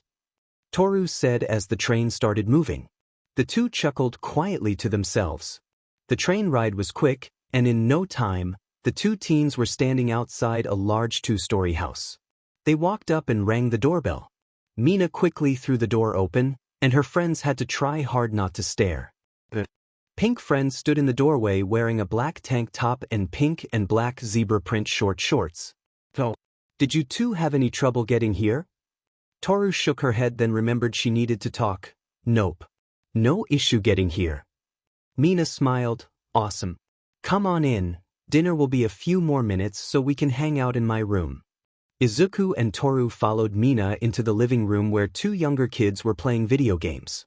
That's Yuta and Yukino, my adorable and horribly annoying younger siblings. They're twins.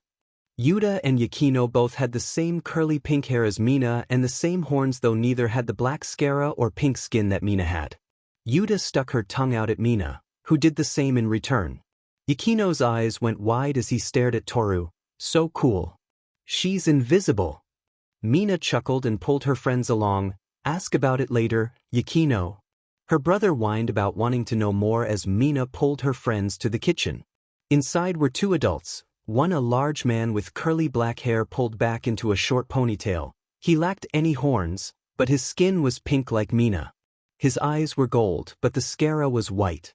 The man smiled as he looked at them. Ah, Mina, these must be your friends Hagakure and Midoriya. Mina nodded. Yep. Guys, this is my dad.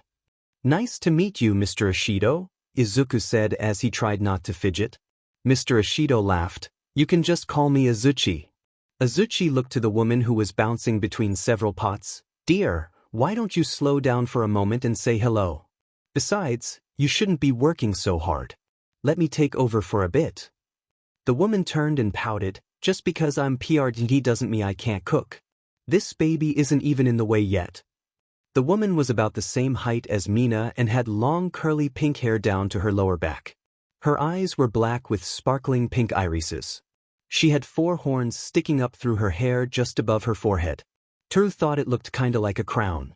Her skin looked like porcelain, and she had a bit of a bump in her stomach that rubbed gently as Azuchi sighed in a tired way before he took over the cooking. The woman gave a toothy grin as she looked at the teens. Name's Fukuyuki, but you can just call me Yuki or Mom if you're feeling brave. Yuki laughed as the 3 teens blushed. She couldn't see the invisible girl's face, but she could tell. Alright you kids, get out of here. We'll give you a holler when dinner is done. Mina groaned as they headed to the stairs. Sorry about my mom. It's fine. The other two said as they stopped by the stairs when someone came down. The girl was clearly a few years older than them, and unlike Mina and her mom, this girl was tall like their father but lean and athletic. She had curly black hair that was tied back into a short ponytail. One of her eyes was sparkling pink while the other was gold, both with the black scara. Izuku noticed a shorter set of 4 horns above her forehead. Oh, it's Mina and her best friends. You know she talks about you two all the time. Izuku tensed as the girl ran a hand through his hair. Oh wow, this is as fluffy as it looks. Mina, you should so ruffle his hair. He looks so cute right now. Mina swatted at the girl. Fukumo! Cut it out. You're being embarrassing. Fukumo pulled her hand back and laughed. Oh, so mean to your big sis. What happened to my sweet little alien queen? Mina's face turned lilac before she hid it. Oh my god, please don't bring that up. Toru giggled quietly. Alien Queen? Fukumo nodded. Mina loves the movie, Alien. She wants to call herself Alien Queen when she becomes a hero. Mina groaned loudly and grabbed Izuku and Toru's hands before tugging them up the stairs. As they walked up, Toru asked, So how big is your family?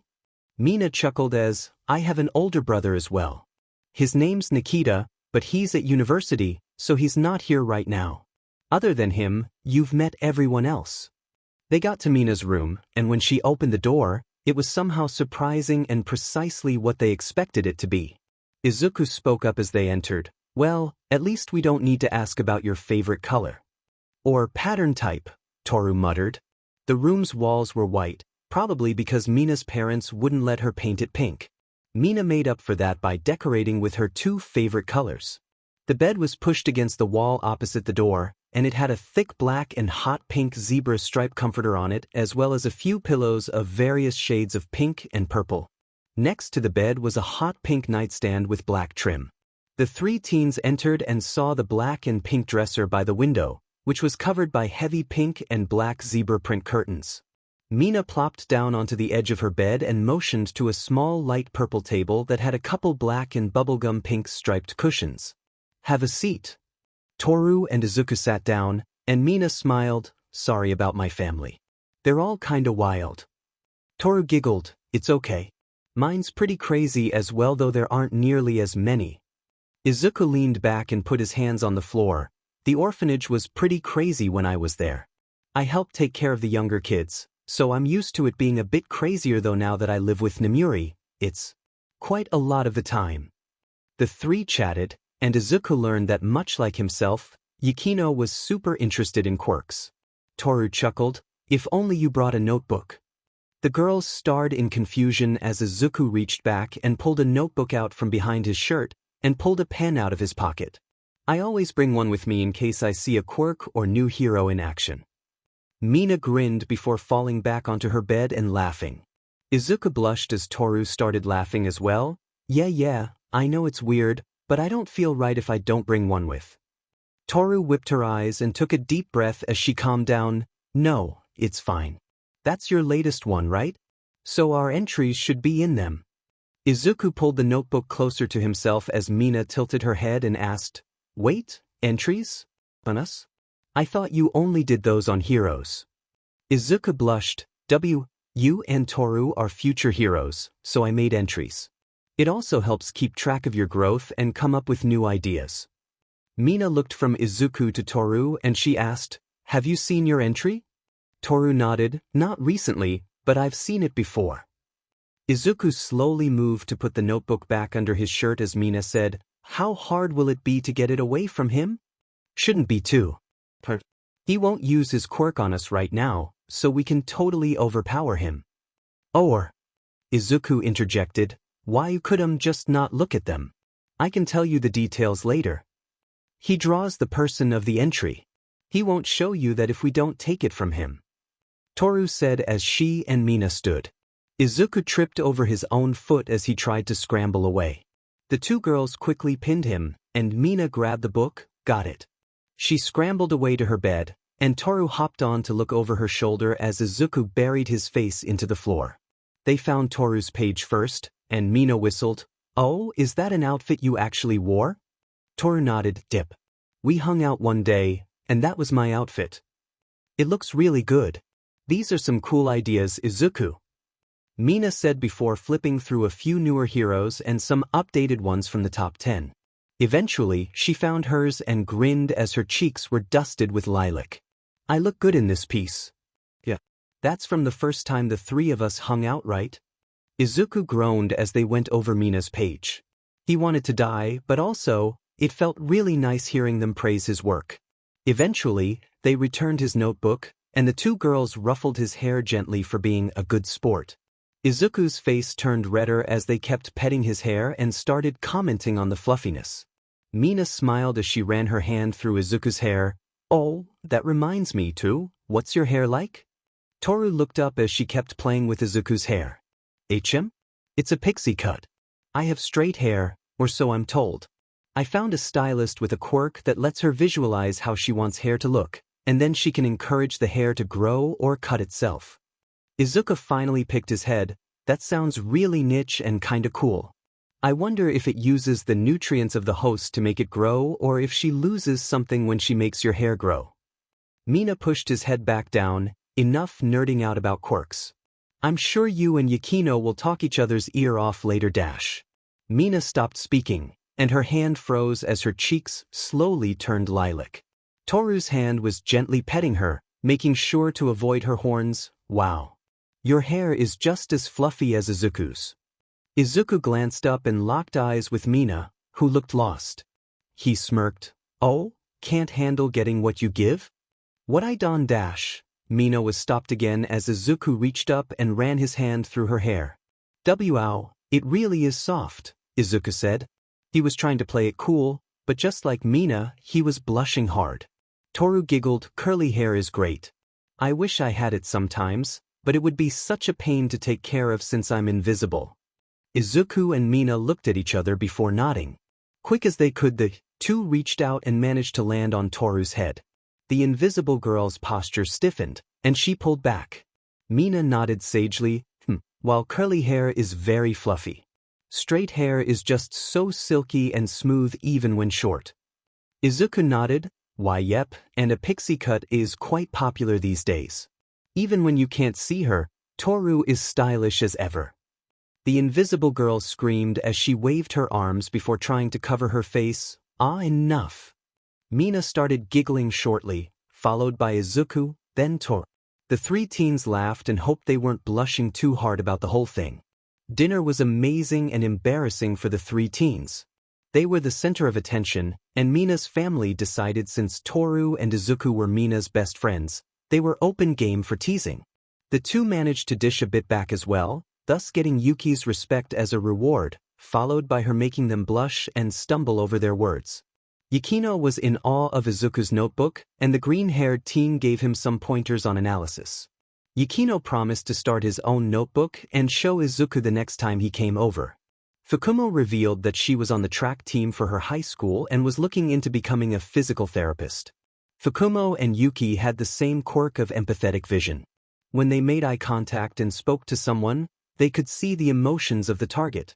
This led to the twins wanting to show off their quirks. Yuda's quirk was called empathetic touch.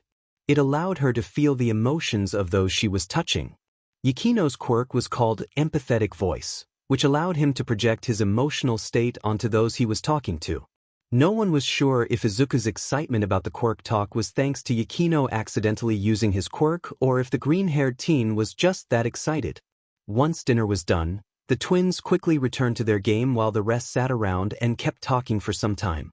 Eventually, though, it grew late and the teens decided to head home. As the trio stood in the doorway, Mina smiled, "Thanks for coming over, guys. That went really well. Maybe next time, I'll come over to one of your places."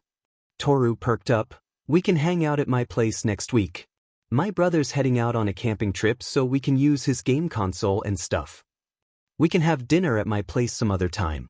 Nemuri's schedule is a little all over the place between school years," Izuku said as he put his shoes on.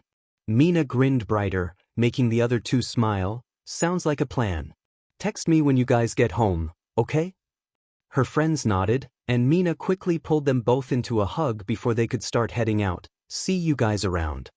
Toru and Yusuke returned the hug before headed out towards the train station. Midnight stood by Eraserhead as the police went over the details of the raid. Intel suggested a few villains were gathering for some kind of meeting.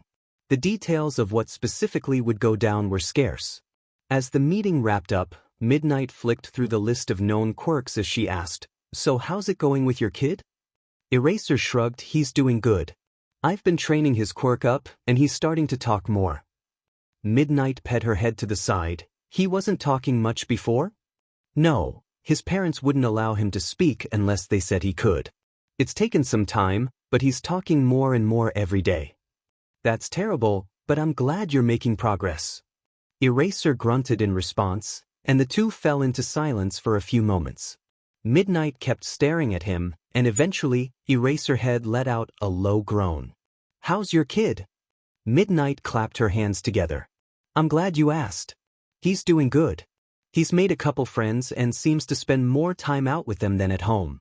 Not that I'm really ever home either. A social life is good for teenagers. Hopefully, school will help Shinso get a social life."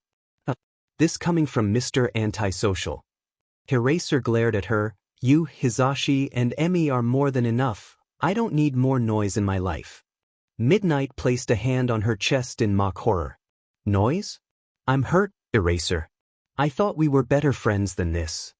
The Erasure hero pushed off the wall as the police announced they were moving out. "Come on, we got villains to take down." Midnight sighed as she followed. "I'm gonna have to pick up something on the way home for dinner. Hopefully, This doesn't take too long. The raid was quick and overall quiet. Eraserhead, with a gas mask on, slipped in and neutralized everyone's quirks before midnight with the help of a hero who could control wind, flooded the warehouse, and within a minute, all the targets were unconscious. The warehouse was aired out, and the police and heroes moved in to start arresting. Midnight stood by the hero with the wind quirk. He was a fairly new hero in the area, and this was his first raid since his work studies. Midnight laughed, "They won't always go as smooth as this. Stay on your toes for now. Just because we're wrapping up doesn't mean dash." The boxes near them burst apart as a man ran at the heroes with a knife. Midnight shoved the newer hero out of the way, and the knife buried itself into her shoulder. She gritted her teeth and quickly grabbed his wrist and twisted it, making him release the knife as she threw him to the ground. Midnight shoved her hand over the man's mouth and released her quirk from the palm of her hand. He was out instantly as she fell on her and gripped her shoulder while trying not to jostle the knife and biting back curses. Eraser and the medics ran over as the hero she shoved got up and apologized for not paying more attention. Midnight waved him off. "It's fine, you're still new, just. This hurts. Just use it as a lesson and don't let it happen again." The young man nodded and thanked her for saving him as the medics took her away. Eraser restrained the man who stabbed her as Midnight was taken to the hospital to get stitches. Izuku woke up the next morning and checked Namuri's room. She hadn't come home last night. As he walked into the living room, he saw he had a voicemail from her. He put his phone on speaker as he clicked play. Namuri's voice spoke and he could tell she was a bit nervous. "Hey Izuku, so I'm at the hospital right now. Don't worry, I just had to get some stitches in my shoulder. Got stabbed during a raid on some villains, but again, I'm fine. I'll text you the hospital I'm at, and I should be getting released in a day or so. It'd be a lot sooner, but Recovery Girl is in Osaka giving a seminar, so she can't come help me out. Anyways, come see me soon. It's super boring in the hospital, and I want to hear about how your dinner went." Izuku stared at his phone before playing the message again to make sure. He bit his lip as he felt a knot in his stomach form. Namuri got hurt, which he knew was something that could happen, but knowing it could happen and actually having it happen were very different. He was glad it didn't sound bad, but still, he was very quick that morning in getting ready and eating breakfast.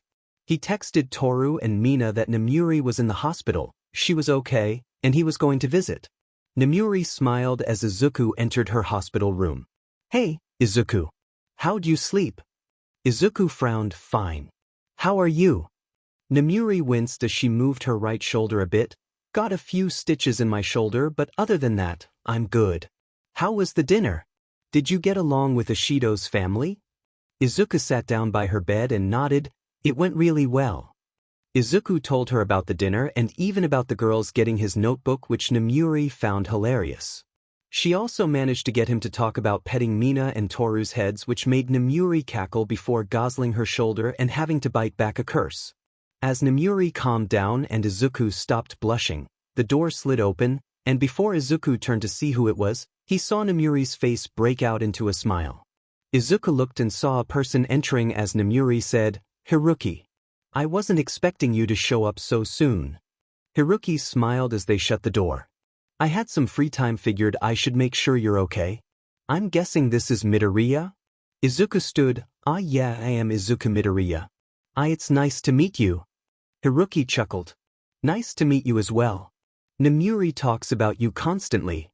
Izuku saw Namuri blush and fiddle with her sheets. He smiled, seeing a chance to get back at her. "Really? Because at home she talks about you all the time. All good things, I promise." They both chuckled, seeing Namuri's betrayed face. "I get stabbed, and now you two are picking on me? How low can you go?" Haruki smiled and looked at Izuku. "You know, with how much she does talk about us, I feel like I already know you pretty well." Izuku nodded. "Same. Though I have to ask about your suit and your quirk if you're okay with talking about work stuff while you're out of costume." "I wouldn't mind at all. Though maybe we shouldn't right now. Namuri looks like she's going to start pouting. How about I give you my number, and you can text me later or call? Also, it'll help us keep track of what Namuri is saying about us." Namuri gasped as they exchanged numbers. "I can't believe it. You've been in the same room for all of 30 seconds, And you're setting up ways to keep tabs on me and scheme. It's only because we care so much about you, Nemuri. Don't worry, we won't plan anything too devious. Izuku said as he put his phone away. Nemuri huffed but smiled shortly after. She hadn't planned on these two meeting right now, but it worked out, and now she didn't have to worry about introducing them to each other. She just regretted that now they were going to gang up on her to get payback for the teasing she's done to them. So, how's Nemuri? Toru asked as she and Mina set down a microwave in the back of Toshinori's truck. Izuku tossed a bag of garbage into the dumpster. She's complaining about her arm hurting every so often, but other than that she's fine.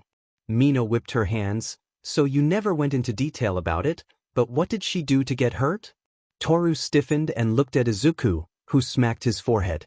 He hadn't thought about the fact that Mina didn't know who Nemuri was apart from his foster mom. It wasn't because he was hiding it from her, it just hadn't come up since they met. Mina raised an eyebrow at him as Izuku groaned before saying, I forgot I never told you. Toru found out by accident, but it never came up since we met you, Mina. Nemuri is a hero. She got hurt during a raid on some villains. Mina's eyes widen. Oh wow, that's so cool. What's her hero name? Maybe I've heard of her. Izuku chuckled and mumbled, Oh, you've heard of her. Toru giggled as Izuku took a deep breath. She had been waiting for this for so long. Izuku looked at Mina and said, My foster mom is Midnight.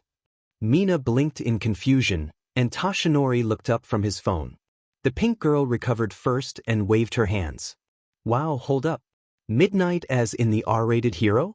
Known for being super CC and controversial and also personally one of my inspirations for being a hero. Izuku nodded. Yep, that's her. We met during the latter portion of my last year at junior high. She trained me a bit and just spent time with me before. Izuku bit his lip, and both the girls looked on in concern. Mina hadn't heard much about his time before, knowing Toru, and Toru hadn't heard any more than Mina. Izuku tended to just avoid it or be vague.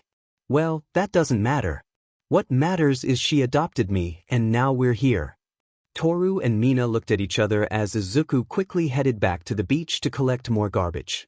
After he was gone for a few seconds, Mina said, He keeps avoiding talking about anything before meeting you. Toru nodded. The only thing I've heard was from some woman that was like an aunt to Izuku. She said something about Izuku being very forgiving and that he didn't have to be. She also apologized for everything, whatever that means. Mina hummed, We probably shouldn't push him on it. He'll open up in time, right? I hope so. Come on, let's get back to work, Toru said as she headed for the beach. Shota sipped his coffee and stared at the waffles on his plate. When did he get a waffle maker? One of his cats scurried into the kitchen, shortly followed by his son. Oh right, Hitoshi likes waffles. Hitoshi poured a cup of coffee and grabbed the plate Shota had made for him before sitting across from his foster dad. The two ate in silence for a bit before Shota said, You're starting high school today. Hitoshi grunted as he chewed his waffle before swallowing it. Hopefully it goes well. Shota nodded, It's a new area for you. No one from your old school should be here. New faces with the same old comments. Shota glared at his waffle. He knew what the kid meant. It wasn't just his parents who were terrible, it was everyone else as well. Shota understood what it was like for everyone to look at him like a villain. Nemuri had said the school had a good record, and her kid would be going there, so hopefully, it'll be better. He should probably tell Hitoshi to keep an eye out for the kid. If he could remember what Nemuri said he looked like. Shota looked up as Hitoshi stood. The kid downed the rest of his coffee and slung his backpack over his shoulder. I'm headed out. Have a good day. Shota nodded as he pushed a cat away from his breakfast. Have a good day. Hitoshi was not expecting things to be any different than usual as he approached his school. He was going to go see what class he was in, then go there, and eventually, they'd learn about his quirk, and they'd make the jokes and comments. Then the talk about villains would start, and he'd be alone, just trying to get through the day. He didn't get why Shota wouldn't just let him be homeschooled. It seemed like the much easier option. He winced a bit as a girl was particularly loud in voicing her displeasure. He glared at the trio, a pink girl with horns, a plain-looking guy with green hair, and an invisible person. The pink girl groaned, We're not all gonna be in the same class. This is this. The green-haired guy held his hands up as he chuckled. It's okay, Mina, you and Toru are in the same class, so it'll be okay. We'll still see each other a bunch, so it'll be fine. Well, yeah, but I mean school shenanigans. I was looking forward to being a trio in our first year. The invisible girl Toru patted the pink girl's hair. At least Hitoshi is pretty sure she did as he watched Mina's hair distort and shift. We can hang out at lunch, and besides, our classes are nearby, so we can bother him whenever. Hitoshi groaned internally. He hoped he wasn't in the same class as that guy. Maybe he was cursed or had actually been a villain in his past life. It had to be karmic retribution for something, or perhaps the universe hated him.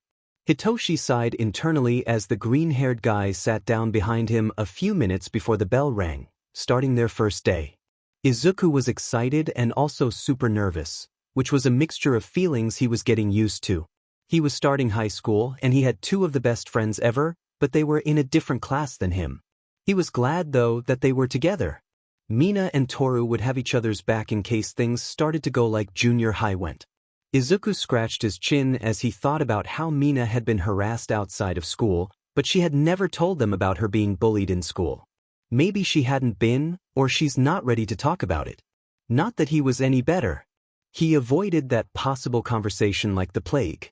Now though it was lunch, and before he could pull his phone out, the door swung open, and Mina entered shortly, followed by Toru. Neither seemed bothered by the stares of startled students as they marched up to Izuku as he grabbed his bento. Mina grinned. Ready for lunch? Izuku stood up and nodded. Yep. You gonna see what the school has to offer? Mina nodded enthusiastically. I'm risking it, and if it doesn't work out, then I'm sure you and Toru will be gracious enough to give me some of yours. Toru poked her head around Mina. Hold on, I didn't bring enough to be sharing. Mina shrugged. Guess I'll just eat more of Izuku's then. Izuku sighed and pushed both the girls along as he tried not to blush. It was bad enough just dealing with them sometimes, but now he was dealing with them while his new classmates very obviously stared at them. Mina had some luck with the food at school, much to Toru and Izuku's relief. The trio found a place outside and ate while talking about how their first day had gone so far. Izuku was relieved to hear that neither of the girls had run into any issues with their classmates. He reassured them that nothing had happened to him either. They decided on a spot to meet up after school and went their separate ways as the lunch PRD ended. Izuku saw a few people standing by the purple-haired kid who sat in front of him. He could hear they were talking about the guy's quirk and how it worked, so Izuku paid a bit more attention to it as he sat down until one of the guys said, "Wow, brainwashing. That'd be a pretty scary quirk for a villain to have." That statement seemed to be the general feeling among the others. It bothered Izuku. From what he heard, brainwashing sounded like a hero's dream quirk, but no one seemed to see that. They just saw something that could make them do something against their will. Eventually, after some joke about staying on the kid's good side, Izuku stood and said, "Are you all dense or something? This guy's quirk would be amazing for hero work. The ability to end a confrontation with almost no collateral damage. How can you just joke about him being a villain when he's obviously not comfortable with that?" Izuku pushed down his embarrassment as he realized he just chewed out a bunch of his peers on the first day of class in front of the rest of his class. One of the boys jumped when the bell rang, and their next PRD started with the teacher telling everyone to sit down. The rest of the day went by quickly, and Izuku did his best to not think about it too much. When the final bell rang, Izuku started packing up before stopping when the guy in front of him turned around and said, "Hey, thanks for what you said earlier." Izuku looked up, surprised. "Oh, no, it's a fine. I know what it's like to get picked on because of your quirk." "Yeah, it is Sikis. I'm Hitoshi Shinso. Izuku Midoriya." The two boys stood and headed for the door as it opened to reveal Toru and Mina. Izuku smiled. Shinso, you want to walk with us to the station?" Hitoshi shrugged. "Sure. If you don't mind." Mina grinned. "Oh, making friends already? You hear that, Toru? Pretty soon Izuku's gonna forget all about us and be Mr. Popular." Izuku blushed as they made their way down the hall. "I am not."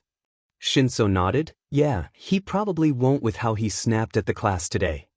The girls stared at Shinso with wide eyes before looking at Izuku. Toru's bracelet jingled as she pointed at Izuku. This guy? The sweet bean himself snapped at the class. Izuku's face turned another shade of red. I didn't snap at the whole class. Just like 3 or 4 of them. They were being mean and comparing Shinso to a villain, so I stepped in and told them how great he'd be as a hero. He called them dense, Hitoshi added. The 2 girls laughed and poked fun at Izuku. Hitoshi sighed internally as they kept walking. He had done a lot of talking for him, which was odd, but he could tell Izuku was genuine when he thought Hitoshi could be a hero. Usually, this kinda loud group would just bug Hitoshi, but on the off chance they'd be fine with him around, he could probably get used to it. Hitoshi was pulled from his thoughts as the pink girl, Mina, asked, "So what's your quirk anyways?" Fear bubbled up in his chest. Girls always hated his quirk the most. As he was getting ready to say it, he saw the excitement in Izuku's eyes light up with excitement, which was confusing. Brainwashing. If someone responds to me, I can brainwash them and make them do just about anything. He waited for the fear or disgust, but Mina just nodded. I see why Izuku got defensive. That sounds like a cool quirk for a hero. Huh. Hitoshi hadn't meant to voice that out loud. You guys aren't disturbed or worried I'd use it on you? Toru covered her mouth, so she didn't laugh as Izuku chuckled and said, "Well, my quirk lets me produce a gas that puts people to sleep. I'm used to people accusing me of stuff." Toru piped up, "I was called a thief in junior high because I'm invisible." Mina pointed at her face. "I'm mutated, and I make acid that could melt you into a puddle. I get picked on sometimes as well. Besides, you're not trying to be a villain, right?" Hitoshi shook his head. "No, it's my dream to be a hero." Izuku piped up, "Then that makes you one of us. We're all trying to be heroes as well despite what everyone says." Hitoshi's legs stopped moving as he stared at the 3 strangers in front of him. They all stopped and looked at him, confused. Izuku asked, "You okay, Shinso?" "Yeah. Just, this isn't how I was expecting today to go. You guys aren't what I thought you'd be." Hitoshi shook his head and started walking again. "Thanks for being understanding." Toru shrugged as they all started moving. "No problem. We all kinda get what you've been through, and I think I speak for all of us when I say if anyone gives you trouble, we'll back you up." Hitoshi grinned a bit as they walked. Maybe school wouldn't be as bad as he thought. Hitoshi was headed in the opposite direction of the other 3, so they said their goodbyes. As they walked, Mina bumped her shoulder against Izuku's. "So kinda last minute here, but can I hang out at your place for a bit?" Izuku blushed a bit. "Huh? Why?" Mina sighed. "Well, I've never been there for one also. Fukumo's partner is there spending the day with her, and they get all PDA when they haven't seen each other in a while. I just want to give them some space and not see them sking each other's faces off on the couch." Izuku chuckled. "Sure, you can stay. Though there's no guarantee you'll see Nemuri." Mina's cheeks were dusted with lilac as she huffed. "The thought hadn't even crossed my mind until you said something." Toru's smile faltered a bit as the other 2 chuckled. This had started happening more. Her friends would be talking to each other, and she'd feel this pit in her stomach. Nothing was different, really, but Toru would just see the 2 of them smiling and looking at each other and feel odd, but not in a good way. Not like when they looked in her direction. She wasn't sure what this feeling was, or maybe she was just telling herself that so she didn't have to admit what it was. "Toru." The invisible girl jumped a bit, hearing Izuku's voice with concern woven in it. He looked at her, almost making eye contact. "You okay?" "Why yeah, I'm fine. What were you guys talking about?" Mina smiled softly. "I was asking if you want to come with and hang out at Izuku's place." Toru blushed a bit and kicked herself mentally. "Yeah, I'd like to. I'll text my parents on the way." Mina's soft smile turned into a grin. "Good. Now come on, I want to see if he's got anything embarrassing in his room." Izuku sputtered. "No, I don't have anything." "Oh, why so quick on that? Defense you hiding something, green bean?" "No, I'm not Pinky. I just don't want you tearing up my room." Toru chuckled a bit as Mina gasped and looked at her. "Did you hear that, Toru? He called me Pinky. I think I might be offended." The three quieted down their antics as they got on the train and headed to Izuku's place. As they entered Izuku's apartment, he asked, "You guys want any tea?" Mina slipped her shoes off and sped up a bit as she said, Yeah, sure. I'm just gonna go." Mina took off into the house, and Izuku sighed as he took his shoes off. Toru looked at where Mina had run off to before asking, "Not gonna go after her?" He shook his head, "Nope. Because in 3, 2, 1. Mina groaned loudly, "There's nothing in here. What the heck?" Izuku patted the pink girl's head as she walked back in. "Told you. Now go make yourself at home. I'll make some tea." Mina and Toru went and sat down on the couch, where they started talking while Izuku made tea. As he worked, he watched the two girls sitting on the couch talking and laughing about something. Izuku smiled a bit, but it faltered as he felt a pit in his stomach form as the two. He was glad to see his two friends getting along so well, and yet. Izuku shook his head and poured the tea. He was probably just overthinking things again. The three spent some time sitting around going over their first day of school and their training. They were making good progress on the beach, and by Izuku's estimate, they should have it cleaned by the end of the first semester. Then they'd start whatever Toshinori's training regime would be. The three teens wondered what kind of stuff the #1 hero would put them through. After almost an hour, Mina decided she had given her sister enough time and was ready to head out. The three of them headed for the station, and as they walked, she noticed how close her friends stood by each other. Mina felt her mouth pull into a frown before quickly pushing it to the side. They knew each other longer. Of course, they were close. Her feelings were just being weird. They were her best friends, and she would be dead if anything changed that. Mina forced a grin as she laughed at the joke Izuku managed to crack. As she laughed, she was able to ignore the pit in her stomach. Midnight frowned as she sat at her desk in the teacher's office. The hospital visit had been the last time she got to see Haruki outside of work, and it was grating on her nerves. They had to be professionals at work, and Haruki was always in costume, so Namuri couldn't even look at their beautiful face. Though that was probably for the best. She didn't need to get behind on paperwork. Midnight groaned and planted her head on her desk. Present Mike looked up and raised an eyebrow. "What's got you down in the dumps?" "Another scathing article about your qualifications as a hero and teacher." Midnight huffed. "I wish. That would be easier to deal with." "No, I'm just frustrated, I guess." "Oh, what, do you finally have a boyfriend or something and you want to see them, but the schedule just doesn't work?" Present Mike's smile faltered a bit as Midnight blushed a bit and looked away. "Not exactly that. But close." "Huh. Dash." Present Mike's boosted voice cut short as Eraserhead's eyes lit up across the room. The sleep-deprived man grumbled before laying down under his desk again. Present Mike huffed. "You and Shota never tell me anything.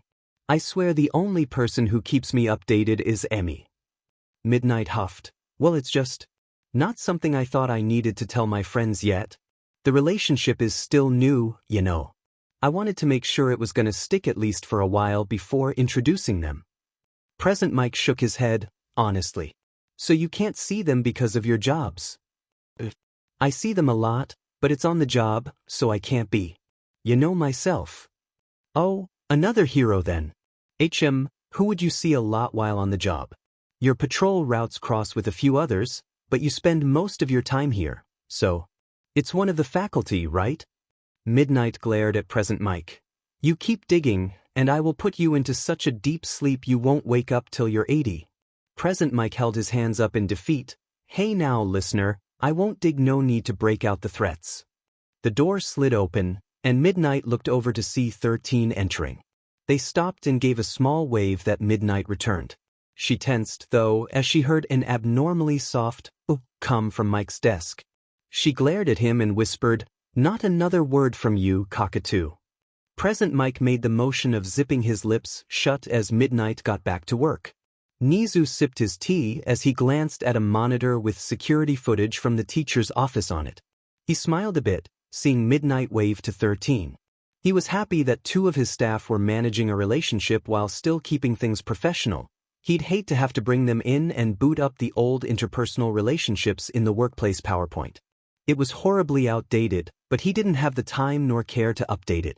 The skeletal man across from him coughed, and the dean of UA looked over as he spoke. I found a successor. The rat, bear, dog creature's ears perked. Oh, already? I suppose I'll need to find a different hero to teach heroics when Vice retires. Toshinori held his hand up. Vice has 3 years left, right? I do plan on taking over still. My time as a hero is coming to an end, but I can still teach, and besides, I'm almost done with classes for my teaching license. I'd like to put it to use. Nizu chuckled. He already knew Toshi wouldn't back out of teaching at UA. Well then, please tell me about this new symbol you wish to train. Toshinori told Nizu about Toru, Mina, and Izuku and how after offering the power to Toru, she had insisted her friends who she believed would be better choices be given the offer only for them to turn it down, claiming Toru was the most qualified. He agreed to train all 3 teens and added the knowledge of Izuku being Midnight's adoptive son. Nizu smiled. I see Namuri's boy, and these other 2 sound promising as well. I'm sure they're applying to UA? Toshinori nodded. Yes, sir. All 3 of them wish to apply. With how the tests usually are, I believe Midoriya and Hagakure would do well in the recommended. They may, but you know the rules, 1 recommendation per person, you cannot recommend them both, Nizu said as he sipped his tea. I am aware, sir. I believe it would be good for Midnight to recommend her son. Nizu smirked. I will. See if she's thought of that. Though this is still a few years away, things may change. Who knows what 1 for all will do to a girl who can refract light. Toshinori sighed. Yes, I am. Concerned about what it could do to her. Being quirkless, I only inherited the raw power. My master's quirk was amplified to the point where she was the fastest hero in Japan. Nizu felt a full-on grin spreading across his face that made the symbol of peace tense. I will have to compile a list of possibilities for what 1 for all could do to light refraction. Thank you for this enjoyable side project, Toshinori. Toshinori gulped as he stood. It's nothing, sir. Now I need to get going. I have a school project to finish. Nizu laughed at the idea of the symbol of peace making PowerPoints as the man left the dean's office. Namuri sighed as she adjusted her sweater. Today was always tough, but it was almost over. She just needed to go to Hisashi's place and spend some time with the others. Then she and Hisashi would drink way too much. Shota would complain, and Emi would laugh. Then Namuri would wake up in her own bed or on the living room floor, and she'd go about things normally. You okay, Namuri? Namuri looked at the couch, seeing the concern in Izuku's eyes, and her heart clenched. Why, it's just a rough day today. I'm gonna be at a friend's place tonight, so you're on your own for dinner. Izuku smirked. Is Haruki the friend? Namuri blushed, but her face broke out into a small smile as she laughed. Thank you, Izuku, and no, it's not. It's just a get-together of a few of us. We'll be reminiscing, I suppose. He still looked concerned, but he didn't press the topic. Well, have fun and try not to get stabbed. Namuri groaned as she headed for the door. I get stabbed once after adopting you, and now you bring it up all the time. The 2 laughed and said their goodbyes. Emi fidgeted as they approached Hisashi's place. Okay, so I feel like I ask this every year, but are you really sure it's okay that I'm here? Namuri smiled as her green-haired friend. Yes, it's okay, Emi. We're not just reminiscing about Oboro. It might be the anniversary of his death, but we do this for everyone we've lost over the years. You're our friend, and you knew some of these people, so it's okay, and besides, despite not showing it, Shota does enjoy having you around. Emi giggled, her nerves fading as she smirked. Of course he does. I'm wonderful to be around. It's just a matter of time till he sees that I'm the perfect wife. It might help if you didn't frame all your confessions as a joke. Also, as adorable as your Quirk quick draw game is when you approach, it's not the best way to start things. Namuri grinned as Emi blushed and fumbled on what to say. Before the woman could recover fully, Namuri opened the door to Hisashi's place and loudly announced, "What's up, fuckers?" Hisashi's voice lost all its OMF as Shota's eyes glowed. Oh, come on. You never let me have any fun, Shota. Before Shota could grumble about his loud friend, Emi smirked, Hey, Shota. She stopped and clicked her tongue as she felt her quirk be erased. You're too quick on the draw, Shota. I can never get a laugh out of you. Shota shook his head and released his quirk. You all are crazy, and I wonder why I hang out with you. The noisy trio laughed as they started the evening. Hisashi and Namuri started working on dinner while Emi cracked jokes to try and get Shota to laugh. As they talked, the conversation turned to Oboro and Emi smiled. Oboro sounds like he was a wild guy. I wish I could have met him. Hisashi laughed. You two probably would have given Shota a hernia after 3 days. Shota groaned. I'm still glad you didn't go to UA. Emi pouted. Well, I'm not all my best friends are from UA. Namuri and I would have ruled the school. Hisashi chuckled. You and Namuri probably wouldn't have gotten along. She had such a huge crush on Dash. The voice hero yelped as Namuri punched his arm. Shut it, you cockatoo. I did not have a crush on him. Oh. Emi cooed. You had a crush on Oboro, didn't you? That's so cute. Were you all blushy and flustered around him? The smiling hero ducked as Namuri chucked a spoon at her. The R-rated hero's face had a faint blush as she crossed her arms. I'll have you know that I never lost my composure around him. Except all the time. You nearly fainted when he called you by your first name. Shota stated in his usual tired voice. Namuri's face turned bright red as she hissed out, How do you know that? You weren't even there. Your situational awareness was bad back then. I was in the tree above you trying to sleep. Emi doubled over, laughing along with Hisashi as Namuri buried her face in her hands. Hisashi pulled himself together as he said, Well, she's keeping herself much more composed around Dash. The voice hero yelped as Namuri swung at him, What is wrong with you? Hisashi squealed as Namuri chased him into the living room. Your loud mouth that has no filter is my problem. You haven't even had a drink yet, and you're spilling all my secrets. Shota groaned and used his scarf to separate the two toddlers in grown bodies that were his friends. Emi, take over cooking. I need to lecture these two. Emi snapped a salute.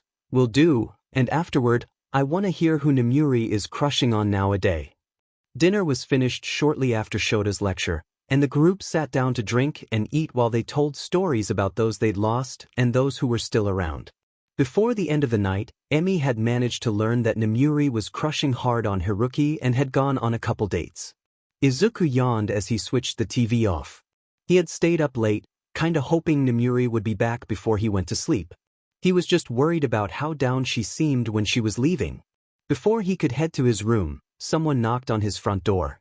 Izuku approached cautiously before checking the peephole, then blinking and opening the door slightly to reveal the smile hero Ms. Joke in casual clothes with his foster mother hanging off her. Emi smiled. Hey, you must be Izuku Midoriya, right? Man, you are as cute as Namuri said. Emi ruffled Izuku's hair as he blushed and tried to process what was happening. Oh, your hair is so fluffy. Izuku stepped back as he opened the door. Ms. Joke dash.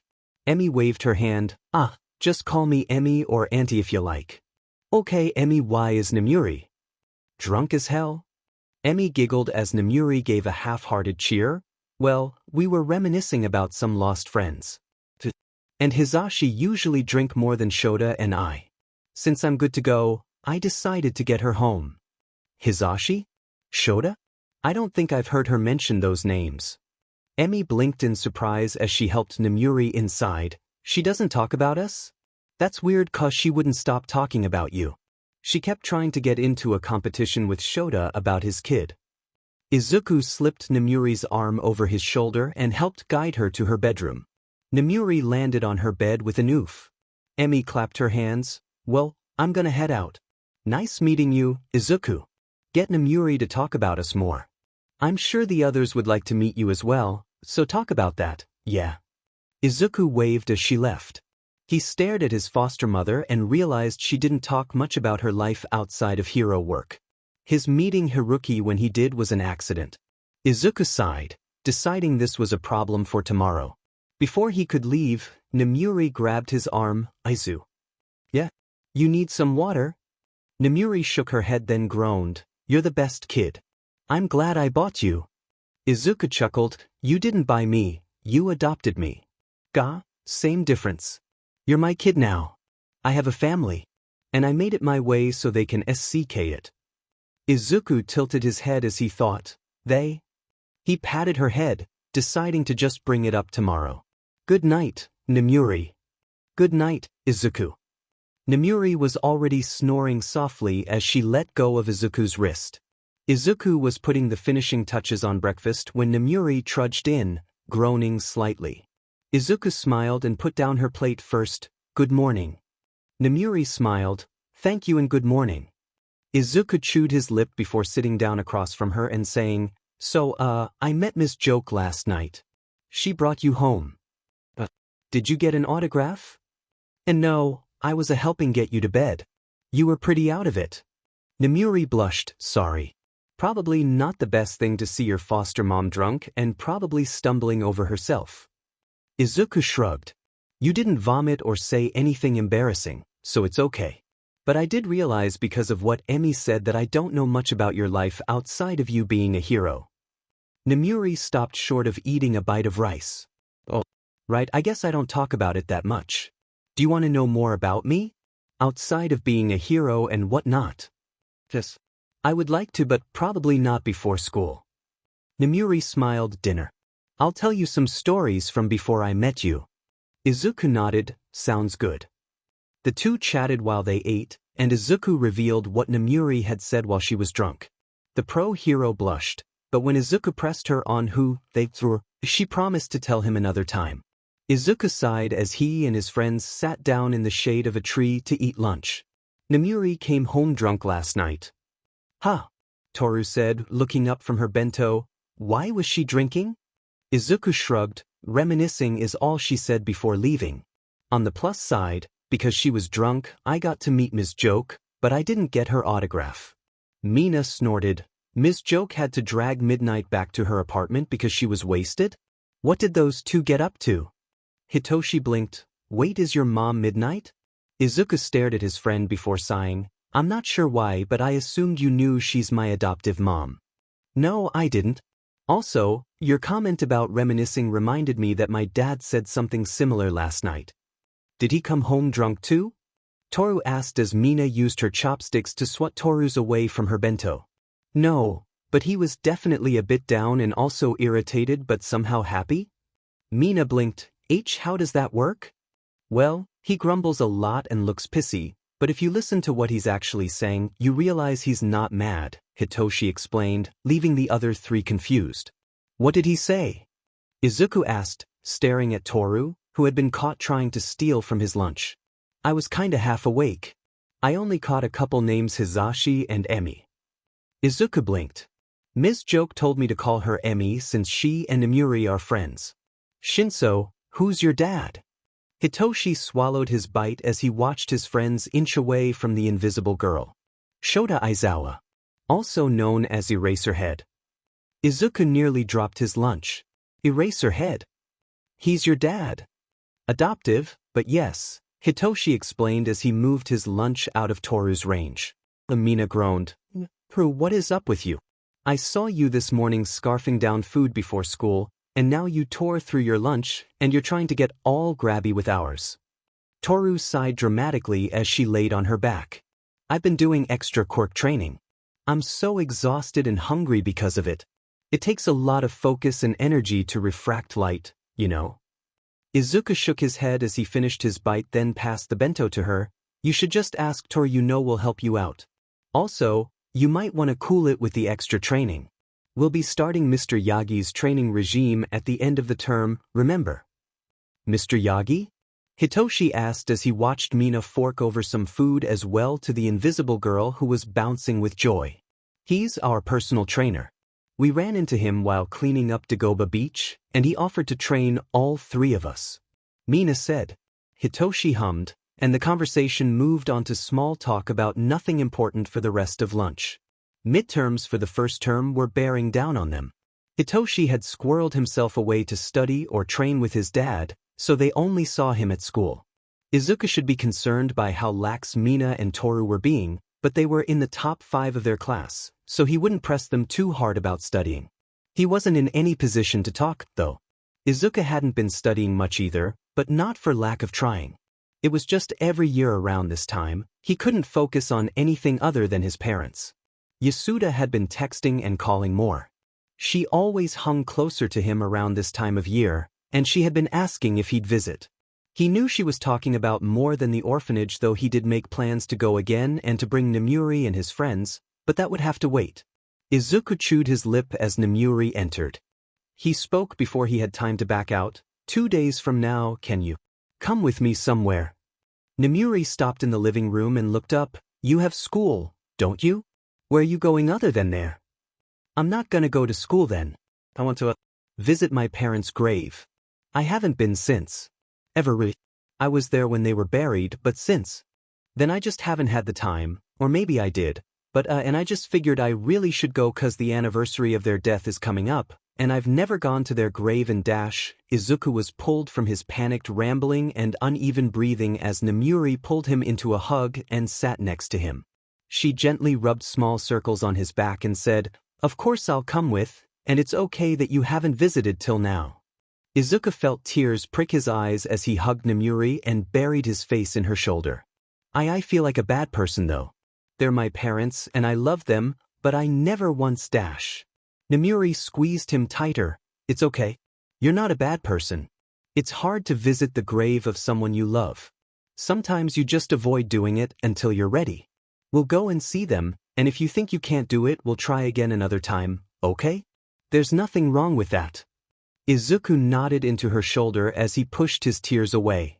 The two stayed like that for a few minutes before Izuku pulled away and smiled, "Thanks." Nemuri patted his head.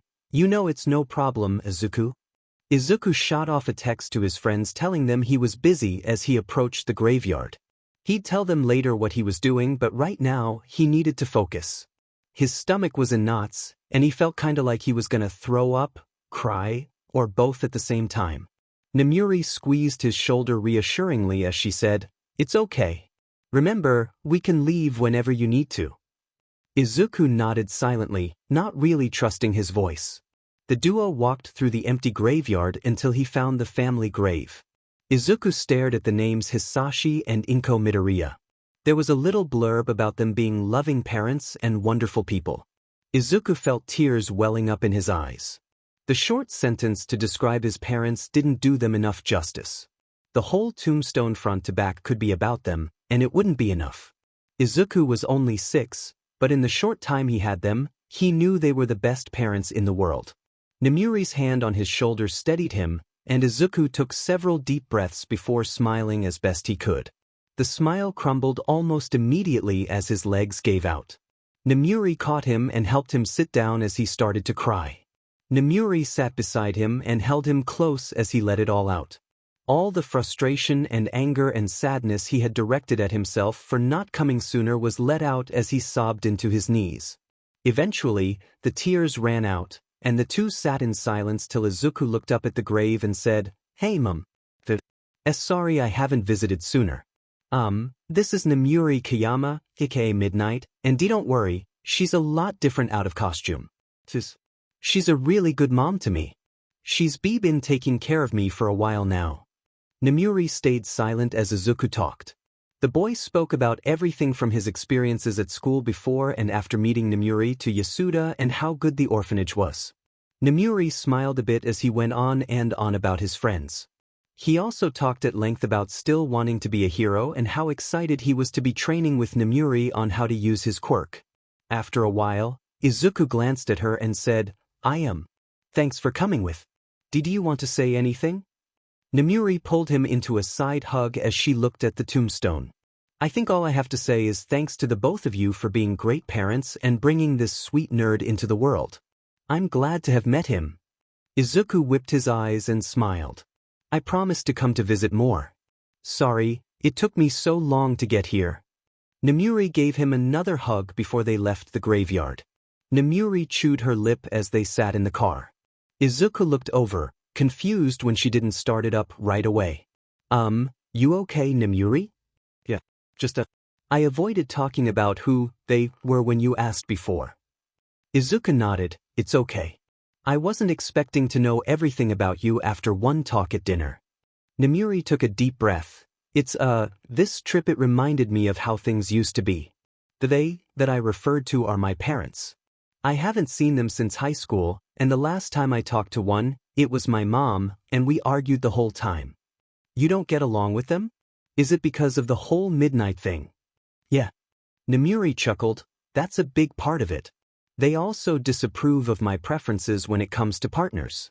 I grew up in a conservative environment and was the odd girl who didn't fit in. Nemuri sighed, placing her head on the steering wheel. Things just kept getting worse as I refused to get in line with what my parents wanted, but I don't hate them. Nemuri sat up and started the car. She had a hard look in her eyes as she said, until we can come to an understanding, they don't get to know about my new family. Mina, Toru, and Izuku sat in a clearing on the beach. They had made tremendous progress on cleaning and were simply enjoying the sight of their progress for today. Toru shifted as she asked, So, what did you do yesterday? When you didn't come to school? Izuku sighed and rested his chin on his knees. It was the anniversary of my parents' death. I went with Nemuri, and for the first time ever, I went and visited them. It was a lot. Mina wrapped her arms around Izuku, and Toru followed suit. The two squeezed him as he tried to wipe his tears away. Thanks you too. No problem, Izuku. We're here for you whenever you need us. Mina said as they kept hugging him. Eventually, Izuku started to fidget as they didn't let go. He tried to squirm his way out, but the girls held strong. Come on. Let me go. We'll never let you go, Izuku. You're our friend, we'll always help you out. Toru said as she adjusted her grip to restrict his arm. Izuku grunted as he tried to free his arm, only for Mina to restrict his other arm. Izuku took a deep breath and attempted to stand up as they hung on him. He nearly got to his feet, but the sand shifted, and the three teens went tumbling into the sand. As the three of them laid there groaning, they quickly dissolved into giggles and laughter. Should I come back later or what? The three teens looked up to see Toshinori at the top of the stairs. The teens looked at themselves piled up on each other and blushed before quickly separating. Toshinori smirked as he descended the stairs. You're all making wonderful progress. Thank you, Mr. Yagi. Pretty soon, we'll be able to start your training regime. Toru said as she pumped her fist. Toshinori nodded. Yes, and I will be expanding your training. But did something happen? Izuku asked as they got up and brushed themselves off. Toshinori sighed. I spoke with Nizu, the dean of UA. He knows about One for All. I showed him my plan, and he suggested lengthening the training before transferring the quirk. His first reason was to make sure I have as much time as possible at my current output while still giving young Hagakure plenty of time to adjust and gain an understanding of the changes One for All will bring. Toshinori grunted as he sat on the steps and looked at the invisible girl. The other reason is the amount of power I'll be handing over to you. Nizu predicts that my peak before my injury will be roughly 80% of your output when you first get it. The girls looked surprised, and Izuku was busy writing down what was said as he asked, did Nizu theorize what it would do to her quirk? Toshinori pulled a slip of paper out and handed it to Izuku. Here's what he thinks will happen. By the way, young Midoriya, I told him about you, and he seemed interested in your thoughts on it. Izuku blushed as he took the paper. The dean of UA is interested in my thoughts on quirk theory and analysis? He looked at Mina. See, can you pinch me real quick? This can't be real. Mina giggled and pinched his arm, making him flinch. Ow. Okay, this is real, and that's amazing. Toshinori chuckled before looking at Toru. I apologize, but the second term of your second year is when he thinks you should get it. That and me regretfully having to cut down on my hero work a bit should let me maintain the symbol of peace's effect on crime while making sure I can still react to bigger crises. Toru nodded. It's okay. I'm not in a hurry to get this power. I will take it when I need to, but the longer you get to stick around, the better all might. It'd be nice if you could still be working when we make our debut as heroes. Toshinori chuckled. I will certainly try. He coughed into his handkerchief, and the teens saw the blood before he quickly put it away. But I may have to retire before then. The teens looked at each other before moving on with the conversation. Tashinori gave them some tips on cleaning the beach, and Izuku promised to give Tashinori a notebook he could take back to Nizu. That night the three teens were texting about their mentor. They were all worried about his health, but they weren't sure what to do. Izuku suggested research on what people who lose their stomachs have to do to live a normal life and try to come up with a way to help Tashinori. The others agreed and decided to spend some free time seeing what they could do for Tashinori. Midterms came and went quickly, with everyone doing well. With the stress behind them, Izuku and Hitoshi found themselves waiting at the station for Mina and Toru. Hitoshi yawned as he rubbed his eyes. So we're going to the orphanage you used to live at to help out and just say hi and stuff? Izuku nodded. I did a lot while I was there. Yasuda was like a big sister to me. I like stopping by to make sure everything is okay. It also helps to remind the younger kids that they'll get adopted eventually because if it could happen to me, then it'll happen for them. Hitoshi hummed and looked over his shoulder. Your girlfriends are coming. Izuku blushed. They're not dash. Not my girlfriends. Yeah, I know, but now you're blushing, so they'll tease you about it. Izuku cursed under his breath as Mina smirked. What's got you looking like a tomato, Izuku? Izuku sighed. Come on, we'll be late. Toru giggled as they walked. Oh, deflecting. It must be super embarrassing. Izuku did his best to ignore them as they walked the rest of the way to the orphanage. Yasuda sipped her tea as she sat across from Namuri. I'm glad there haven't been issues with the check-ins. It would SCK for Izuku to be forced back here. Namuri nodded. I wasn't worried. I'm an awesome mom. How are things going here? Good. We've got a few new arrivals. 2 4-year-olds and a 1-year-old all related. Namuri frowned. What happened? Mom was a villain apparently. She's got a desirable quirk, so she pumped out some kids in the hopes of selling them. Yasuda sipped her tea. Heroes raided her base and arrested her, then dropped the 3 kids off here. Namuri shook her head. That's messed up. Are they adjusting well? For the most part. Moabi's taken to them, so she's been keeping them busy and making sure they're okay. I heard her telling stories about her big bro Izu. The 2 women chuckled quietly until someone knocked on the front door before opening it. Yasuda stood up. That's probably Izuku. Let's go embarrass him. Namuri smiled. Wonderful idea. Lead the way. Yasuda grinned as she came around the corner. Not only was Toru with Izuku, but there was a pink girl as well now who was poking at him and making him blush. There was also a really tired-looking boy who was sitting back and enjoying the torment. She liked his new friends already. Izuku, you just keep showing up with more and more people, don't you? Izuku flushed a bit. Why, this is Mina Ishido. The pink girl smiled and waved. And this is Hitoshi Shinso. The tired boy waved. Guys, this is Yasuda Azuki. She was like a big sis to me.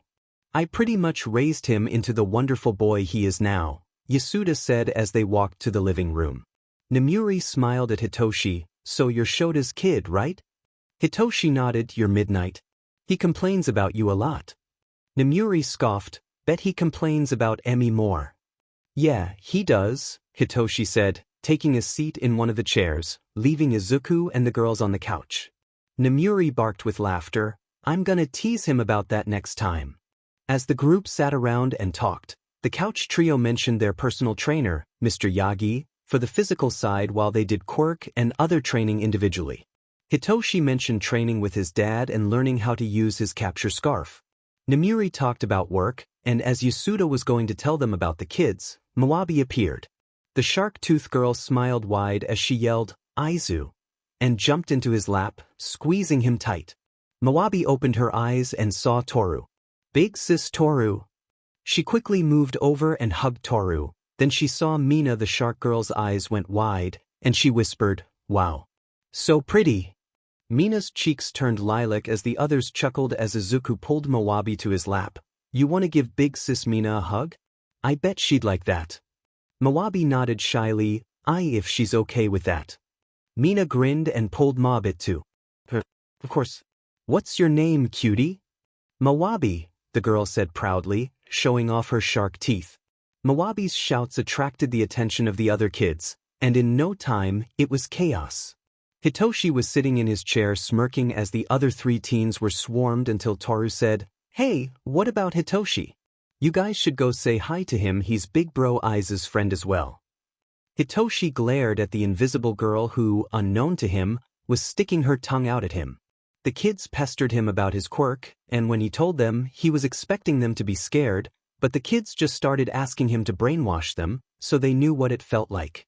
While the kids were distracted, Yasuda took Izuku and headed down the hall. While they walked, she explained they were going to see the newest members of the orphanage. They were young and a little scared, so she hoped Izuku could talk to them and try to help. Yasuda knocked before opening the door. The twin girls were sitting on the floor drawing as their baby brother slept. The twins had black hair with white streaks scattered in it. Their eyes were a deep purple as they stared up at Yasuda and Izuku. Yasuda knelt as she smiled. "Hey, this is Izuku. Moabi has told you about him. He's here to say hi. Do you want to say hi to him?" The twins looked at each other for a moment before nodding. Izuku smiled and sat down. He started talking to them by asking what they were drawing. Yasuda stayed nearby but let Izuku interact with them. The twins were cautious and a bit wary, but they opened up to him a bit and were full of smiles by the time they had to leave. Toru sighed as she stared at her ceiling. Yesterday had been fun. It was nice getting to see the kids and Yasuda. She was feeling down, though, and she knew why. Yesterday Mina had been leaning on Izuku and touching him and playing with his hair more than usual. She felt a distance between them, kinda like she was invisible sometimes. Toru groaned at the stupid but technically true statement. She was invisible. All the time, whether she wanted to be or not. Toru wanted to throw something, but when she reached for the nearest soft object, she ended up with a green stuffed rabbit in her hands staring at her. Toru blushed and held it close to her chest. "This is so stupid. But little sis is moody. What's wrong?" Toru looked over to see Achi smiling as he entered. Toru squeezed the rabbit. "It's nothing. Just stupid feelings I don't understand." Achi smirked as he sat at her desk and rotated the chair so he could look at her. "Well, I am older, so I've dealt with a lot of stupid emotions. Maybe I can help you out." "I don't think you can help me with all of these." Toru sighed as she stared at the wall. Her older brother's smile softened. "Feeling self-conscious about your invisibility?" Toru nodded. "Why, no one can see me. Maybe I wouldn't be worrying so much if they could actually see my face." "They? Could it be Midoriya and that Ashido girl? You know, the two you never shut up about?" Toru glared at her brother, who just smiled. Because he couldn't see her glaring. Toru huffed and stared at the ceiling. "They're my best friends. And they seem to be getting closer, and I feel like I don't know, fading into the background sometimes. I just want to be closer to them. They treat me so well and I enjoy them being around, but I'm just not sure what to do." Achi nodded as he watched his sister. It was hard to gauge exactly how she felt, but he was pretty sure he knew. "Are you jealous of Ashido getting closer to Midoriya or the other way around? Or are you just scared of them leaving you behind if they get into a relationship?" Toru tensed. All of the above? I don't know. The idea of them without me makes my chest ache. They're my best friends and I don't want to lose that. When I see the way they look at each other, I want them to look at me like that. Sounds like my dear sweet little sister is crushing hard on her two best friends. Toru's head snapped over to her brother as he got up. "What? I do not." "Well, I mean I do, but I can't, right? It's not like I'd be able to date them both."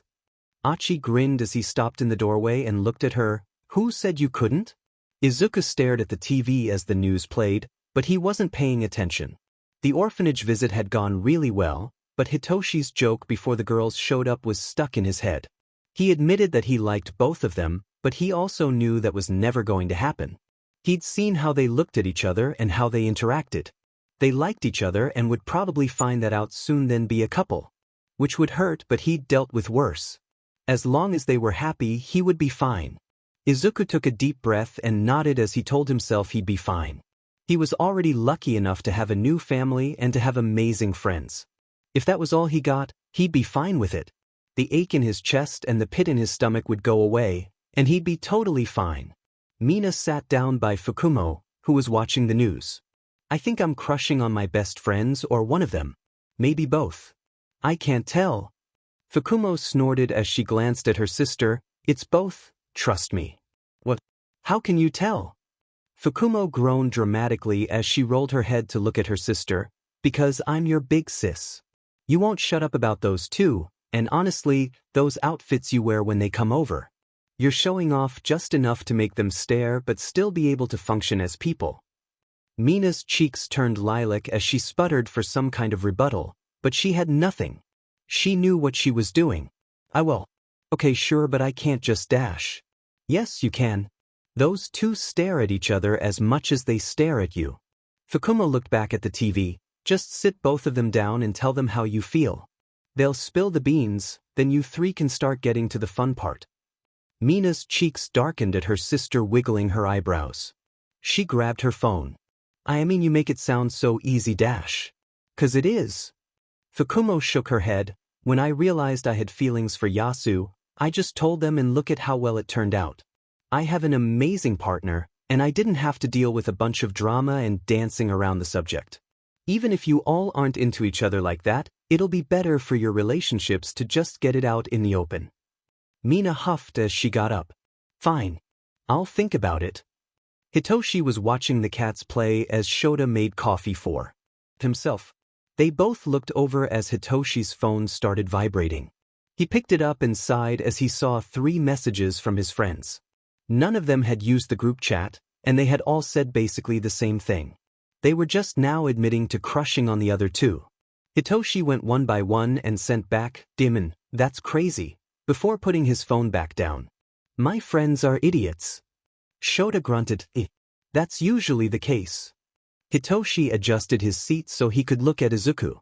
There was a bit of time before class, and Hitoshi needed to figure out if he should get involved with his friend's feelings. So about that text last night. Izuku nodded. I need your help. To do what? Decide who to ask out or dash. To get Mina and Toru to go out with each other, Izuku said as he kept writing in his notebook. That was not what Hitoshi thought he'd say. Your message didn't imply that. Izuku sighed. I texted you because I needed to say it in some way. I didn't want to tell Namuri or Yasuda because it'd be this whole thing, and they'd probably not like my plan. Alright, but still. You admit you're crushing on both of them doesn't add up to you wanting them to date each other. I know they both like each other, so if they date, then they'll be happier, and as long as they're happy, I'll be fine. My feelings will go away after some time, and I can keep being their friend. It's the best option. Hitoshi's eyes narrowed. He knew this kind of talk. He had talked like this before. Not about dating but different subjects with the same attitude. He knew Izuku had been bullied. It was one of the first things he had learned about his friend, but he didn't know the extent. If it was anything like what Hitoshi went through then, he knew Izuku was playing off the possibility of his own happiness out of habit. Okay, so what am I supposed to do? Izuku shrugged. I'm not sure yet, but I'll work something out. Can I count on you for help? Sure thing, man. I'll need to see what the girls are trying to do, then I'll probably have to work something out. If I don't, they'll be dancing around each other for years. I can't handle seeing that. As the 4 teens went to their usual lunch spot, Toru pulled out some money. I'm gonna go buy some drinks. You guys want anything? The others took her offer, and she grabbed Hitoshi's shoulder. Great. Come with me, Hitoshi. I'll need help carrying it. Hitoshi groaned internally as the invisible girl dragged him away. As they stood at the vending machine, Hitoshi said, So this is about the text? You need my help or something? Toru sighed. Yeah, I want to talk to them about it, but I'm also panicking at the idea of trying. I get that it's supposed to be hard or whatever to tell people you like that you like them, but it can't go that bad, right? They're your friends. What are you nervous about? Toru fidgeted as she selected the drinks. I like them like a lot and I can see that they like each other, but well, I'm me. Why would they be interested in me the way they're interested in each other? I don't really have much going on in the looks department. Hitoshi shook his head. I really don't think those two are that shallow. Why not start with telling them about your insecurity about your looks? See how they respond, then work from there. Toru handed him half the drinks. This. Not a terrible idea, I guess. I'll try to tell them later. Just gotta work up the courage. Can you help me out after as well? Hitoshi sighed, sure. Why not? Hitoshi eyed Mina as they walked home from school. She hadn't approached him at all, and now the group was about to go their separate ways. As they got to the train station, Mina said, I gotta pick up something for my dad, so I'm headed this way today. See you guys tomorrow. Izuku and Toru waved as they headed to their train. Hitoshi and Mina walked in silence until they boarded and sat down. So Hitoshi, about the text last night. What do you need me to do? Mina, I plan on telling them. I'm confident about Izuku, and I have a feeling Toru feels the same as I do, but I want to confirm it, so I need to get her alone. I want you to distract Izuku on our next day off. While he's busy, I'll spend some time with Toru and see how she feels, then go from there. Hitoshi smirked. He was happy to hear that Mina had a good plan. He was still concerned about Izuku, but hopefully, that would get resolved when the girls acted. I can keep him busy for you. Good to hear. I'll text you if I need anything. Mina got off at the next stop and went to pick up the stuff her dad asked for. Mina looked at her phone as she waited for Toru. Hitoshi's plan to keep Izuku busy today was suggesting they test the limits of Hyoshi's quirk while also letting Izuku see what it's like to be under the influence of brainwashing. As she waited, Mina checked herself over again. Hot pink Converses, blue skinny jeans, and a black tank top with a bubblegum pink zipper half jacket. The acid girl spotted her invisible friend approaching. Toru was dressed in a pair of rose-colored sneakers, a black overall dress that ended just above her ankles, and a white long-sleeve shirt under the dress. All in all, Mina thought she looked adorable as she waved to the invisible girl. Toru was freaking out internally. Mina looked really good and hot, and now she felt kinda silly for wearing this dress. Hey, sorry if I made you wait. Mina shook her head. You didn't. Also, that's a super cute outfit. I love it. The acid girl grinned, seeing Toru fidget a bit. Thanks. I like your outfit too. Thanks. Now come on, Izuku's busy being a quirk nerd with Hitoshi's, so let's go have some real fun today so we can brag tomorrow. Toru giggled as she followed Mina. What did you have in mind? I figured we'd hit the arcade, then get some lunch, maybe do some window shopping to see if there's anything nice out there and just go from there. Sound good? Yeah, that sounds fun. Toru bumped her shoulder against Mina's shoulder as the two headed for the arcade. Once inside, Mina cracked a smile. So I heard from Izuku you two came to an arcade before, and he lost more than he won. You must think you're pretty good at this kind of thing. Toru's posture straightened. I know I'm good at this. You want me to show you how good? Mina laughed. I accept the challenge. I'll even be nice and let you pick the first game. It was a tough challenge with one of the girls taking the lead only for the other to close the gap, and by the time they had played nearly every game, they were tied. The girls stood before their last challenge. Silently, Mina was cheering. It was Dance Dance Revolution, her absolute favorite game. She had always wanted to take dance lessons but had never found a place close to her home, so DDR was her replacement. How about a couple warm-up games, then we'll get on to the actual challenge? Mina suggested. Toru nodded as she said, Sure thing. It'd be terrible for you to lose because you weren't warmed up yet. Mina laughed as she queued up an easier song. The two got started, and Mina was a bit surprised by how Toru did. The invisible girl's score tied with Mina's. The acid girl cranked up the difficulty, and they went again, and yet again they tied. This repeated yet again, and Mina stared suspiciously at her invisible friend/crush. You have a lot of experience with this game, don't you? Toru giggled. Achi's girlfriend likes this game. We've played a lot. Then I don't need to hold back. Mina set the hardest difficulty and picked a song as she rolled her shoulders. She asked, Ready, Toru? Toru pumped her fist. I'm gonna beat you this time. Unbeknownst to the two girls, they had gathered a crowd with their escalating battle that kept ending in ties. The first song went to Mina, who won by a hair.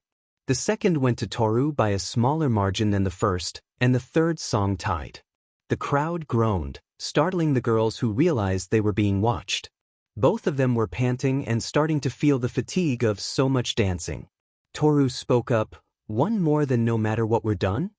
Mina nodded, you're on. The battle was hard-fought, and there were many upsets and close calls, but by the end of it, they tied again. Both girls stepped down feeling exhausted as the crowd dispersed. Mina leaned on Toru, let's get some lunch. I'm really hungry now. Toru nodded, yeah. Mina looked over as her invisible friend trailed off. What's up, Toru? There's a cute stuffed animal over there. Mina spotted the crane machine and walked over with Toru shortly behind. That pink one is so cute. Mina smirked as she looked at the hot pink chibi alien with big black eyes and little antennas sticking out the top of its head. You gonna try and get it? I'm no good at crane machines, Toru said as she chuckled. Oh well, then that means if I get this little guy, I'll win? Mina said as she put some money in the crane machine. Toru was torn between possibly getting the cute stuffed animal and losing the arcade contest as she watched Mina work the crane into position. Mina stuck her tongue out a bit as she concentrated, and Toru noticed Mina had a similar look to Izuku when he was focusing on something. Toru sighed internally. The two people she was crushing on hard could get really intense when they needed to. Mina's face shifted to a grin as the alien was caught and dispensed. Mina grabbed the alien and presented it to Toru with a smirk. As the alien queen, I will allow you to take one of my subjects with you to keep you safe. Toru covered her mouth as she laughed and took the stuffed alien. Thank you, Mina. This will look great in my room. Mina smirked. Oh, gonna put it next to that green rabbit that sits on your bed? Toru was glad Mina couldn't see her blushing as she spoke softly. Well, I mean. Yeah, they're special, you know. My best friends got them for me. It was Mina's turn to blush as she watched Toru fidget. See, come on. I'm hungry, let's get some lunch. Toru followed Mina as they left and looked for somewhere to eat. They found a ramen shop and decided to head in. The duo sat towards the back and ordered. As they waited, Mina watched Toru play with the stuffed alien's arms. She got the feeling something was on Toru's mind. You okay? You seem distracted. Toru took a deep breath and steeled her nerves. She had been planning to bring it up, so now seemed good. I'm invisible. She looked up at Mina's confused face. Sorry, it just bothers me sometimes. I wish I could turn this off. I don't even remember what I look like. I don't know what color my eyes are or my hair. I haven't seen my own face since I was 4. It's SCKS that people can't look me in the eyes. They're always just a little off when they do. Mina smiled softly as her cheeks flushed lilac. I know I can't ever fully understand what that must be like, and I'm sure I'm off right now while trying to look at you and sorry about that, but just know I'm here for you no matter what, and so's Izuku. You're our best friend, and just 'cause we can't see that cute face doesn't mean we like you any less. Toru felt her heart clench as her cheeks burned. Thanks. That means a lot. Sometimes it just bothers me. I'll try to remember what you said whenever it does. Mina grinned, and Toru relaxed as she looked at the pink girl. Glad to hear. Their food came, and they dug in right away. The two chatted about nothing important as they ate and paid once they were done. Mina led the way to the mall, where the two girls set about looking around the clothing stores and trying on random things they found. By the time they left, they both had some new clothes and even a couple shirts for Izuku that fit his sense of fashion and humor. By the time it was getting close to the end of the day, the two had found themselves in a park and were simply sitting and enjoying each other's company. Mina took a deep breath as she prepared the next phase of her plan. She knew fairly well how Toru felt about her and Izuku, so it was time to get verbal confirmation then move on to phase 2. Toru, do you have a crush on Izuku? The invisible girl stiffened as Mina kept talking. I'm pretty sure you do, and I do as well, but I want to hear you say it. Why I do. I have for a bit. Mina nodded, and Toru's stomach flopped as she started fretting that maybe she had misread some of Mina's actions right up until Mina asked, and what about me? How do you feel about me? Toru looked at the pink girl, seeing her face was more lilac than pink, and she was looking anywhere but at Toru. The invisible girl swallowed, feeling her own face heat up. How like you as well. I've had a crush on both of you for a while.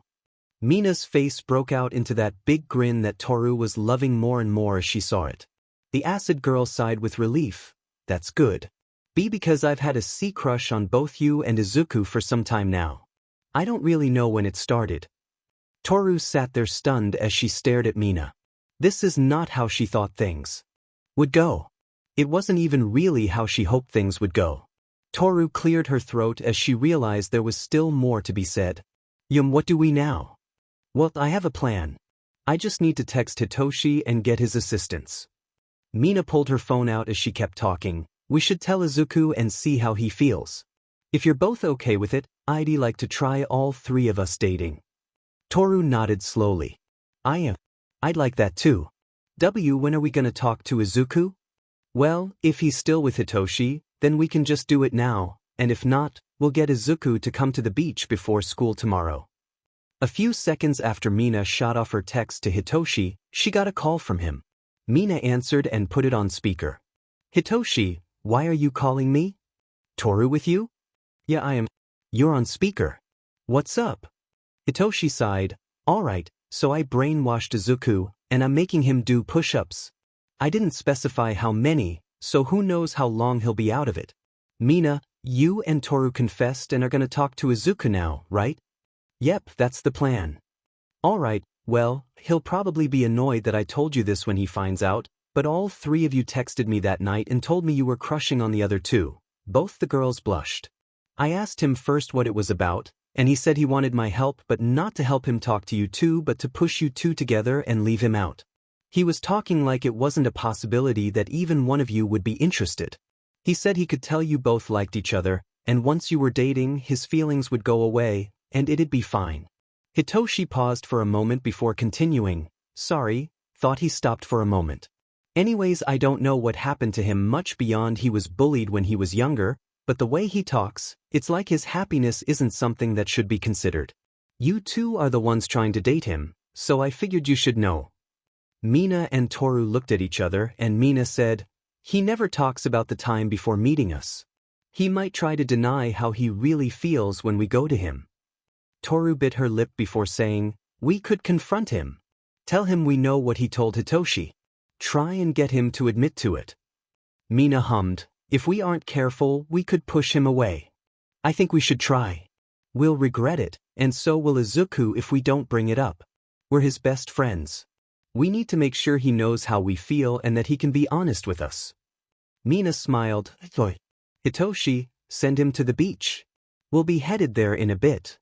Sure things, by the way, when this is done, you all owe me. We'll take you to a cat cafe. Mina shot back quickly.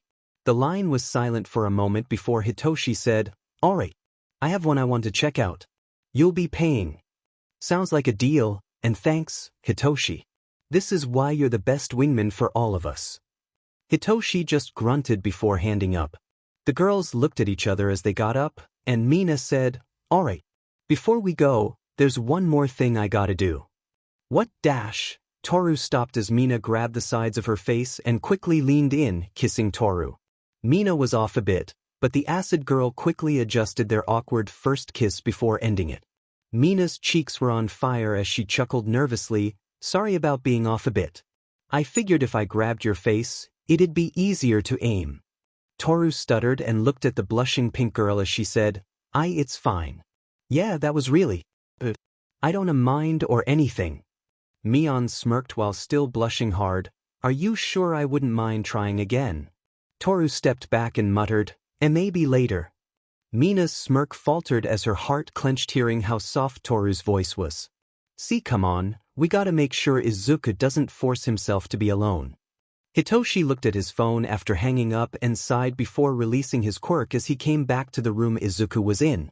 The green-haired teen fell on his face as his arms gave out. He groaned. Oh, they hurt. How many did I do? Hitoshi shrugged. Don't know. I had a phone call, so I left. By the way, the girls want to meet you at the beach. Mina said she had something to talk about. Alright, give me a minute and we'll go. Nah, they need to talk to you. I'm not invited. Besides, I need to feed the cats and myself. Izuku waited for the feeling to get back into his arms before he thanked Hitoshi for the day and headed to the beach. As Izuku made the way to the beach, he wondered what they could want to talk about.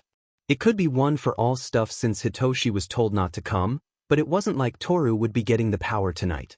A part of his brain was worrying that it could be about their relationship. He knew he didn't do the best job hiding his feelings, but he had hoped he'd done enough to keep them from bringing it up.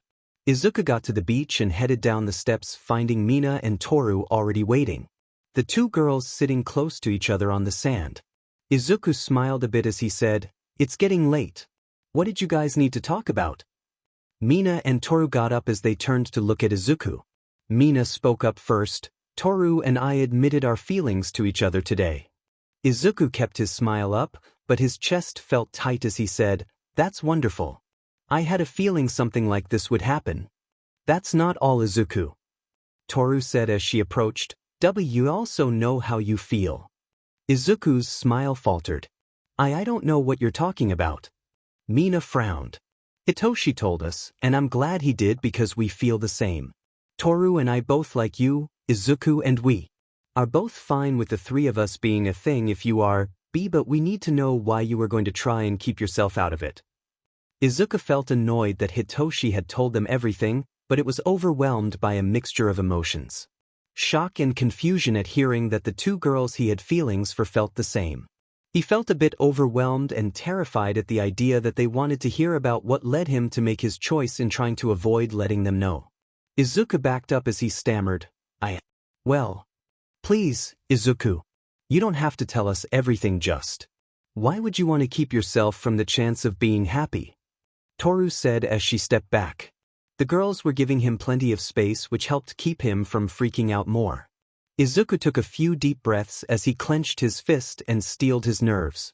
"I lost my parents when I was 6, and before that, I had lost my only friend.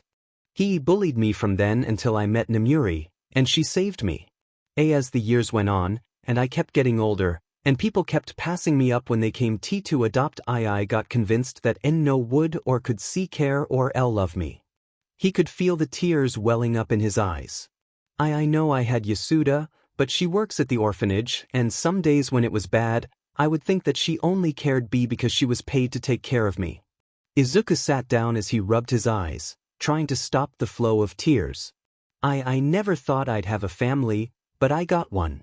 Even with that, I never thought people would actually care about me the way you two are saying you do.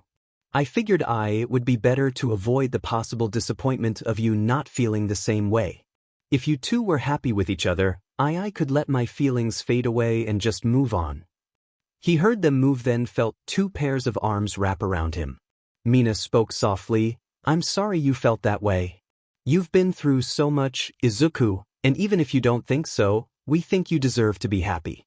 So if you want, we'd both like you to join us and see if this can work." Izuku wiped his eyes and blinked away his tears as Toru said, "You're wonderful, Izuku, and you've helped both of us grow so much. You were my first friend in forever. You've made things so much better in my life. Please know you deserve happiness, and we want to give that to you." Izuku sniffled and smiled as he let out a half-hearted chuckle. I can never win when you two team up against me." Mina giggled, "Of course you can't beat us. We're your best friends. So what do you say? You want a couple cute and CC girlfriends?" Izuku blushed as Toru swatted Mina's arm. "Why, I'd like that." Mina grinned. "Good, now to kiss him." Why don't you do it first?" Mina rolled her eyes. "I kissed you, so you kiss him, then he kisses me. It's simple." Toru was blushing hard, and she could see the other two were completely red or lilac. She took a deep breath and whispered, "He." Izuku looked over about to ask what when he felt soft lips press against his. Izuku tensed but managed to return the gesture before Toru pulled away. It was awkward but full of emotion. Mion whistled, "Wow, that looks kinda weird." Toru groaned, "Shush you. Hurry up, Izuku, and kiss her. I feel like my face is gonna explode." "Oh, I'm alright." Izuku looked at Mina, who was blushing and fidgeting now that he was looking at her. He hesitantly leaned his head down as Mina closed her eyes. The two pressed their lips together, and as was the trend with the three teens, the kiss was awkward and inexperienced but brimming with potential and the feelings of those involved. As they separated, Izuku said, So what now?" Mina took a moment before she said, I guess we go home tonight. We have school tomorrow. We can figure out how things will go from there. The other two nodded, but none of them moved to break the hug. They ended up staying on the beach, simply leaning into each other for another hour before finally going home, wondering what their future would bring. Namuri smiled as Izuku came in. She was working on breakfast as he sat at the table. Good morning. After a moment of silence, she looked up to see Izuku staring at his phone. You good, Izuku? Yeah. Just yesterday kinda feels like it didn't happen. Namuri tilted her head to the side as she finished putting breakfast together. You were with Shinso, right? Practicing his quirk. Maybe you're suffering a side effect from being brainwashed for so long. Izuku's face flushed a bit as he said, no, that's not it. After I was done with Hitoshi, I went to the beach. Mina and Toru wanted to talk to me. Oh, what did the girls want to talk about? Namuri said as she put breakfast on the table and sat across from Izuku. She was smirking as Izuku cleared his throat and fidgeted. They confessed to each other yesterday and then confessed to me. Namuri's eyes widened with surprise. She knew the three were close, but she hadn't really expected this. Izuku continued as Namuri slowly started eating, and we're gonna give the three of us together a try. You know, see if it can work for us. Huh. Namuri slowly chewed some rice. I didn't think my kid would try a poly relationship in his first year of high school. Why yeah, I wasn't expecting it either, but my original idea was a no-go so. Oh, what was your original plan? Namuri watched her son flinch and suddenly become very interested in his food. Izuku, what were you planning to do about your relationship with them? Izuku squirmed under her gaze for a few seconds before giving in and telling her. Namuri sighed and leaned across the table and gave him a half-hearted smack on the top of his head before ruffing his hair and smiling. I'm glad those girls talked you out of it. Why? Now I just have to figure out what to do in a relationship. Namuri chuckled as she sat down. I'm sure you'll be fine. You're a good kid, and you care about those girls. You'll figure it out pretty easily. Now hurry up and eat before you're late. It's rude to keep your girlfriends waiting. Izuku blushed as he started to eat. How long are you gonna tease me? As long as you're my kid. Now eat up already. 13 entered the teacher's lounge and spotted precisely who they were looking for. Midnight, are you busy? Midnight sat up, blinking slowly. Huh? Oh, here, 13. Do you need something? 13 chuckled. Were you trying to take a nap? Yeah. I've been doing a few late-night patrols, so I've been kinda tired. What did you need? The second years are doing joint rescue training. Eraserhead is busy disciplining some kids, so I need someone to help manage Vlad. He's been feeling competitive, which I don't need in rescue training. You want to help me out? Midnight hopped to her feet. Yes. Yeah, I can help. I don't have anything to do for now. Good. 13 popped their helmet off and smiled as they leaned closer. Try not to stare at me too much today. We don't want the students to start spreading rumors. Midnight blushed and looked away. It's just hard not to look at you, even in your costume. 13 chuckled and kissed Midnight's cheek. We are still on for tonight, right? Why, yeah, we are. Dinner at your place at 6:30, right? Yep. Now come on, let's go teach the students. 13 said as they slipped their helmet on and headed for the door. Izuku drank some water as Toshinori sat next to him. Izuku was cutting his beach cleaning short since the next day. He was scheduled for some intense quirk training with Namuri. So the three of you are dating now? That's a thing that people do. Izuku nodded. Yeah. Have you never heard of poly before? The symbol of peace shrugged. I was very focused on being the symbol of peace. Relationships beyond work associates and a few close friends were outside of my norm. The two sat in silence for a bit before Toshinori said, I am worried about young Hagakure. The stress of a relationship as well as the responsibilities she will have as the ninth holder and my successor. I do hope she can handle it. Izuku smiled. It's because of the relationship she has with Mina and me that she'll be able to handle anything. We'll be here for her no matter what. Toshinori smiled. I am glad that you three have each other. It is hard for heroes out there. Even in these peaceful times. It'll get rough when I retire, but I will make sure at least you three are prepared. We're all very thankful for your help, sir. We have something for you. I'm not sure if you're already doing something for this, but Izuku pulled out a stack of papers. We did some research and came up with a diet and workout routine for people with similar conditions to you. Toshinori took the stack and looked through it. I may have seen similar things, but I'm very busy with hero work, so most of these routines don't account for it. Izuku smiled. I took that into account. There are variations depending on the amount of time you do hero work as well as how difficult you had to work. There are a couple charts that will help you calculate what kind of routine to do between hero work as well as what kind of meals to eat. As Toshinori took a closer look at the paper, Izuku said, "The three of us are concerned about you. Sure, you're the symbol of peace, but you're also our mentor. We'd like you to stick around to see us make it into the top 10. Toshinori coughed into his handkerchief, but instead of putting it away immediately, he looked at it. He stared at the blood and thought about the 3 teens he's taken under his wing. He was their teacher. It was his job to worry over their health and make sure they weren't pushing themselves too hard, but here they were worried about him and putting in all the effort to make a flexible diet plan to work with being a hero. Thank you, young Midoriya. I will do my best to improve my health. I do want to see you 3 succeed as heroes." Izuku hopped off the tailgate of Toshinori's truck and stretched as he said, "Good. I'm gonna go check on the other 2 and make sure they're actually working." Namuri sat at the small table Haruki had in their apartment. She watched as Haruki put the final touches on dinner. Her partner, which was a thought that made Namuri smile every time she thought or said, had been bragging about their cooking for weeks. Their schedules finally lined up again, so here they were finally going to see how good Haruki's cooking is. It was also the first time seeing Haruki's apartment. Namuri wasn't surprised by the general space theme in their living room. A few posters of satellite photos or pre-Quirk quotes from scientists were up on the walls. A glass shelf was positioned by the TV. It had models of the various satellites and shuttles that people had used before the human race was forced to focus on quirks to keep the world from falling apart. Alright, and it's done. We've got tempura udon for dinner tonight. It was my dad's favorite dish to make whenever my mom was at work. Hope you like it," Haruki said as they placed down the bowls and plates. Namuri took a deep breath.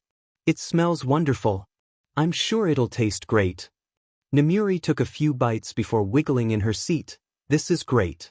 Your cooking really is as good as you say." Haruki smiled. "I'm glad you're enjoying it." The two talked while they ate.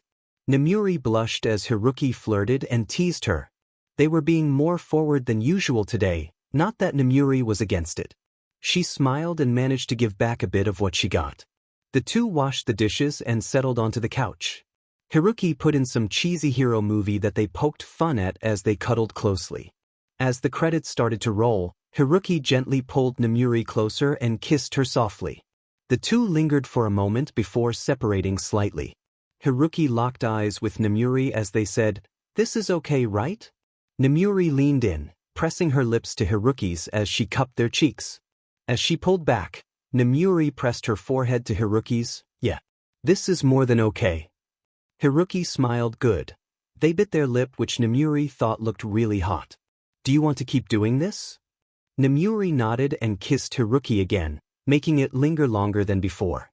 They separated and Namuri whispered, "Yes, please." "Good," Haruki said before they kissed her again. Izuku looked up from his breakfast as Namuri came in. She looked at him, and Izuku noticed she was a bit flustered as she came home. He gave a smug smile as he saw a couple marks on her neck and collarbone. "How was your date last night?" Namuri blushed harder. "Shut up. You're not supposed to be smug, you're supposed to be the one who gets teased." Izuku chuckled. "My mom's a great role model. She showed me how to be smug and act confident. Also, my girlfriends tease me a lot, so I'm learning how to do it to others." Namuri huffed. "Well, I'm glad my boy is learning so well, but remember your actions have consequences." Before Izuku could question her, Namuri snatched his toast off his plate and ran off to her room. Izuku sighed and ate what was left of his breakfast. He finished up and left a plate for Namuri minus toast on the table before heading out to meet up with Hitoshi. As Izuku walked down the sidewalk, His eyes flicked down alleyways as he passed by. It was an old habit from junior high. He was just glad it would be a helpful habit when he became a hero. He stopped in his tracks as he saw a few people standing in the alleyway. A girl who looked a couple of years older than him was standing with her back against the wall while a few people surrounded her. Izuku couldn't hear them, but he could tell they were giving her trouble. As he approached, the girl with her back to him spoke. "You bitch. Did you really think you could get away? We're gonna F you up. Take anything valuable and leave you here to bleed out." Izuku saw the flash of metal as the girl drew a knife. Izuku sprinted in before a plan had really formed. The girl who was talking noticed and turned to say something. Before she could get a word out, Izuku delivered a swift punch to her diaphragm and grabbed her face with his free hand as she dropped the knife. With the air knocked out of her, the girl instinctively se in a breath as Izuku released his quirk from the palm of his hand. The guys with her all stepped back as she fell unconscious. Izuku glared at them. "How about we don't keep fighting? Take your friend and leave." The two guys nodded and picked up the girl before dragging her off as Izuku sighed and the tension left his shoulders. He probably could have done that better, but that girl seemed serious when she drew the knife. "Wow, that was pretty cool, Mr. Hero. Thanks for the save." Izuku jumped a bit as he looked at the girl. She was grinning as her yellow cat eyes looked him up and down slowly. Izuku smiled shakily. "It's nothing really. Why were they harassing you?" The girl shrugged as she started walking out of the alleyway. "She was so not cute, so I can't remember. Unlike you, Mr. Hero, you're cute, so I'll remember you." Izuku blushed a bit as he followed her out. "Do you want to go to the police and tell them? I can walk you to the station." It's not worth it. How about I buy you something to drink as payment for saving me, Mr. Hero?" Izuku scratched his cheek. "You don't have to, really. I was just doing what was right, and my name's Izuku Midoriya." The girl gave a Cheshire grin showing off her fangs as she turned to look at him, making the messy blonde buns her hair was tied into wobbled a bit. "If you don't want a drink, how about a kiss?" Izuku's hands shot up. "Drink is fine." The girl laughed. No fun, Izu. Guess it can't be helped. Come along then. I'm Himiko Toga, by the way. Since you saved me and you're so cute, you can just call me Himiko." Izuku nodded as he followed her towards a convenience store. This girl unsettled him, but it could just be because she was very forward, and while he was getting used to his girlfriends, he hadn't had a stranger hit on him before. Himiko grabbed a couple sodas and headed to the counter, where Izuku watched her with concern as she pulled out a couple different wallets and rifled through them before having enough to pay. She tossed one to him as they walked out. "Here you go, Izu, your boring reward for saving me." Izuku blushed. "I don't need a reward. I just like helping people." Himiko smiled, so pure of heart. "You'll make me swoon acting so cool all the time, Izu." "Why? Well, I need to go. Get home safe, alright?" Before Izuku could start walking away, Himiko pulled out a phone. "You're probably gonna want your phone back, Izu." Izuku patted his pockets as he looked at her, shocked. Himiko giggled. "Don't worry, I put my number in it. I'll call you if I ever need a hero again." Izuku stared at his phone as she gave it back. "How did she get into my phone?" Himiko giggled and waved as she started to leave. "See you around, hero." Izuku gave a small wave before heading off to meet up with Hitoshi. Himiko was an odd girl, but she seemed nice enough. Hopefully she won't get into trouble again. Izuku panted as his quirk cleared, and Nemuri slipped her mask off. "Your output is getting really good, and you're able to maintain an area of control of 3 meters. The density of the gas could use some work, but we'll get there. Yeah. It's getting easier to control how the gas moves." Izuku drank down some water and grimaced. His skin felt dry. A downside of his quirk was that overuse led to dry skin wherever he had outputted the gas. Which meant he had to use lotion to take care of his skin, which, of course, led to Mina teasing him about having lotion in his room. Nemuri walked over to a box as Izuku rested and opened it while saying, "I figured your quirk training is going well enough, so I'm gonna add something special to your training." Izuku looked up just in time to see Nemuri throw something at him. On reflex, he caught it and looked at the rectangle. He realized it was a folding fan made of black metal and tough forest green fabric. He unfurled it, revealing an intricate gold pattern that looked like clouds rolling along the cloth. Nemuri handed him the second one, and he noticed she had the fans from her hero costume clipped on her belt. "What are these?" An early birthday present, I guess. I had these made for you. They're from the same support company that made mine. I figured it was time you learn how to use them." Nemuri unfurled her fans. "I'm sure you know I developed my own style of fighting with these. It'll serve you well as a hero, and with your increased control of the gas, this style should work even better. So you want to learn it?" Izuku's face lit up as he hopped to his feet as he held one fan in each hand. He had always been interested in heroes who developed their own fighting style that implemented their quirk. He had always thought about doing the same one day. "I'd love to." Nemuri smiled. "Good. Now let's get to work." Nemuri spent the rest of their training day running Izuku through the basic stances and how to hold the fans. By the time their training was done, Izuku laid on the ground and groaned as Nemuri packed things away. Nemuri spoke up. "I'd like to apologize for not being around a lot. Other than training and occasional meals, we haven't had much time together." Izuku looked over at her. "But I mean, you're a hero. You're gonna be busy. I can handle it." "Yes, but still. You're my family, we should spend more time together. It's been a bit since you've started dating Ashido and Hagakure. How are things going with you three?" Izuku sat up and crossed his legs. "Good. We're getting used to the whole dating thing. It's nice, you know. Everything feels different and new. It's exciting, I guess."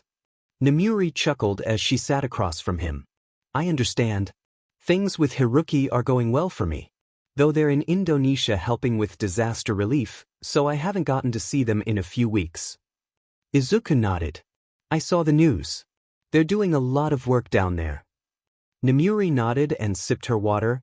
"Yeah, it'll be another couple weeks till they're relieved and replacements are sent."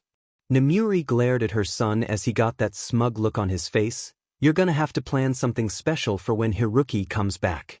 Should I stay at Hitoshi's or?" Izuku leaned back as Nemuri swatted at him. "Who corrupted you? You were so sweet and innocent before." Izuku laughed. "It's a side effect of being teased all the time.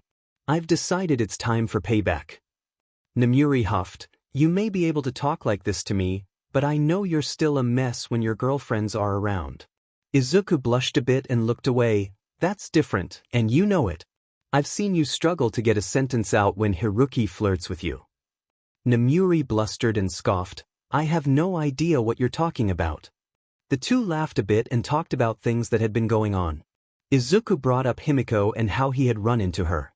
Nemuri snorted and patted his head. "Poor Izuku. Still can't handle forward girls who flirt with you. Did you tell Hagakure and Ashido about it?" Izuku nodded, and Nemuri said, "And they teased you a bunch, didn't they?" He nodded again, and Nemuri laughed. "You'll get used to dealing with people like her. Just make sure to stand your ground and don't let her take things too far. If you get uncomfortable with what she says or does, don't be afraid to stop her." Izuku nodded. "I'll do my best." Nemuri stood and stretched. "Come on, let's get something to eat on the way home." Izuku hopped to his feet and said their goodbyes to Uncle Nobira on their way out. Izuku yawned as he stretched and looked over the beach. It was nearly clean. They should be done in a few days. Then whatever Toshinori had planned for them would start. He had woken up early and decided to just come down to the beach and do some warm-ups till his girlfriends show up. Izuku smiled at the thought but tensed and froze as arms wrapped around his shoulders. He looked down, expecting pink or none, but pale arms were not what should be there. A familiar voice spoke in a cheery tone. "Hiya, Mr. Hero. Been a while." Izuku slipped out of Himiko's grasp as he cleared his throat. To dash, he saw her eyes harden and coughed into his hand. "Himiko. It's been a while. What are you doing around here?" The older girl shrugged and sat on a washing machine. "Saw you down here stretching. Figured I'd stop by and see what my hero is up to." Izuku sighed. "I'm just waiting for my girlfriends. We've been cleaning this beach up for a while now. We're almost done." Himiko's eyes widened as she smirked and leaned forward, resting her chin on her hands and her elbows on her knees. "Oh, girlfriends? Is this something they know is going on, or are you playing a dangerous game?" Izuku blushed. "They know. We're all dating each other.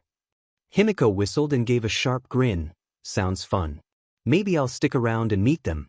Unless you want me to be a secret. I'm sure they'd like to meet you. They'll be here in a bit. Izuku said as he headed towards a trash pile. I'm gonna get started on work. Himiko giggled. I'll just be here. Watching the free show. Izuku blushed but ignored the blonde girl and started working on cleaning the beach. As he worked, Izuku saw from the corner of his eye that Himiko was playing with a pocket knife she pulled from her cardigan. She watched him like a predator, and Izuku felt a shiver down his spine every so often. Based on his limited interaction with Himiko, Izuku thought she was a bit odd. The knife was concerning, but after she spotted him looking at her, she grinned and twirled it around, clearly showing off, and he realized that she was experienced handling knives. Mina chuckled as she bumped shoulders with Toru and slipped her hand into the invisible girl's hand. The girls arrived at the beach and noticed Izuku was already hard at work. They also heard someone with him as they got to the stairs. A girl sitting on a washing machine said, "I'm just saying you'd sweat less if you didn't wear a shirt. Less layers mean you're not gonna be as hot while you work out." Izuku groaned and rubbed his face. He was about to say something but noticed his girlfriends and felt relief wash over him. He wasn't able to handle Himiko on his own for long. "Otoro Mina, glad you're here. This is Himiko Toga. I've told you about her before." Himiko gasped in mock shock. "You talked about me? I feel so cared for." Mina chuckled a bit. "You're the girl Izuku saved a few weeks ago, right? What brings you here?" Himiko shrugged. "I didn't have anything to do, and I saw Izu here. He told me about his girlfriends and I wanted to meet you too. You're both much cuter than I thought you'd be." Mina chuckled when she felt Toru clench her hand a bit. "It's nice to meet you as well. Would you like to join us in cleaning the beach?" Himiko pulled her phone out and checked it before pouting. "No can do. Got a meeting to go to." She hopped off the washing machine and waved as she smiled. "See you three cuties around." Once the older girl was gone, Mina turned to Izuku. "You looked like you were struggling with her." Izuku sighed and put his head on her shoulder as Toru patted his back. "She's very forward. I can't handle her on my own for long." Toru giggled. "Don't worry, we'll be here to save you from all the aggressive girls that are gonna come after you when you're a hero." Izuku chuckled as he picked his head up. "Thanks." He blushed slightly and gave Toru a quick kiss. Mina pouted and wrapped her arms around Izuku's neck. Izuku blushed and gave her a quick kiss which made the pink girl smile. "Good. Now let's get to work." Himiko hummed as she skipped down the hallway of the abandoned house. It had taken longer than usual to get this cutie where she wanted, but now that she had them, she could have her fun though she wasn't going to get to drag this out like usual. There were new people she needed to get to know and love. Himiko giggled, thinking of the trio at the beach. They were a bit younger than her, but they were all so cute, and they were so heroic. Izuku had been a catch by himself, then she learned about his girlfriends and met them. The pink one was cute, and she could tell by the invisible girl's posture she was probably flustered by her comment. Himiko shivered as she thought about getting to know them and seeing them be close and NTMT with each other. Seeing them covered in cuts and bruises and bleeding. Himiko bit her lip and leaned against the wall as her legs felt weak. They were so heroic they'd probably get all bloodied up protecting each other, which would be so cute. A groan in the other room brought Himiko back to the present before she could get to lost in her fantasies. She had someone who needed her attention. They would be fun, and this would hold her over until she could get her trio. Mina looked up as her older sister came into the living room smiling. "Hey Mina, I got a surprise for you." Mina eyed Fukumo suspiciously. The last gift had been a prank in disguise. "What is it?" Fukumo pulled out a flyer. "A dance studio opened up nearby. The price looks pretty fair. Bet it'd be fun to learn how to dance with your partners." Mina flushed a bit but smiled as she snatched the paper and read it over. A dance studio nearby offering classes. She bounced in place before hopping over the couch and hugging her sister. "Oh, thank you, Fukumo. This is awesome. I'm gonna tell the others and see if they're interested." Fukumo chuckled as her sister ran upstairs. Mina grabbed her phone off the charger and fired off a texted her partners and Hitoshi about the dance studio and asking if they'd like to join her for classes. She was a bit surprised all three agreed to it. Izuku questioned Hitoshi on why he was down for it, and he responded that his dad had taken classes like that before and said they were good for helping improve mobility and agility. Mina chuckled as Izuku geeked out about the fact that Eraserhead took dance classes. They talked a bit longer about when to go to the studio and how to fit it into their schedules. Izuku, Toru, and Mina came down to the beach to an unexpected sight. Himiko was curled up in the back seat of a car they hadn't figured out how to get rid of yet. The blonde girl had her hair out of the messy buns she usually wore and was covered with a tattered blanket. She snored lightly. Mina chewed her lip. Any idea why she's here? Toru shook her head as she said, no idea. Should we wake her up? I don't know if that's a good idea. Izuku jumped as a knife sailed past his face. Himiko sat up, rubbing the sleep from her eyes. Gee, il fucking kills ya? Let me sleep. Izuku clutched his chest and took a deep breath as Mina and Toru looked on in shock. Izuku spoke shakily, Himiko, it's us. The blonde blinked and looked up at them before blushing a bit and chuckling, hee, sorry Izu. I'm a little jumpy when I first wake up. Something you three should keep in mind. Why were you sleeping in this car, Toga?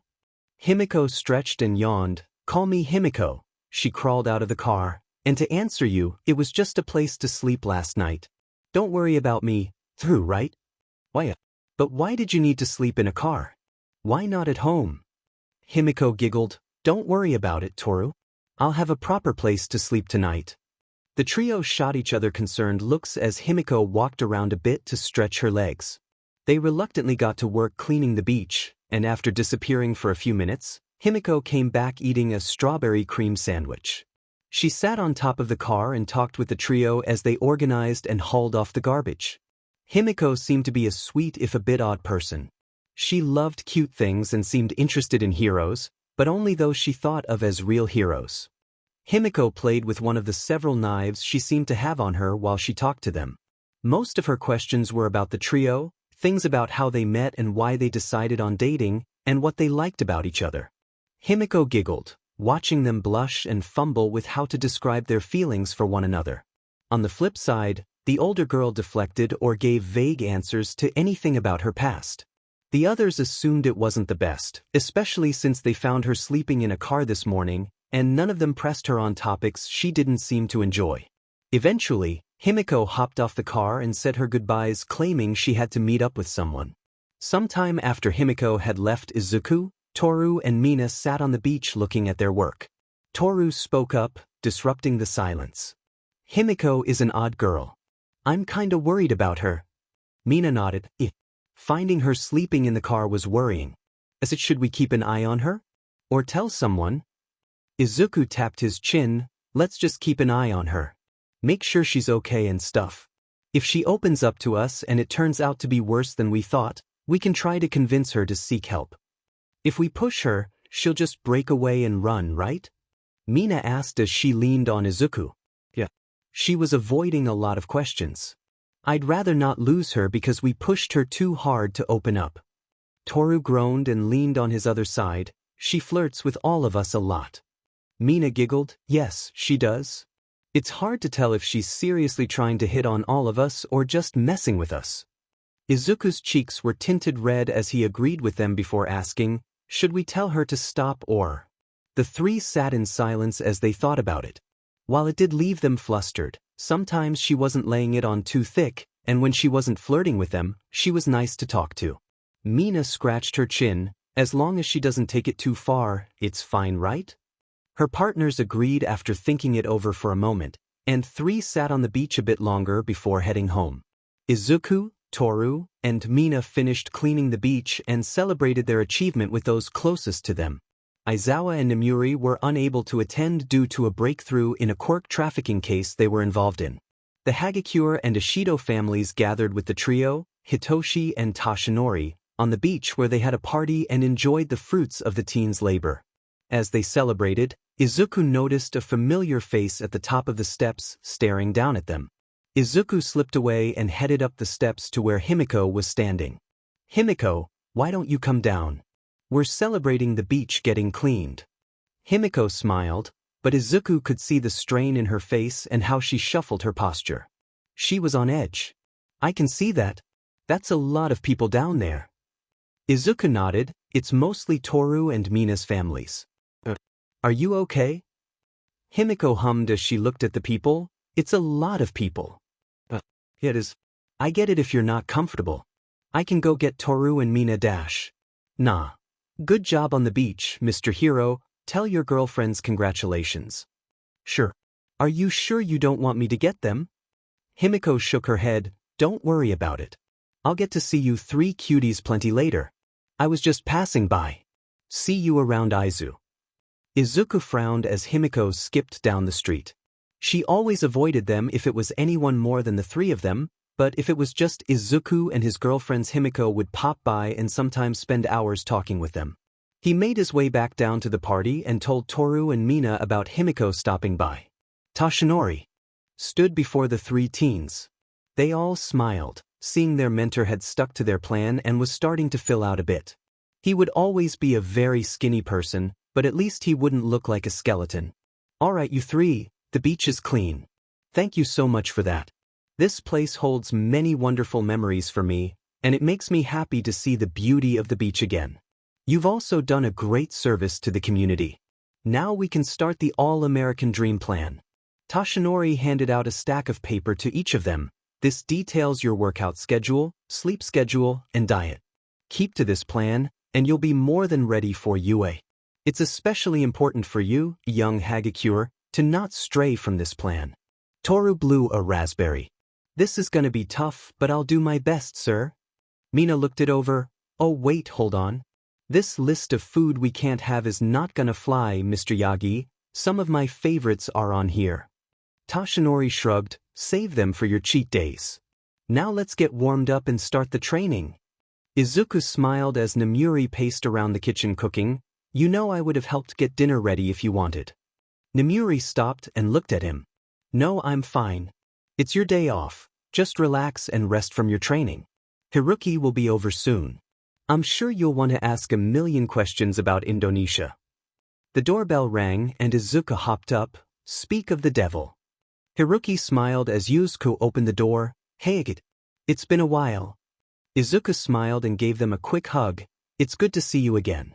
Namuri is running around the kitchen like a deranged chicken. Hey, I heard that. Namuri yelled before poking her head out of the kitchen and waving a bit. Hey, I'm a bit behind, but dinner will be done soon. Haruki chuckled and gave her a quick kiss. Take your time. I can wait. Though you may want to check this out. Namuri groaned as they handed her a magazine. Another tabloid? What are they saying about me now? Izuku watched her eyes widen before her face turned into a scowl. She growled and slapped the magazine on the counter. That's so stupid. Izuku walked over and picked up the magazine. He realized immediately what the issue was. The front cover was a photo of the two of them on one of Namuri's days off. They were headed into a restaurant. The headline questioned who the young man was and what his relationship was with Midnight. Haruki sat on the couch and said, I read it just 'cause I wanted to see what they would say. Izuku left the magazine and sat on the couch. I kind of forgot this was something that was gonna happen. We had just gotten lucky for so long. Haruki chuckled. Well, according to that particular magazine, it looks like Midnight has a new boy toy is what I think they said. Though he looks kinda young for her. Could Midnight be taking advantage of this innocent young man?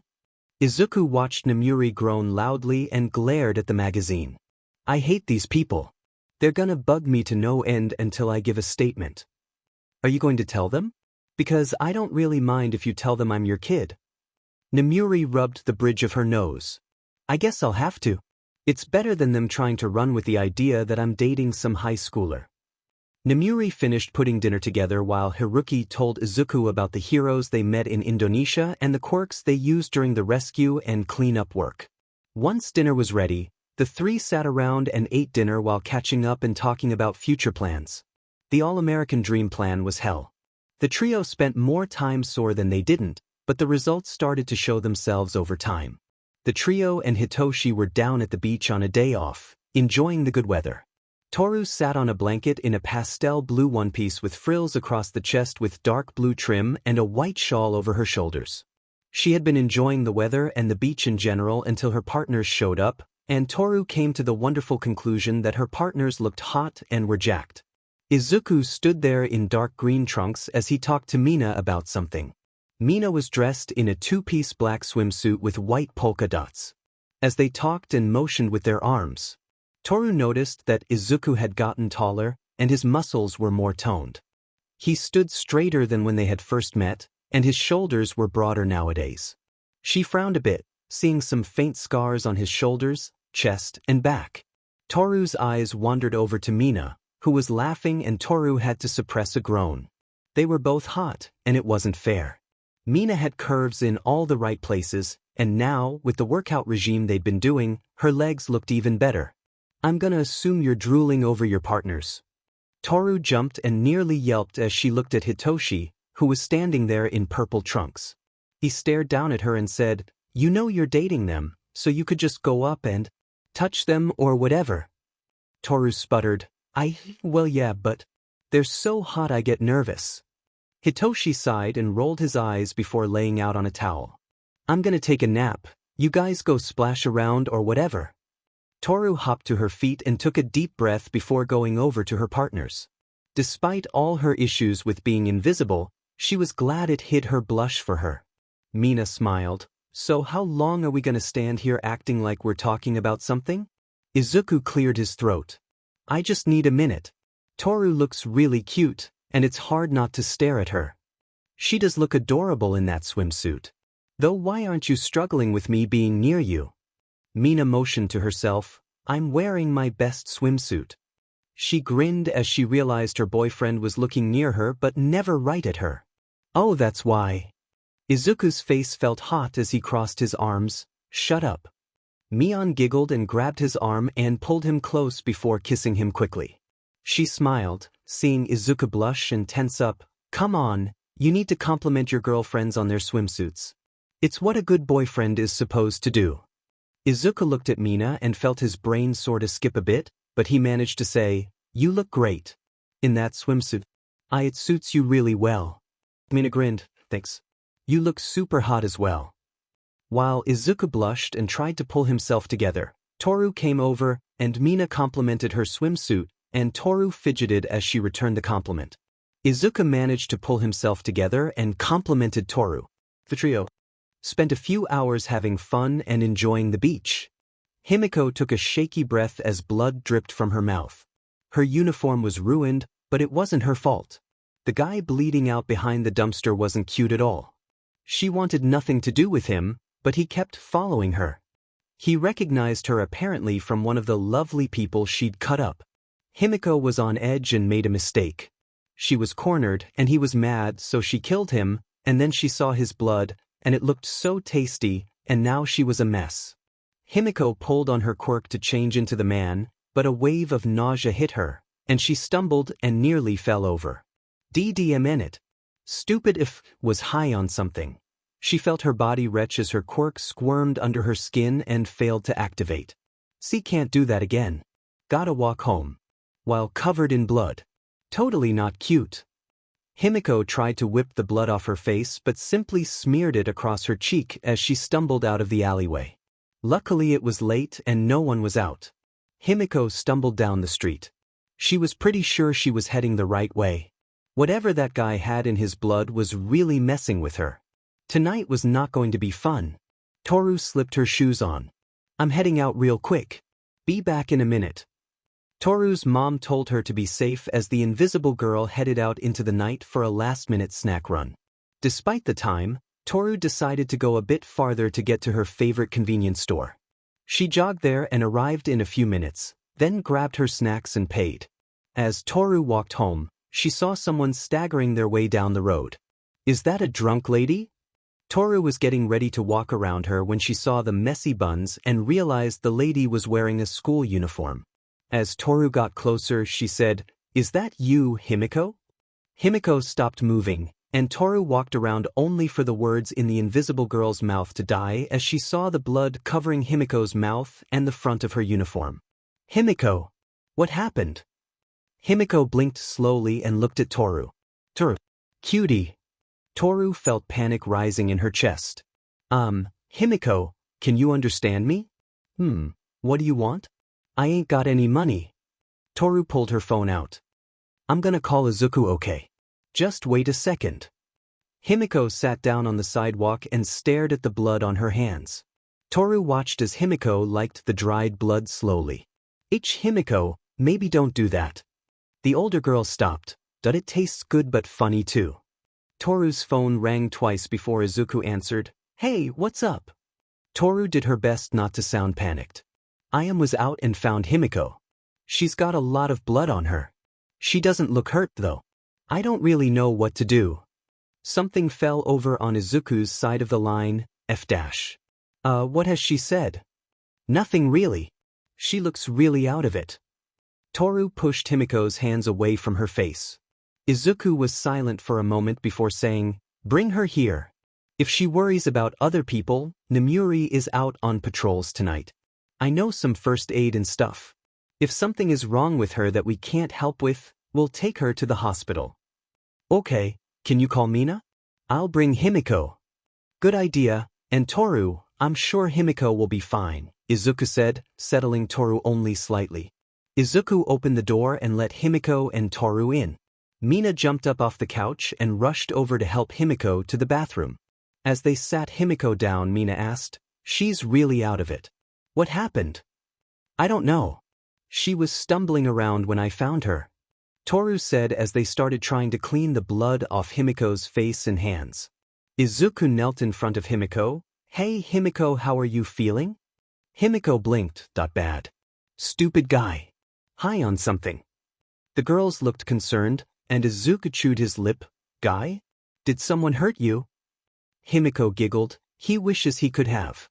Mina swallowed. Whose blood is this, Himiko? The older girl shrugged. Didn't get a name. Not cute at all, and blood had stuff in it. Quirk didn't like it. Izuku swallowed and let Toru clean Himiko's face off before he asked, so his blood reacted poorly with your quirk? Himiko nodded slowly. Drags and blood. Don't work well with quirk. Make me all. Izuku tapped her knee. Himiko. Himiko took a breath. Bluff. I wanna vomit. Mina grabbed a bucket and shoved it in front of the blonde, who promptly leaned over and retched into it. The girls rubbed Himiko's back as Izuku held the bucket. Once Himiko was done vomiting, she groaned, not cute. Stupid druggie. The girls finished cleaning Himiko's hands and face. Izuku checked her face and mouth but didn't see anything wrong. He assumed Himiko's issues were stemming from her quirk. Mina spoke up as she put the rag down. Let's get her out of these clothes. Izuku, we'll get her cleaned up. Can you lend her some clothes? Izuku nodded and put the bucket to the side. I'll leave them outside the bathroom and go heat up some food. As they started getting ready, Toru's phone rang. The invisible girl cursed before she answered. Hey mom. No, I'm fine. I just ran into a friend, and she needed my help. Mina and Izuku are with me. No, that's not what's happening, gosh. I'll see you later. I love you. Mina giggled. What did your mom assume? And nothing. Come on, let's get Himiko cleaned up. Izuku left the bathroom, put some of his clothes outside the bathroom, and informed the girls before heading to the kitchen to put something together for Himiko to eat. He wasn't sure if she'd be able to eat anything, but it'd be better for her to have the option when she came out. Himiko groaned as Toru and Mina helped her get dressed. The effects of her quirk messing up were starting to wear off, and she was beginning to feel really tired. The girls managed to get her to the living room, but she passed out shortly after lying on the couch. Izuku sighed and started putting the food away. I'll text Namuri and tell her Himiko's sleeping on the couch. Toru sighed as she leaned on the counter in the kitchen. So, her quirk was acting up because some guy who attacked her had drags in his blood. Izuku nodded. None of us know her quirk, though. She's never talked about it, but we can assume it has to do with other people's blood. She probably has to ingest it to do something. Mina came back from dropping Himiko's clothes in the wash. Do you think she'll be okay? Izuku shrugged, not sure. If she's still not feeling right in the morning, we'll have to try and convince her to go to a hospital. Do you think it'll be hard to do that? Toru asked as she leaned on Mina's shoulder. Mina hummed, she is pretty skittish if other people are around. She'll probably be reluctant at best. Mina leaned on Toru's head, she's really taken a liking to us, huh? Izuku nodded, that just means we have to try our best to help her. Izuku blushed. So, are you two going to stick around? Mina smirked. Oh, are you asking your girlfriends to stay over for the night since your mom isn't home? Izuku scoffed. What? I just didn't know how you'd feel about Himiko being here alone with me. I figured you'd want to stay. Toru pushed off the counter and hugged Izuku. That's sweet. We know you wouldn't do anything, Izuku, and honestly, I don't think my parents would let me stay even if I did think something would happen. Mina smiled and walked up, giving Izuku a kiss on the cheek. I trust you too, babe. Text us tomorrow morning.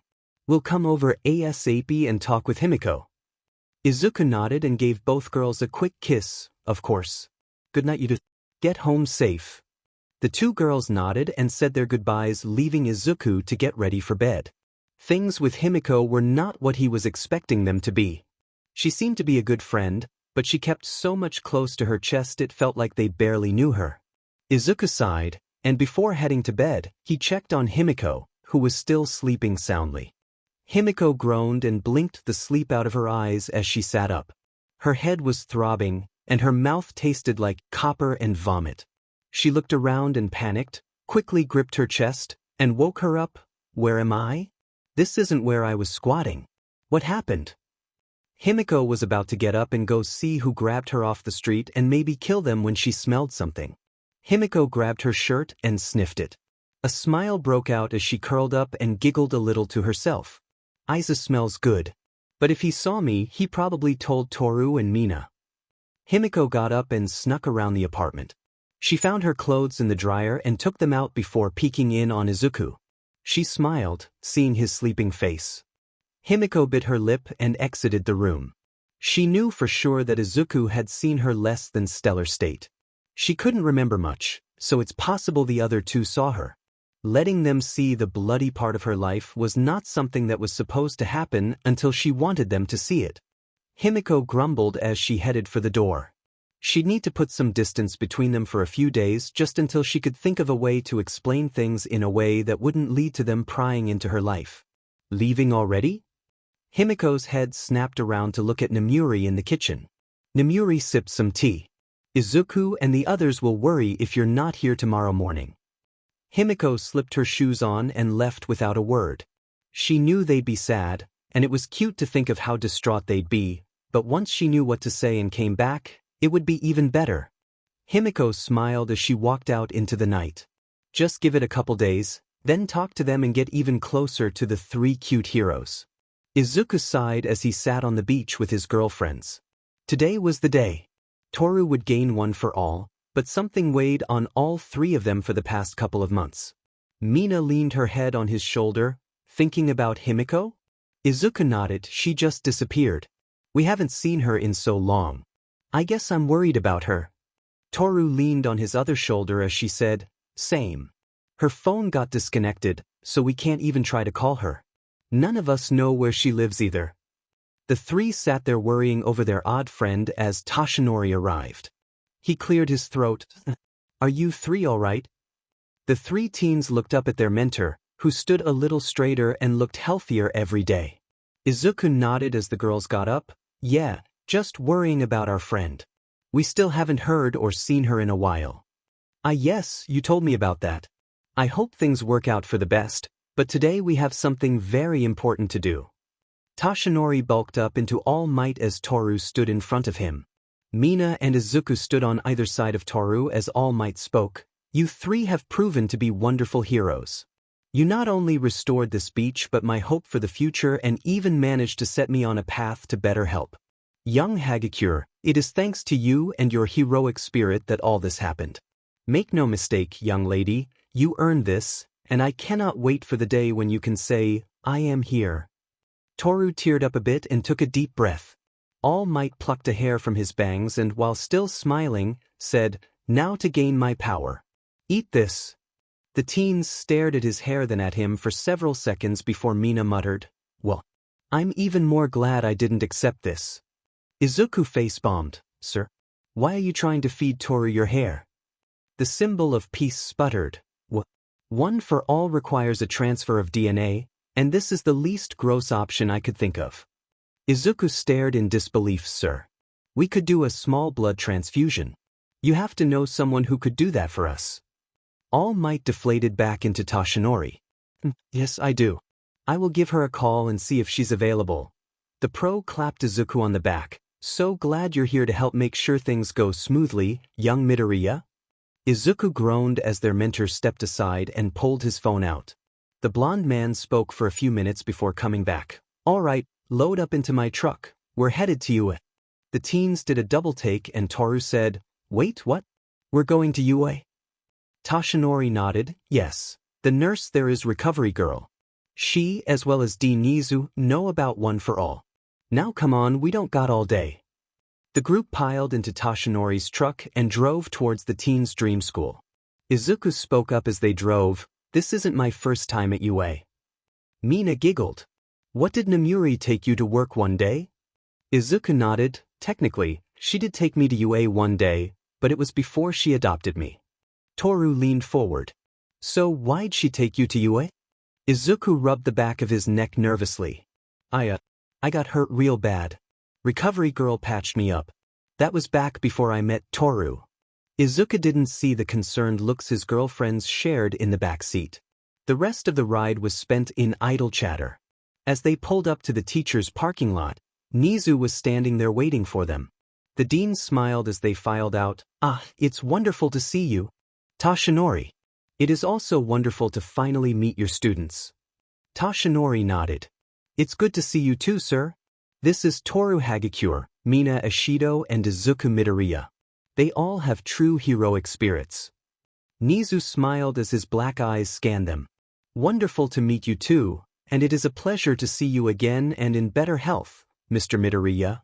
Izuku nodded. It's good to see you as well, sir. The dean nodded once more before turning and starting to walk. Let's not keep Recovery Girl waiting. When they arrived at the nurse's office, Recovery Girl led Toru to a bed and instructed Toshinori to sit nearby as she got ready to draw his blood. Mina sat by Toru and saw Izuku turning to the dean. Sir, could I speak to you in private for a moment? Nizu smiled and motioned for the door. Of course, Mr. Midoriya. The two exited the nurse's office and walked a short way away to an empty dead-end hallway. What would you like to discuss, Mr. Midoriya? Izuku fidgeted and cleared his throat. It's something I was going to bring up once I was in UA, but since I'm here. Why did you listen to me about what to do with Bakugo back then? I was a kid who'd been getting bullied by him for years. You had no reason to follow through with what I said. You could have informed the police and let him pay for his crimes. Nizu chuckled softly as he looked at a map of UA at the end of the hall. After I found the footage of Mr. Bakugo's assault, I looked into him more. I saw he had plenty of potential but was straying.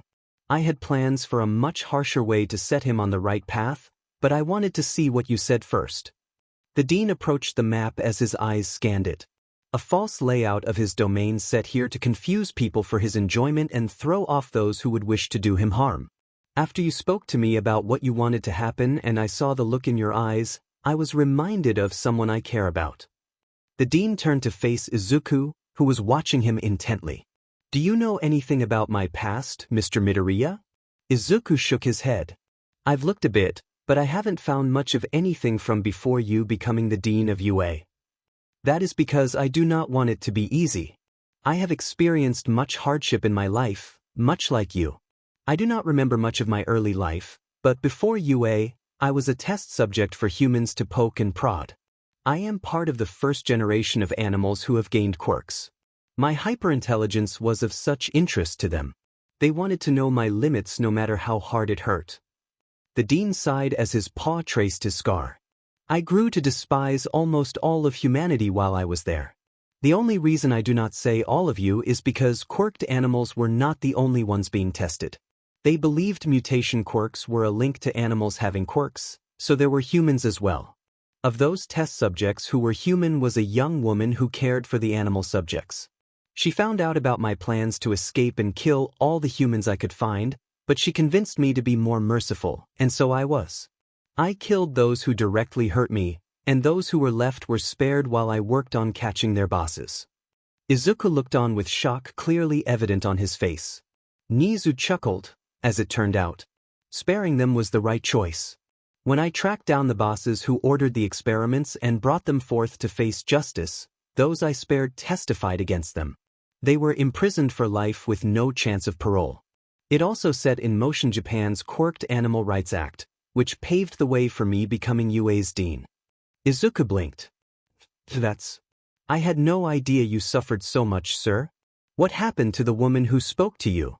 Nizu smiled. She married the lawyer I had hired to help me back then, and they have a wonderful family. I often stop by to spend New Year's with them, but that is beside the point. I suppose what I'm getting at is, as I stated earlier, you reminded me of her, and I felt the desire to put her words into practice again. I feel that while I am quite merciful, I have also strayed in recent years and become quite harsh to those not affiliated with UA. The dean locked eyes with Izuku. So thank you, Mr. Midoriya, for reminding me of my first friend and the way she wanted me to live my life. If you'd like to know, I can update you on Mr. Bakugo's status. Whether or not he is still on the right track or not. Izuku bit his lip but shook his head. No, sir. I'd like to find out once I'm in you. Nizu smiled, then let us head back. I'm sure they're already done with the transfer. Izuku nodded and followed the dean back to the nurse's office. Izuku entered and took a seat by Mina, who took his hand and whispered, "You good?" Izuku nodded, "Yeah. Just had to ask him something.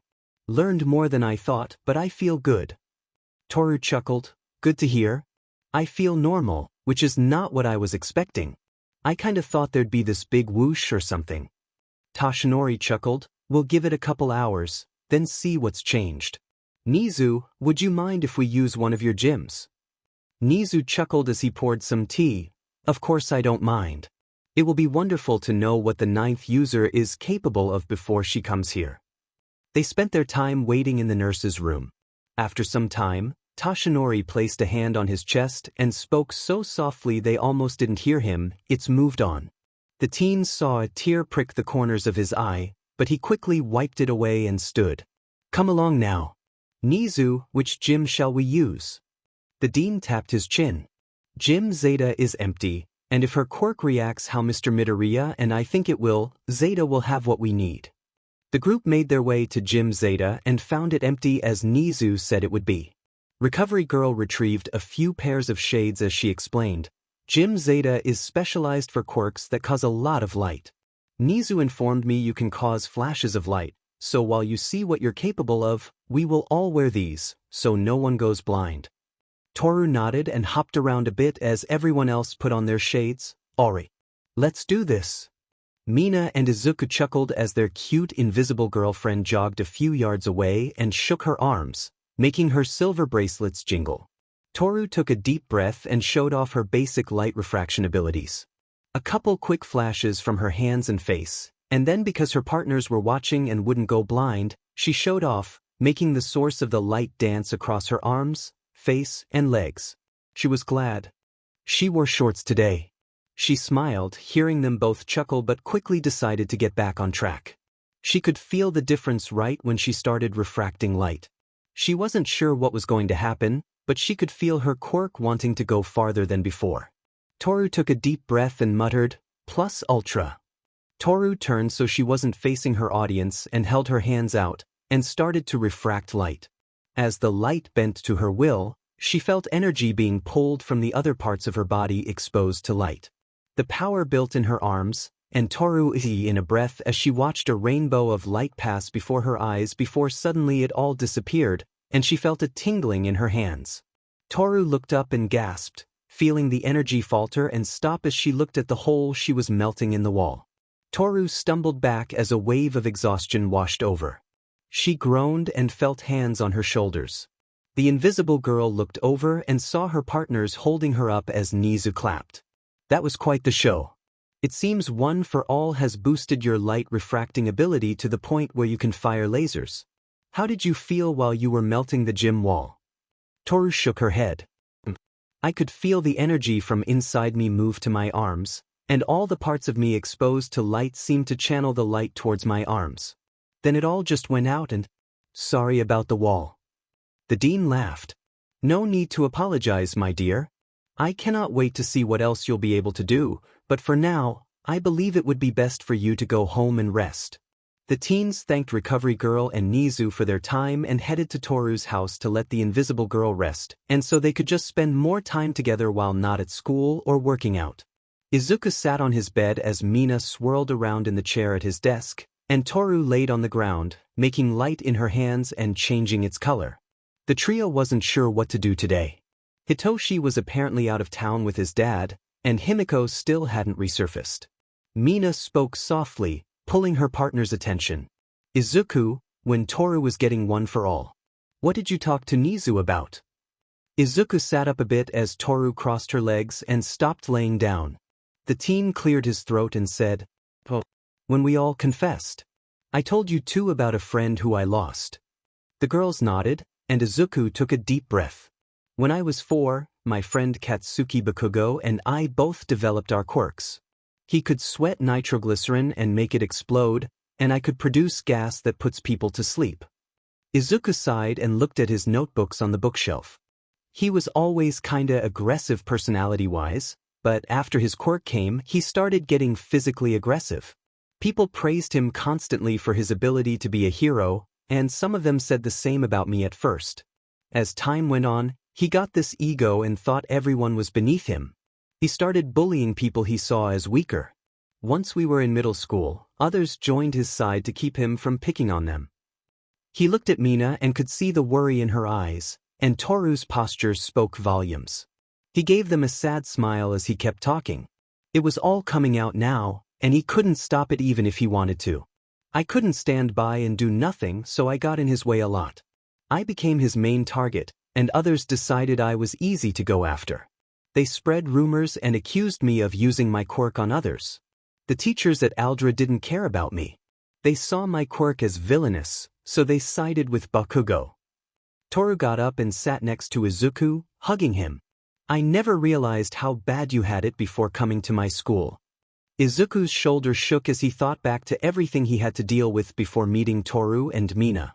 The pink girl herself was on his other side hugging him as well as Izuku kept talking. Enamuri caught Bakugo attacking me one day. The police warned him since it was the first official time he got caught. He ignored it and attacked me again. I got hurt and ended up at UA to get treated. Izuku rubbed his eyes as tears started to stream down his face. They helped me. He got in trouble again, but I asked Nizu to go easy and not report it to the police. His girlfriends tensed and Mina asked, "Why would you do that? He sounds like a huge a-hole who doesn't deserve it." Izuku chuckled. He really was, but he used to be my friend, and I saw potential in him to be a good hero. I also knew he would end up a vigilante or, worse, a villain if he was kept out of hero schools. I don't know if my old friend will ever come back, and frankly, I don't think I care anymore. I have Namuri, Haruki, you two, Hitoshi, and Himiko. I just don't want him to realize where he went wrong before he hurts anyone else. I asked Nizu why he listened to me back then, and he gave his reasons. It's stuff I probably shouldn't talk about to others. Toru squeezed him as she said, "Well, hopefully he becomes a better person, and if he doesn't, I'll fry him with my laser beams." Mina giggled. "I'll melt what's left with my acid, and no one will be the wiser." Izuku laughed as his tears dried, and he hugged them closer. "You two are more than I ever thought I'd have. I'm glad you're here. I love you two so much. Thank you for being in my life." The girls blushed hard and buried their faces in his shoulders as they muttered their love for him and each other. After a bit, Mina stood up. "Alright, come on, we're going to the park and going on a walk. We can't just sit around here all day." Izuku and Toru smiled as they got up and followed Mina out the door. Izuku sat in Hitoshi's kitchen as his friend was putting together some dinner. Izuku had offered to help, but Hitoshi admitted he doesn't work well with others in the kitchen. As Izuku waited, he asked, "How have you been? I feel like we haven't hung out outside of school in a while." Hitoshi shrugged. "I'm good, and don't worry about it. I don't need you guys around all the time. I'll let you know if I feel like doing something." Izuku chuckled and petted a black cat as it hopped onto the table. If you say so. Hey, how many cats do you have? Hitoshi looked at the black cat on the table before turning back to what he was doing. 3. Shadow, who's on the table, Coco and her sister Vanilla, who are somewhere. You're lucky your place allows pets. I'm pretty sure Nemuri would have gotten something by now if she could have one. Izuku said as Shadow purred and stretched out in front of Izuku. Hitoshi snorted. I don't think my dad could handle living somewhere without his cats. It's only logical. Studies prove pets help with a person's mood. As a pro, I need to be at the top of my game physically and emotionally. The cats help with that. Izuku looked up to see a very tired and disheveled man standing in the doorway. He looked at Izuku and said, You're Nemuri's kid. We haven't met yet. I'm Shota Aizawa. Izuku nodded. Yeah, I am Izuku Midoriya. Hitoshi told me about you, Yuri Racerhead. It's nice to meet you, sir. Shota waved him off. Aizawa is fine. I'm not working right now. What are you two doing? Hitoshi's glanced over as Aizawa grabbed a few gel packs from the fridge. We're just catching up and eating dinner.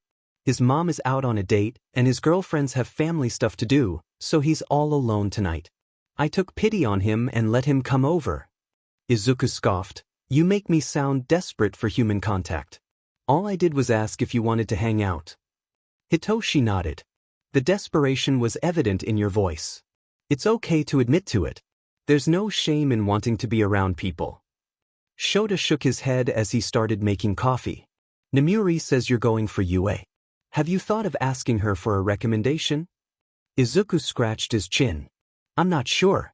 I didn't know if UA teachers could recommend people. They can.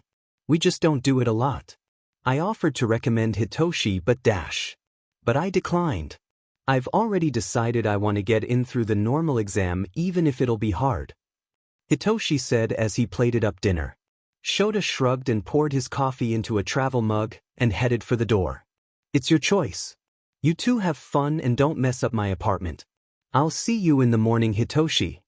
Hitoshi put the plates down as he said, See you tomorrow, Dad. After Shota was gone, Izuku groaned and said, Sheet, I forgot to ask for an autograph. Hitoshi chuckled as he started to eat. Guess you'll have to ask when you see him again. Izuku stared at his friend with a flat look. I've known you since our first year. We're halfway done with our second, and this was the first time I met him. I have a better chance of running into him at UA than I do in his own apartment. Hitoshi laughed as he pushed Shadow away from his dinner. True. Izuku yawned as he walked into his apartment. He had stayed at Hitoshi's longer than he thought, and it was late. He was just glad it wasn't a school night. As he walked by the kitchen, he noticed the light on and stopped expecting to see Nemuri up. The silver eyes of Haruki were not what he was expecting to see. Haruki slowly stopped drinking the glass of water and smiled. Hey, you're home. Izuku nodded, his tired brain not really clicking things into place. Yeah. Good night. Good night. Izuku went to his room and slipped into his pajamas before laying down and getting comfortable. He closed his eyes and felt sleep creeping into his mind until it came to a grinding halt, and his eyes shot open. That was Nemuri's shirt they were wearing. Also, it's like 2M. I should have stayed at Hitoshi's. Izuku struggled to fall asleep after that and spent almost 2 hours staring at his ceiling, letting his mind go blank as he refused to think about anything now. He fell asleep eventually and woke up the next morning feeling tired but unable to go back to sleep. Though he closed his eyes and refused to get up anyway. He was not going to participate in any awkward morning run-ins. He'd just stay in bed till someone texted him or knocked on his door. Nemuri sipped her coffee as Haruki sat across from her and smirked. So, is he gonna just stay in his room all morning? Nemuri sighed. I wouldn't blame him. She covered her face. I can't believe you two ran into each other last night. Haruki chuckled. I'm just glad he didn't realize I wasn't wearing pants. That would have been embarrassing. Nemuri groaned and let her head hit the table. I didn't think he was coming home. Haruki patted her head. It's okay. This is all normal stuff. Besides, it's not like I'm trying to move in. This will still be your and Izuku's space. I just stopped by for longer than usual. I guess you're right. Namuri picked her head up to see Izuku walking into the living room. Oh, good morning, Izuku. Izuku stopped and smiled a bit. Hey. I gotta skip breakfast. Toru said she had something to talk about. I'll be back later. Tell her I said hello and make sure you eat something. You gotta stick to that diet your trainer gave you. I will, Izuku called out as he put his shoes on and left. Toru groaned as she woke up and rolled out of bed. Her extended family came over and stayed way too late. She had desperately wanted Izuku and Mina there, but her grandparents were old-fashioned. While they wouldn't have had a problem with her dating either Izuku or Mina, they would not have understood the three of them together. She walked into the bathroom as she let her quirk roll across her skin. Ever since she got one for all, her quirk felt like a tensed muscle, so she would stretch it by refracting light all over her body and changing its color as she stretched her actual muscles. Toru reached down and splashed some cold water on her face to help her wake up before looking back up and screaming. Izuku looked around the beach, trying to spot his invisible girlfriend. He checked his phone and saw she said she was on her way. It was odd, though, that she hadn't texted in the group chat. Maybe she was going to plan something for Mina's birthday. It was coming up soon. Izuku turned as he heard footsteps behind him and stopped as a pretty girl smiled at him. Her face was splashed with freckles, and her eyes were different colors. The left one was a bright green, nearly the same shade as his own eyes, and her right eye was a coral pink. Like her eyes, her hair was two-toned. The left side was coral pink with streaks of brown, and the right side brown with streaks of coral pink. Hey, what are you doing here? Izuku's eyebrows furrowed, and tried not to blush as the very pretty girl got closer. Her voice sounded familiar but off in some way, so he couldn't tell who it sounded like. Waiting for my girlfriend. Do I know you? He groaned internally as the girl threw her arms around his shoulders. Why do all the really forward girls run into me? What's your girlfriend look like? Izuku tried to back away but found her grip stronger than he thought. You invisible. Around your height. And build. Invisible? So you don't even know what your girl looks like? How do you really know if you like her? She could look like anything. Izuku's look hardened. Doesn't matter. I love her for who she is, not what she might look like. The girl blushed hard and released him before covering her face and groaning. Her voice stopped sounding off, and Izuku's eyes widened as she disappeared and spoke. Oh my god, I can't do this. I was gonna mess with you, but that was so sweet, and ugh, I love you so much. Toru. The invisible girl became visible and showed her face again as she smiled. Surprise. Toru stared at her boyfriend as he went through several emotions and variations of emotions while his mouth hung open like a fish. You are visible and you look so cute. She blushed as he cupped her cheeks and looked closer at her face. You have freckles. Toru giggled and tried to keep her focus on her quirk and not her boyfriend getting very close to her face and staring at her intently. She idly remembered the intense look he had when he won her the stuffed rabbit. He was currently doing that face as he inspected her now visible features. How did this happen? Well, I was stretching and using my quirk. I told you how tense it felt in the morning, and when I looked in the mirror this morning, I saw my face.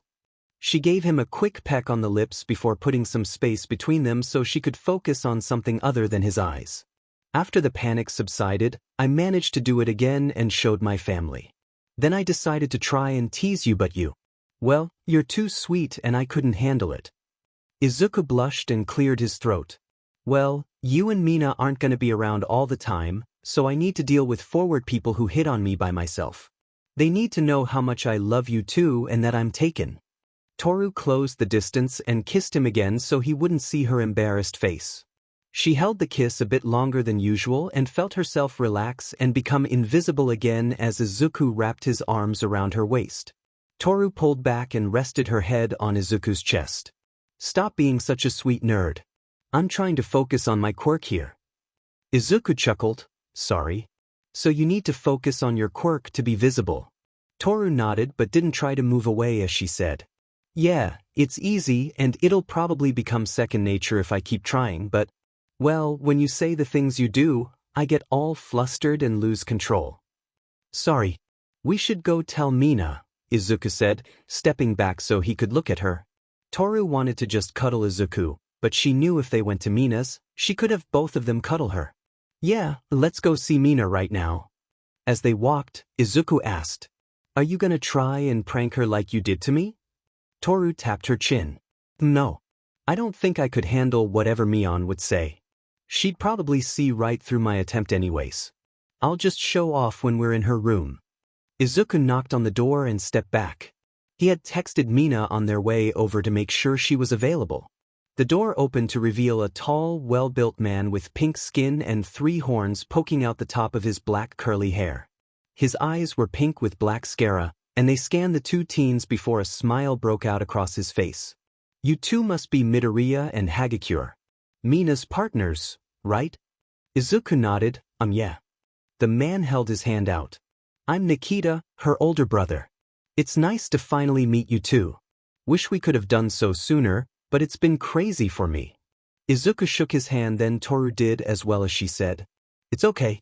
Is Mina busy? We wanted to talk to her. Oh, did she do something? And no, it's nothing serious, Izuku said, waving his hands frantically. Nikita laughed. I'm only messing with you. Come on in, she's in her room. You know the way up. Izuku nodded and walked in. They stopped and said hello to Yuki as she held the newest member of the family, Yashiro, a boy with a crown of horns poking out of his pink and black hair. His eyes were black with gold irises. They stared up at Izuku and Toru as the teens looked at him. Yuki smiled as she said, He's a great kid, but honestly, I'm hoping when his quirk comes in, it's acid. Dealing with things melting occasionally is a lot better than a child who can read or affect emotions. Toru laughed. Maybe you'll get that rare occurrence, and his quirk won't be like either of yours. Yuki gave her a deadpan look. Please don't joke about that. Izuku chuckled a bit. They moved on as Yashiro started to squirm and cry. Yuki sighed as she started to care for her child's needs.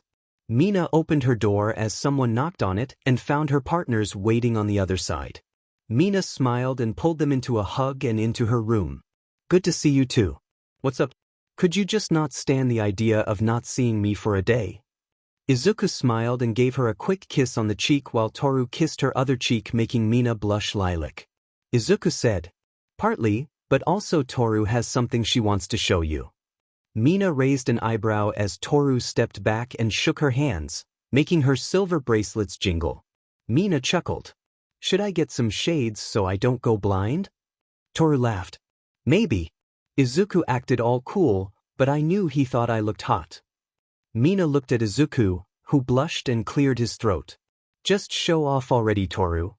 Toru giggled, and Mina turned her attention back to her girlfriend as she glowed, and slowly as Mina's jaw dropped, Toru became visible.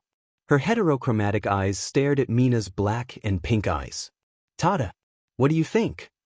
Mina walked up and cupped Toru's face. You look so cute, and you have freckles. Oh my gosh, my partners are a couple cuties with freckles. Mina leaned in closer and whispered to Toru. Though you were cute even before you could do this.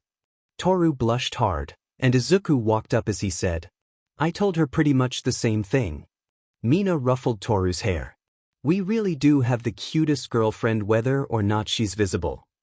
Toru's face blushed more, and Izuku said, If you fluster her too much, she'll lose focus and turn invisible. Don't tell her that. Toru whined as Mina grinned mischievously. The pink girl made Toru look at her before kissing her suddenly before whispering, I love you, Toru. Mina giggled as Toru stepped back and turned invisible after covering her face with her hands. Mina laced her fingers between Izuku's and said, So I guess One for All did this to her? Izuku nodded. Yep. Seems like it. Should probably tell Nizu and All Might. Mina leaned her head on his shoulder as Toru collected herself. Maybe later. For now, let's tease our girlfriend and spend the day together.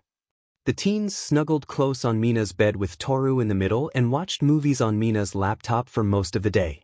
Nemuri sighed as she sat down, ready to eat with Izuku. Her son chewed his lip before saying, So, Do you think I should take the recommended exam for UA? Namuri tapped her chopsticks on the table and hummed. It would probably suit you better. Mina would do good in the standard and Toru. She's gonna have a hard time in either practical exam. Izuku chuckled. I doubt it. She learned some new moves recently. Oh, what can she do now? Shoot lasers. Namuri choked on her rice and drank some water before staring at Izuku. What? Izuku nodded. She can refract light and fire lasers. They're invisible unless she adds visible light to it. Namuri cleared her throat. Well, then I'd say she'll do fine in the standard exam. Izuku nodded. So, will you recommend me for the UA exam when we get to that point? Namuri nodded. Of course I will. I'll make sure you're prepared for it. In the meantime, let's keep up your training and try not to let your girlfriends distract you from your studies. Izuku blushed a bit and said, I promise they won't. Namuri smiled. Good, now let's eat. Izuku grunted as he ducked under a closed fan. He moved his arm up and sent a pillar of gas up towards where he was kinda sure Namuri was, but as he cleared it, she wasn't there. The room was full of both of their gases. He may have more control, but she had greater output and was a master with her fans. She could manipulate her gas nearly as well as he did. Izuku yelped as a fan smacked the back of his head. Namuri was also much better at hiding her presence in the gas and moving around him. Izuku's eyes went blurry as he stumbled into a pocket of Namuri's quirk. They were both highly resistant to each other's quirks, but it still made them sluggish, and Izuku was feeling very sluggish as Namuri swiped his feet out from under him and pressed her knee into his gut, and tapped his forehead with her fan as she said, And that's game. You did a lot better than last time. Izuku groaned as Namuri walked over and clicked on the exhaust fans to SCK away their quirks. She grabbed 2 bottles of water and handed one to Izuku as she sat down across from him. Izuku rubbed the back of his head before drinking some water. Did you have to hit me so hard?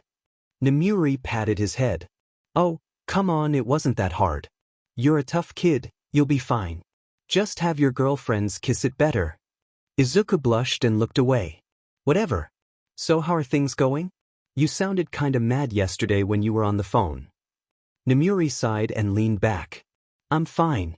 My parents are just being themselves. Ever since it was revealed that you're my kid, they've been even more incessant on me changing. They don't think Midnight is able to raise a kid. Izuku shrugged. Good thing Namuri is raising me and not Midnight. Yeah. They can't seem to get that. Sorry that you had to hear me getting mad. Namuri said as she got up. Are you good to go home?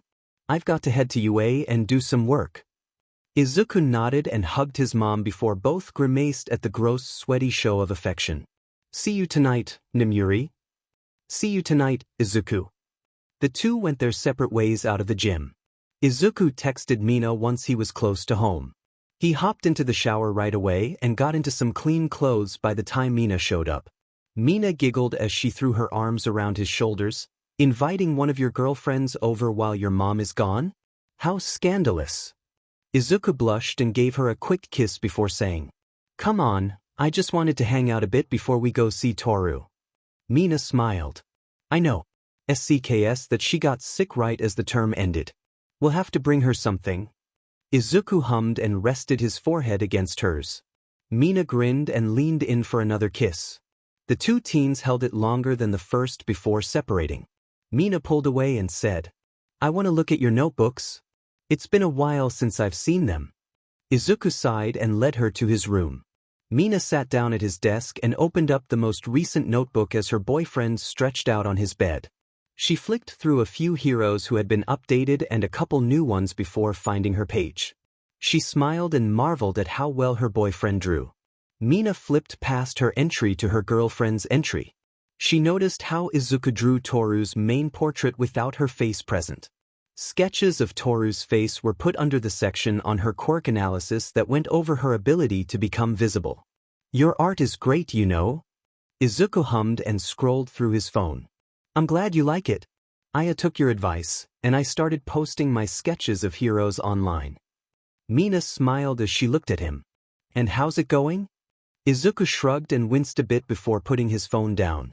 Pretty good reception. Not that I care much. It's just something to do, you know. Izuku winced again as he adjusted his position. Mina smiled and got up before laying next to him, so the two were only a couple inches away from each other. Are you sore from training? Izuku nodded. Yeah. How's your training been going? Mina shrugged and held his hands as she said, It's alright. Nikita has been home a bit more, so he's been helping me train while Dad works. The two teens laid there as Izuku put his hand on Mina's hip and the other one cupped her cheek. Izuku leaned in, his nose brushing against hers as he gave her another soft kiss. Mina hummed as they separated and rested her forehead against his. What's with all the kissing? Not that I mind. Well, we're going to see Toru and she's sick, so that means one of us will definitely get sick. I'm kissing you now, so when one of us gets sick and can't kiss the others, I'll be able to survive. Mina giggled as Izuku kissed her cheek. Then I'll have to get in some kisses as well. Mina moved in closer and peppered Izuku's face with little kisses before settling into soft, drawn-out kisses. Izuku pulled Mina a bit closer as one hand gently ran through her hair, and the other stayed on her hip. Mina leaned into the contact as her hands moved up and racked through Izuku's hair. The two separated for a moment, and Mina whispered, I love you. I'm glad you and Toru are in my life. Izuku's nose brushed against hers, and whispered back just as quietly, I love you too. You two have made my life great. The two leaned forward, and a more firm kiss took the place of their words. Mina felt a tongue poke her lips, and she parted and let the kiss deepen as they adjusted their position. As their tongues explored each other's mouths, Mina ended up under Izuku, who adjusted his hand on her head. He stopped as his thumb gently pressed against the base of Mina's horn, and she gasped a bit. Izuku pulled back and let the two of them breathe. Izuku looked at Mina's face, which was more lilac than pink, as she panted and looked up at Izuku. What? You're horns. We've never touched them before. I didn't think dash. Mina cut him off with a quick kiss. Shut up. Don't talk about it. But, I thought they were bone. I figured nothing would happen, but you had said you don't like people touching them, so Toru and I avoided them. Mina's blush refused to fade. Keratin actually like hair and nails, you know. I don't feel anything if I touch them. It's like trying to tickle yourself, it doesn't work. Mina looked away as she muttered, Someone else has to touch them for me to feel anything from them. Are you okay with Toru and I touching them? Mina's blush deepened as she gave a soft nod and muttered, Why, it's okay. Just don't go overboard. Izuku stared at her horns before gently pressing his thumb against the base and dragging it up. Mina's face scrunched up, and she grabbed his face and kissed him. Things quickly went back to before they parted. Izuku gently caressed her horn with his thumb as his kisses moved to her jaw and neck. His free hand moved up from her hip and slid slowly up her side. Mina gasped and reached her hand down to stop Izuku. Wait. Izuku stopped and looked at Mina with concern.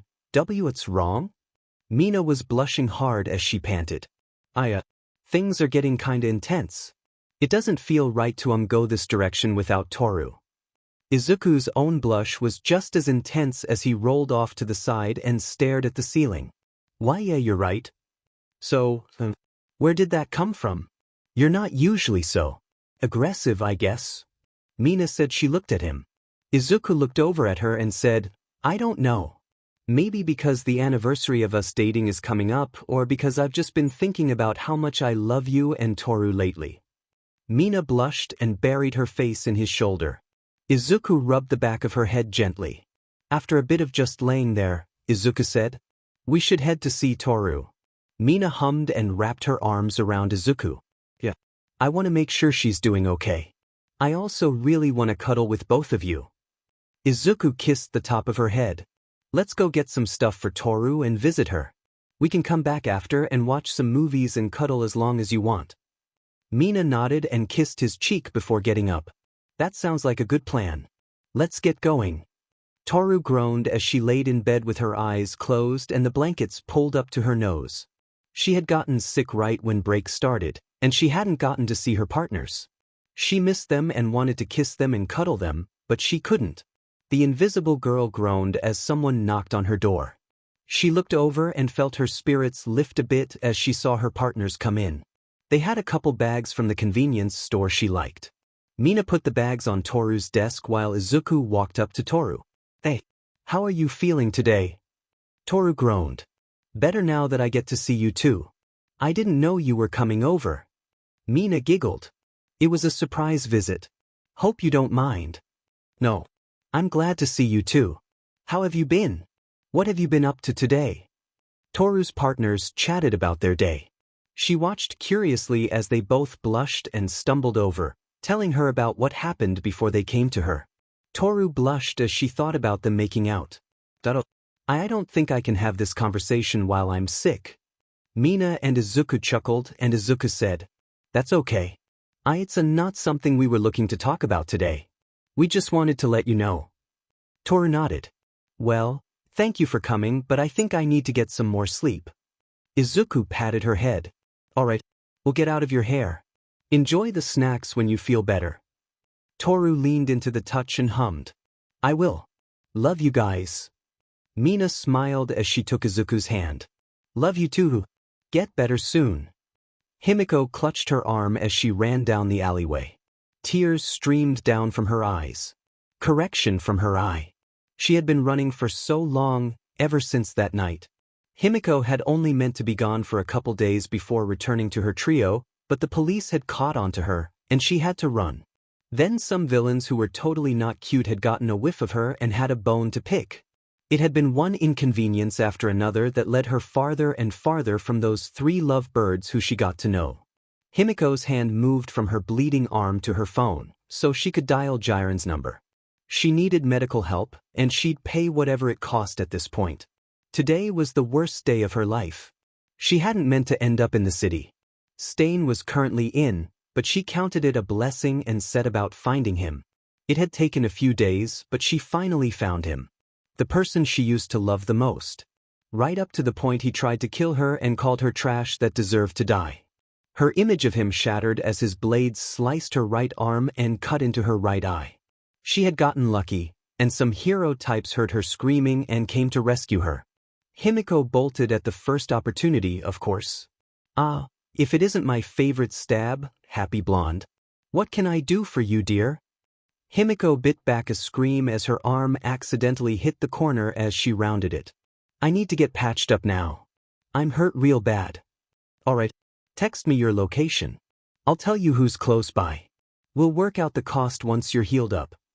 Himiko grunted and sent her location to him before nearly tripping over some garbage. This is so not cute." Jiren chuckled before telling her of the location of his contact who would patch her up. Himiko was glad it was close by and had a back door she was told to use. The doctor, who was there, was not cute by any standard, but they were quiet and did their job well. They even gave Himiko some new clothes that weren't as cute as her uniform, but with how the police have been hounding her, she might have to ditch her super cute school outfit. Maybe she could start collecting eye patches to go with her outfits. That would be pretty cute, even though at SCKS she lost an eye. Himiko pulled on the jeans she was given and winced as she put on the black tank top and white cardigan. She hoped her arm wouldn't scar. She liked her soft, smooth skin, and scars only looked cute on other people. The last thing was a pair of black sneakers. Himiko thanked the woman who patched her up and was gone from the doctor's office and the city by the next day. She was planning to stay as far away from Stain as she could. He was totally not cute. Himiko whipped her tears away as she boarded the train. She needed her trio. She wanted to see their love for each other and feel it by proxy. Cutting them and seeing them bleed was going to have to be put off. She was basically starting over with how long she had been gone. Himiko just hoped they'd still accept her when she got to them. Hitoshi and Izuku sat in a booth at a ramen shop. They had been sparring for a few hours and were getting some lunch before going to meet up with Mina and Toru so they could head to their dance class. As Izuku ate, Hitoshi decided that he needed to bring this up before meeting with the others. "I'm considering not going to UA." Izuku choked and nearly spit his ramen back into the bowl. Why? Hitoshi sighed and stirred his noodles. "I've been thinking about it, and underground heroics would be good for me. I know UA teaches it, but they don't specialize in it at all. They're more for limelight heroes. My dad being an exception. Their curriculum is geared towards limelight heroics, and with my quirk, that's not really an option. Izuku sipped on some water before asking. So, what have you been considering instead? Shinkitsu has an underground program, and so does Katsubutsu. I've been thinking about them, but you and the girls are my friends. Hitoshi blushed and muttered. And I'd rather not lose that. Izuku grinned. Come on, just 'cause you go to a different school doesn't mean we'll stop being friends. It'll be hard to meet up, but we'll still be friends. I think underground heroics would be the best option, so I say go for it. Give yourself the best chance to become the best hero you can be. Don't let us hold you back. Hitoshi smiled as he stared at his ramen. Thanks, man. I've been sitting on this since we talked about the UA exams. I'm sure the others will be understanding. Now come on, we gotta eat or we'll be late. Hitoshi nodded, and the two boys went back to their meal. Mina walked down the street heading home from school when her phone buzzed. She pulled it out and checked it, seeing her partners and an unknown number in a new group chat. Unknown. Head to Dagoba Beach Cuties. Mina frowned, and a new message popped up in the group chat with just Toru and Izuku. Izuku, do either of you know this person?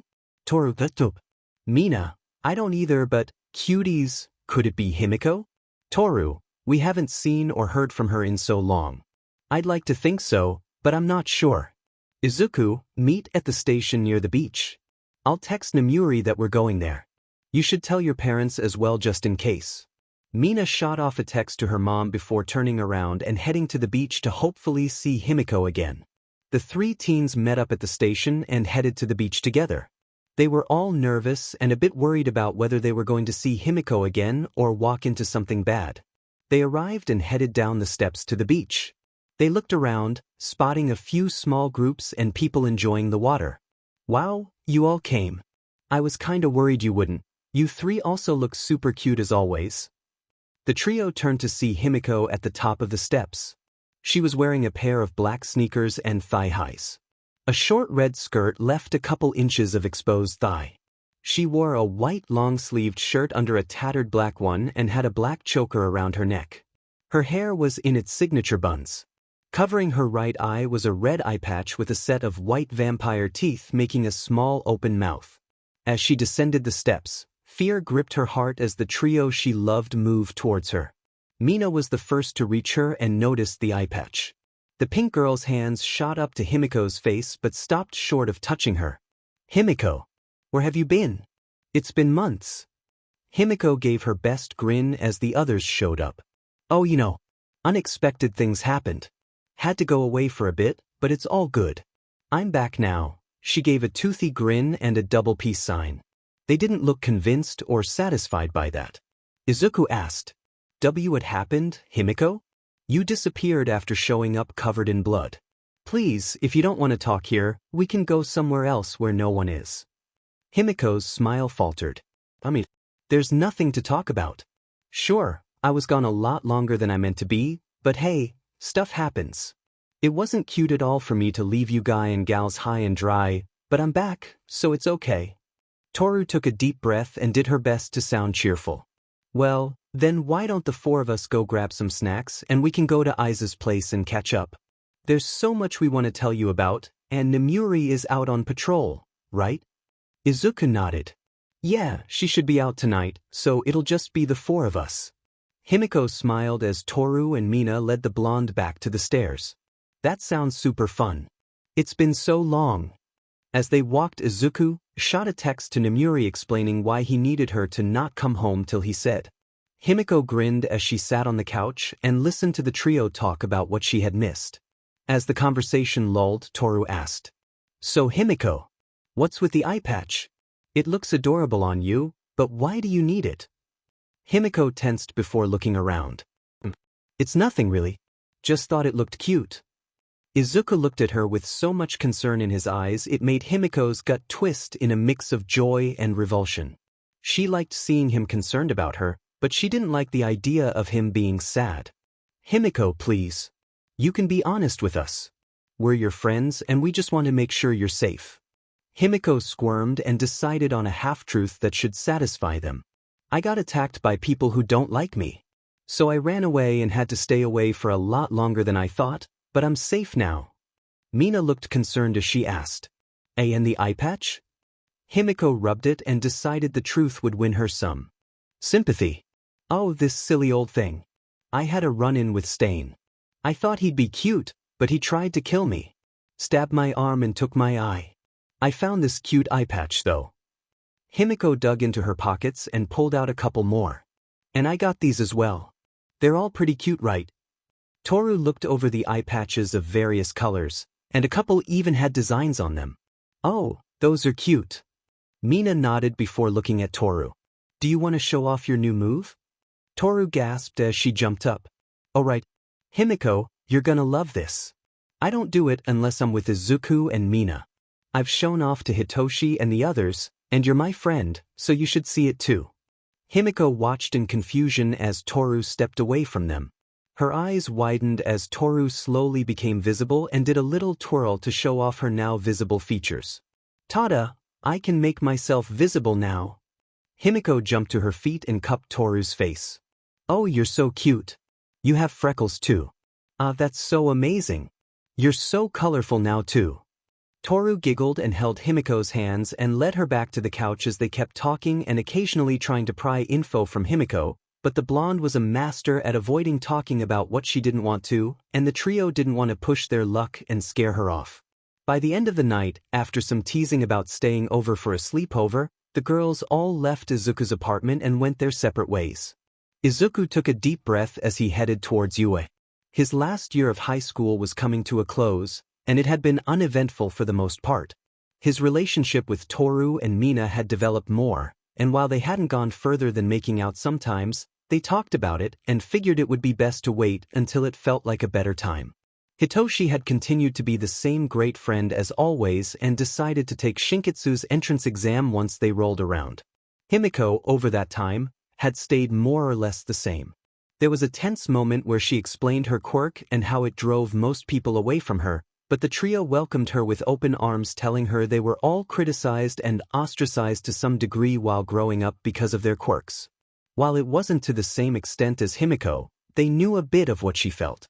It brought the girl closer to them, but they could tell she was still hiding a lot about herself from the trio. As he entered the campus, he spotted his mother, who smiled and motioned for him to come over. Izuku sighed and walked up as he said, "Hello, Ms. Midnight, what can I help you with today?" Midnight chuckled. "Nothing. I was just wondering how you're feeling? I'm sorry I had to leave early this morning. Power Loader's bots are acting up, so we had to set up the practical ourselves." Izuku shrugged as he said, "It's all right. So what are we doing for the practical?" Midnight chuckled as they walked. "Oh, I can't tell you, but I'm sure you'll do fine. You're a smart and fit kid. You've got good control of your quirk, so don't be afraid to use it." Izuku nodded and chatted idly with his mom as they headed towards the room for the written test. Momo Yaoyorozu sat patiently waiting for the proctor of the written exam to show up. All but one desk was filled, and the teacher had yet to show up even though it was getting close to the start time. She tried not to let her nerves get to her, but she still sighed with relief as the door slid open. The first to enter was a boy her age. He was tall and with a thin yet powerful-looking build like the dancers she would see when her parents took her to ballet shows. He was dressed as casually as the rest of them in a pair of black gym shorts and a forest green tank top, as well as some pristine-looking red sneakers. Either he just bought them, or he took good care of his footwear. Momo didn't have time to ponder the mundane question as Midnight strode in right behind him and gently pushed the boy towards the empty seat while squeezing his shoulder. Momo noted the boy seemed more annoyed than flustered, like most boys her age would have been having Midnight of all people actually putting a hand on them. As Izuku sat down, Midnight sat on the desk and dramatically crossed her legs, making him roll his eyes as the attention she was getting. "Well, look at all you lovely young UA hopefuls. You seem to be positively overflowing with determination. It's wonderful to see such enthusiasm in the young." Midnight hopped off the desk and grabbed a few stacks of packets, and passed them to the first person in each row. "You will have 2 hours to finish this test to the best of your ability. No cheating, or I'll have an extra special punishment for you. The test begins once the minute hand changes. Do your best and know I'm rooting for you. As the test started, Izuku zeroed in on the content and was thankful that his girlfriends had actually buckled down and studied with him instead of distracting him and each other. The content of the test was already difficult, but it seemed like they were intentionally making the questions harder with strange wording and different ways of formatting each question. He supposed it could be a way of showing how different people will write or present reports differently and not always to a standard or format you deem suitable. Izuku shook the stray analysis of the test and got back to actually taking the test. A soft groan from the front of the class drew most people's attention. Izuku glanced up to see what his mother was trying to pull. Midnight sitting on the desk and stretching in an overly exaggerated way. Her hands above her head as she arched her back and let out a soft groan. Izuku wanted to smack his face against the desk but knew that would draw unwanted attention. He knew what she was doing because she had explained an aspect of UA's teaching method to him before. The course load was pretty standard with core classes, extras like Hero Art History, Hero Ethics, and Heroics 101, which covered the combat, rescue, and even paperwork side of heroics. What made UA special was the quick pacing and what the teachers did while teaching. Each one was different apparently, but while bombarding their classes with new information, every day, each teacher would do things that would trip up focus or grab attention. The point of this was to get students ready for the chaotic nature of hero work where there would be multiple things to focus on and occasionally random distractions that could trip you up in the field. His mother being Midnight meant she used her SEC appeal and lewd personality to fluster her students and grab their attention off what she was teaching. Living with Namuri for as long as he had meant after rolling his eyes at those who got distracted, he went back to his test. After the written test was done, Momo stood outside in her workout outfit. A pair of black running shorts, a black sports bra, and a red crop top jacket that she kept closed. They were waiting again for the proctor to show up. As they waited, she spotted the person she wanted to talk to. She had noticed his behavior during the written exam and wanted to speak to him. Izuku glanced over, and a frankly gorgeous girl with black hair walked up to him. She was about the same height as him. Earlier in his life, just seeing her approach would have left him a mess, but after living with Namuri, dating two wonderful and beautiful girls who teased him to no end, and being friends with Himiko, he was pretty sure nothing fazed him anymore. As long as she wasn't super forward and hit on him right away, he should be fine. The girl bowed her head a bit as she said, "Hello, I'm Momo Yaoyorozu. I was hoping I could speak to you for a moment before the practical starts." Izuku smiled as he turned to speak to her. "Sure thing. I'm Izuku Midoriya. It's nice to meet you." "It's nice to meet you as well. Midoriya, if you don't mind me asking. I was wondering about your behavior during the written exam." Izuku pet his head to the side. "Did I do something distracting? Oh man, I hope I wasn't mumbling. I do that sometimes." Momo waved her hands. "No, it's not that. It's just several other test takers, let's say, reacted to or were distracted by Ms. Midnight. You, on the other hand, rolled your eyes after seeing what she was doing. Is there a reason for that?" Izuku scratched his cheek and hummed. "I guess. I knew what she was trying to do and thought it was funny that people fell for it." He watched Momo's eyebrows knit together in thought.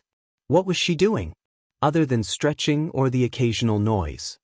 Well, she was trying to distract us while we were taking an already hard test. Think of it as an extra challenge since we're recommended students. She used her character and natural assets, I suppose, to try and trip us up. Momo hummed and rubbed her chin. "I see. I thought it was odd that a professional such as herself would be that distracting. Even if she was staying in character while in costume, her actions would seem odd if not intentional." Izuku blinked and looked at her. "Character?" Momo nodded as she looked at him. "Yes, I'm a firm believer that Midnight is a character that the hero uses while in costume. Many heroes have these sort of alternate personalities that they use to manage the stress and interact with fans. I highly doubt she is just naturally like that all the time." Izuku chuckled. "I'm surprised not many people realize Midnight is just a personality she uses." "Oh, you knew that as well? Are you a fan of hers or something?" Momo asked. She was really hoping that since he knew Midnight was most likely just a personality that he wasn't one of the R-rated heroes. Stranger fans. Izuku nodded and held his hand up, and a bit of green gas leaked from his palm.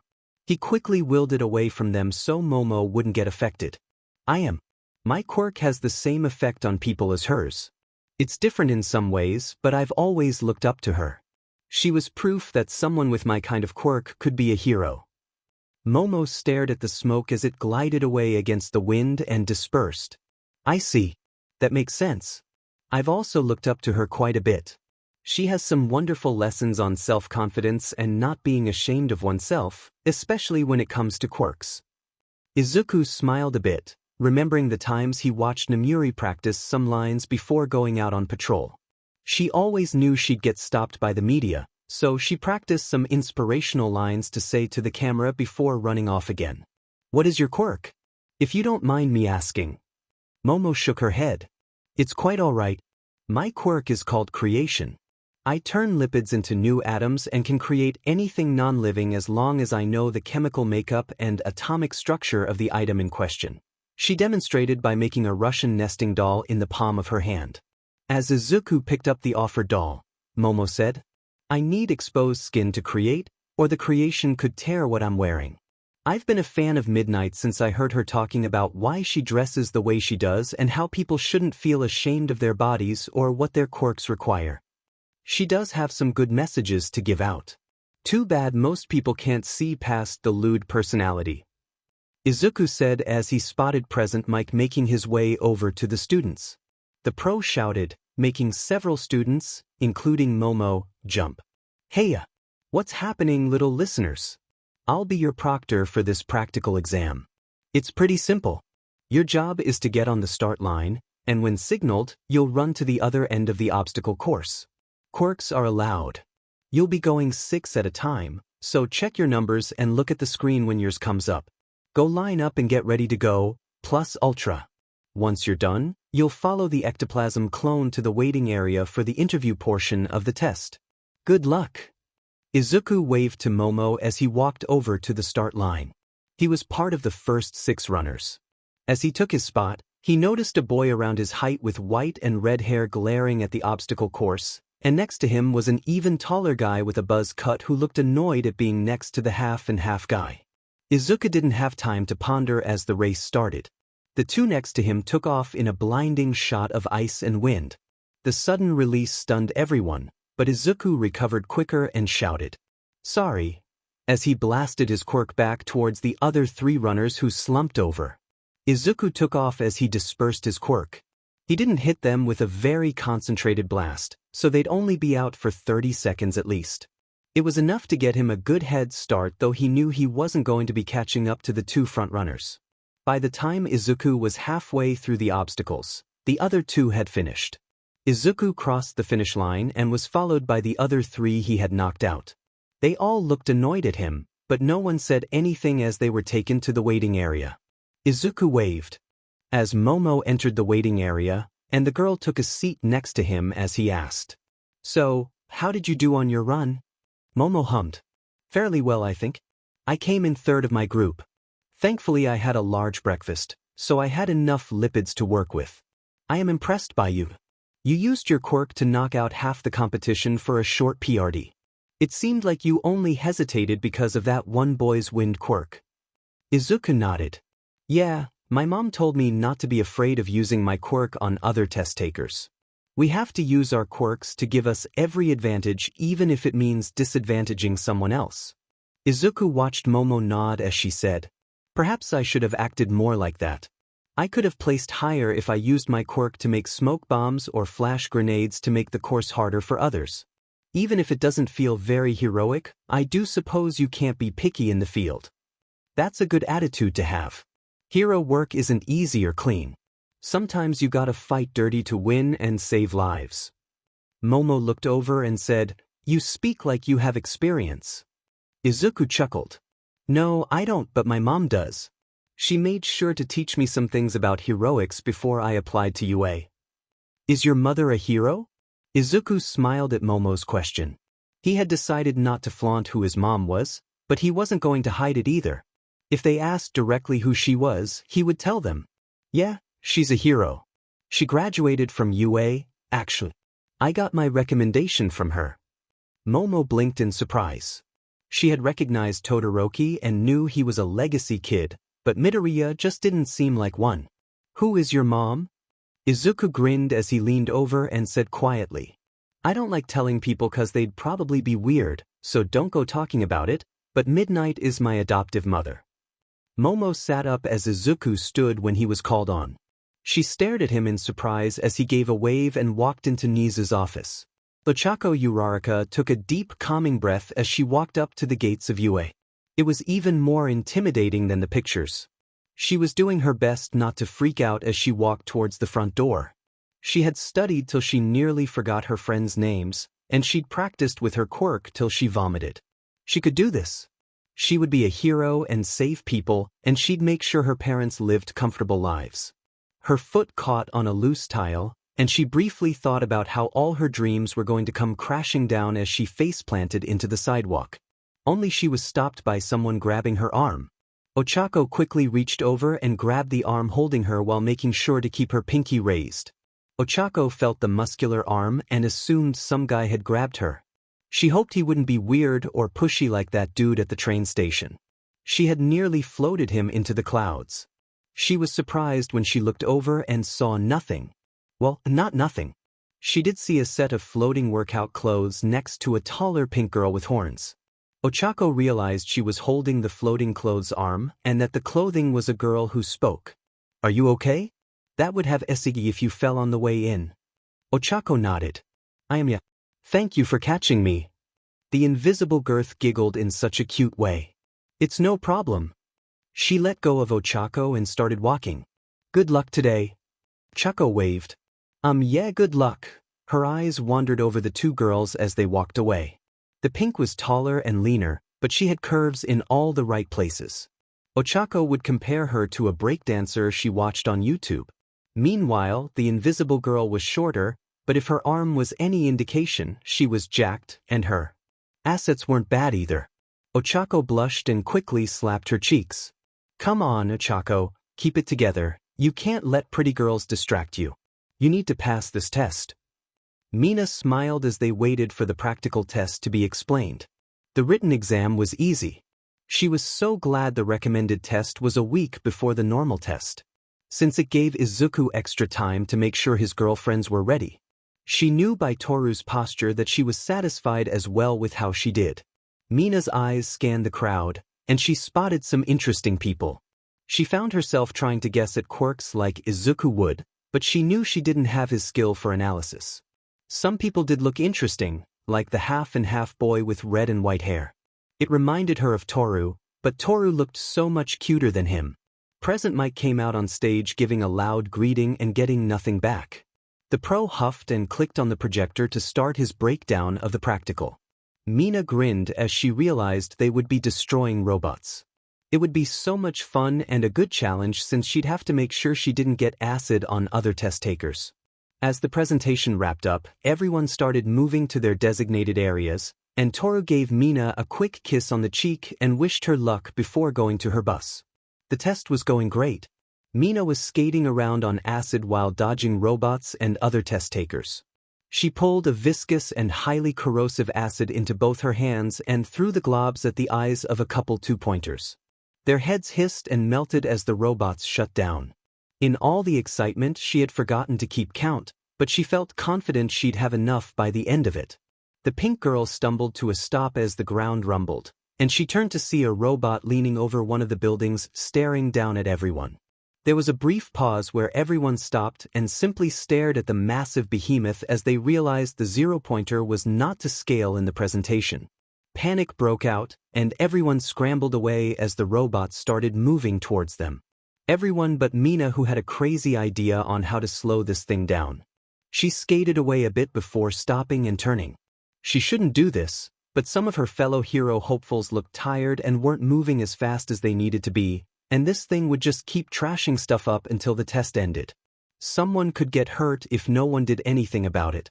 Mina shook her hands and adjusted her acid. It was as thin as water, but it was as acidic as she could make it. She cupped her hands, making a nozzle with her fingers, and started spraying towards the tracks that the robot moved on. If she could break them, it wouldn't be able to advance. The only issue was it had taken notice of her and was rearing back to crush her with its massive fist. Mina yelped and stopped spraying.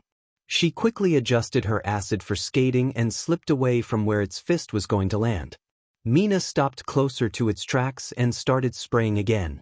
Her hands hurt, and she was starting to feel dehydrated, but the tracks on its left leg were almost broken. With a horrendous tearing noise and a lot of smoke, Mina grinned and turned to the right track, where she sprayed until it was ruined as well. As the monster sputtered and groaned, trying to move forward on tracks that wouldn't work, Present Mike called an end to the exercise, and the machine stopped. Mina collapsed and looked at her hands. They felt raw, and she desperately needed something to drink. Toru sprinted down the streets of the mock city and built up energy in her hands. She moved the right one forward, making sure to mix visible light into the laser as it fired. She had started doing this in her training so that people wouldn't accidentally walk into it and get hurt. The three-pointer she pointed at bubbled, and its chest melted as the laser continued on and destroyed two one-pointers behind it. She had noticed her lasers getting stronger and stronger as she trained them. One for All really had a lot of power in it. She felt like her training was accelerating faster ever since she received the quirk. The ground rumbled and shook as Toru looked up and cursed, seeing the zero-pointer looming over them all. The robot's massive hand shattered a building like it was a sandcastle, and a scream caught the invisible girl's attention. She looked and saw the cute brunette from the front gate. Her leg pinned in an awkward way that kept her from reaching the rubble with her hand. Toru guessed she needed to touch something to use whatever her quirk was. Her attention was quickly brought back to the zero-pointer as it rolled towards the pinned girl. Toru didn't even have to think about it. She simply ran towards the danger as the power built up in her arms. A little issue with her lasers was that Toru would burn her arms if the power was too high. It hadn't ever been worse than a sunburn that laser had melted through an inch of stainless steel in under 5 seconds. Toru felt the power reaching that upper limit and decided to push it a little farther. She wanted to make sure this robot didn't have a chance. Toru came to a stop and winced, feeling the burns start to set in. She moved both her hands forward, making sure her wrists were together so the lasers would come out as a single beam, and she decided to add some red light to it for dramatic effect. She really needed a name for this move. She knew all heroes had super move names, and this hurt enough to feel like a super move. The lasers combined and tore through the sky, hitting the zero-pointer right in the middle eye. The machine sputtered and groaned as its faceplate melted. The laser carved through the less durable insides and busted out the back. All in all, Toru fired the laser for 10 seconds and reduced the zero-pointer's head to slag. She stumbled and fell on her back near the brunette, who finally managed to reach the rubble. Toru groaned as Ochako scrambled over and winced as she realized her ankle was sprained. "Oh my gosh, are you okay? That was crazy. You just melted its face." Toru groaned and focused on her quirk, making herself visible. She didn't want to, but she needed to see her arms, and she needed to let Recovery Girl see them. Ochako gasped, and Toru sat up to look at her arms. They were an angry red, and blisters were forming along her forearms. "Oh, that's gross." Ochako blushed a bit seeing the now visible Toru. She looked really cute, and oh no, she was getting distracted again. A cane suddenly struck the invisible girl's head. Both girls looked over at Recovery Girl, who frowned as she said, "Look at what you did to your arms. I know you know your limits, and yet you went past them." Toru pouted as the nurse kissed her cheek. "I had to so I could save. What's your name?" Ochako blinked as she watched Toru's arms heal. "Oh right, Ochako Uraraka." As Recovery Girl healed Ochako, Toru vanished and said, "Toru Hagakure. Nice to meet you." Nemuri had an issue. She was watching the entrance exam with everyone else like always. She had seen how well Mina and Toru were doing and felt proud of the girls. All their time and effort were paying off, and she knew they'd be making it in. The thing that had been bothering her all day was Izuku and his girlfriend's personal trainer. Izuku had described Toshinori Yagi to her, So imagine her surprise when the man showed up to UA today and suddenly buffed up to reveal that he was All Might. Namuri listened to his explanation about the injury and how his time declined, but it had gone up a bit over the past few years due to a lifestyle change. Namuri realized Izuku putting together that packet for their trainer as a gift for him a few years ago was a gift for the #1 hero of Japan, whether or not they knew it was a totally different issue. That was another thing. Did Mr. Yagi, as he asked to be called when not All Might, tell her son who he was? Did any of the teens know their trainer was actually the strongest man in the world, or did they think he was just a skinny kind man who was suffering from a grievous injury? These were questions for later. She needed to focus on the test and not the fact that her son had been getting tutored by the #1 hero. Namuri's head hit the desk and she groaned softly, earning a few odd looks. The time had come. The UA letters had arrived, and the trio was all together, ready to open them in Izuku's apartment. They had invited Hitoshi, but the boy had told them he was busy training and that he had gotten into Shinketsu. They were happy for their friend and made sure to set aside time before the move-in dates to hang out with him. Since Hitoshi hadn't come, they invited Himiko, who was more than eager to lounge around and watch the hero hopefuls open their letters. Mina and Toru got the standard acceptance speech from All Might, who announced he would be teaching at UA, as well as a more personal note about how much they had progressed over the years. Himiko gave them a surprised look but kept quiet as Izuku played his acceptance letter. It was from All Might again, and it again had the personal note at the end. Himiko thought it was pretty neat that the trio apparently knew All Might, but it was also surprising. She'd ask about it later, though, as Mina suddenly shot up from her seat and, after 3 FNG years, I finally get to be a class with my partners. Toru and Izuku checked their letters and saw that they were all in Class 1. Mina practically tackled them in a hug that they returned. Once their pink partner was calmed down, they went over the move-in process. Izuku being recommended would be moving in a day before them. Izuku smiled. Well, that just means I'll be able to help you both when you move in. The girls nodded, and once they were sure they read everything, the trio put the letters to the side and grabbed some snacks. Himiko asked about All Might's notes at the end and the trio quickly covered with him, knowing him a bit through their personal trainer Mr. Yagi. Himiko could tell it wasn't the full truth, but who was she to judge? Sure, she had told them about her quirk, but they still didn't know much about her, and she liked it like that. The amount they knew let her be comfortable around them and let her feel the love and warmth they had for each other and her, while also ensuring they don't pry too much and learn about the things that would make them hate her. After a couple hours of hanging out, Himiko left the trio to go find a new place to sleep. Her old squatting ground wasn't good anymore. As the blonde walked down the street, she was unaware of the presence high above her, staring down as his red feathers danced idly in the wind. Hawks tapped his comms and said, "I've got eyes on her." She left the apartment finally. "Are you sure we should be getting her involved in this? I know she's a murderer, but she's also a kid. There are better programs we could stick her in." "No, sir, I understand. I'll move once the retrieval team is in place." Okay, sadly the chapter is over. And if you enjoyed the video, just leave a like and subscribe with post notification, so when the next chapter is ready, you will be notified. Okay, see you in the next video. Bye.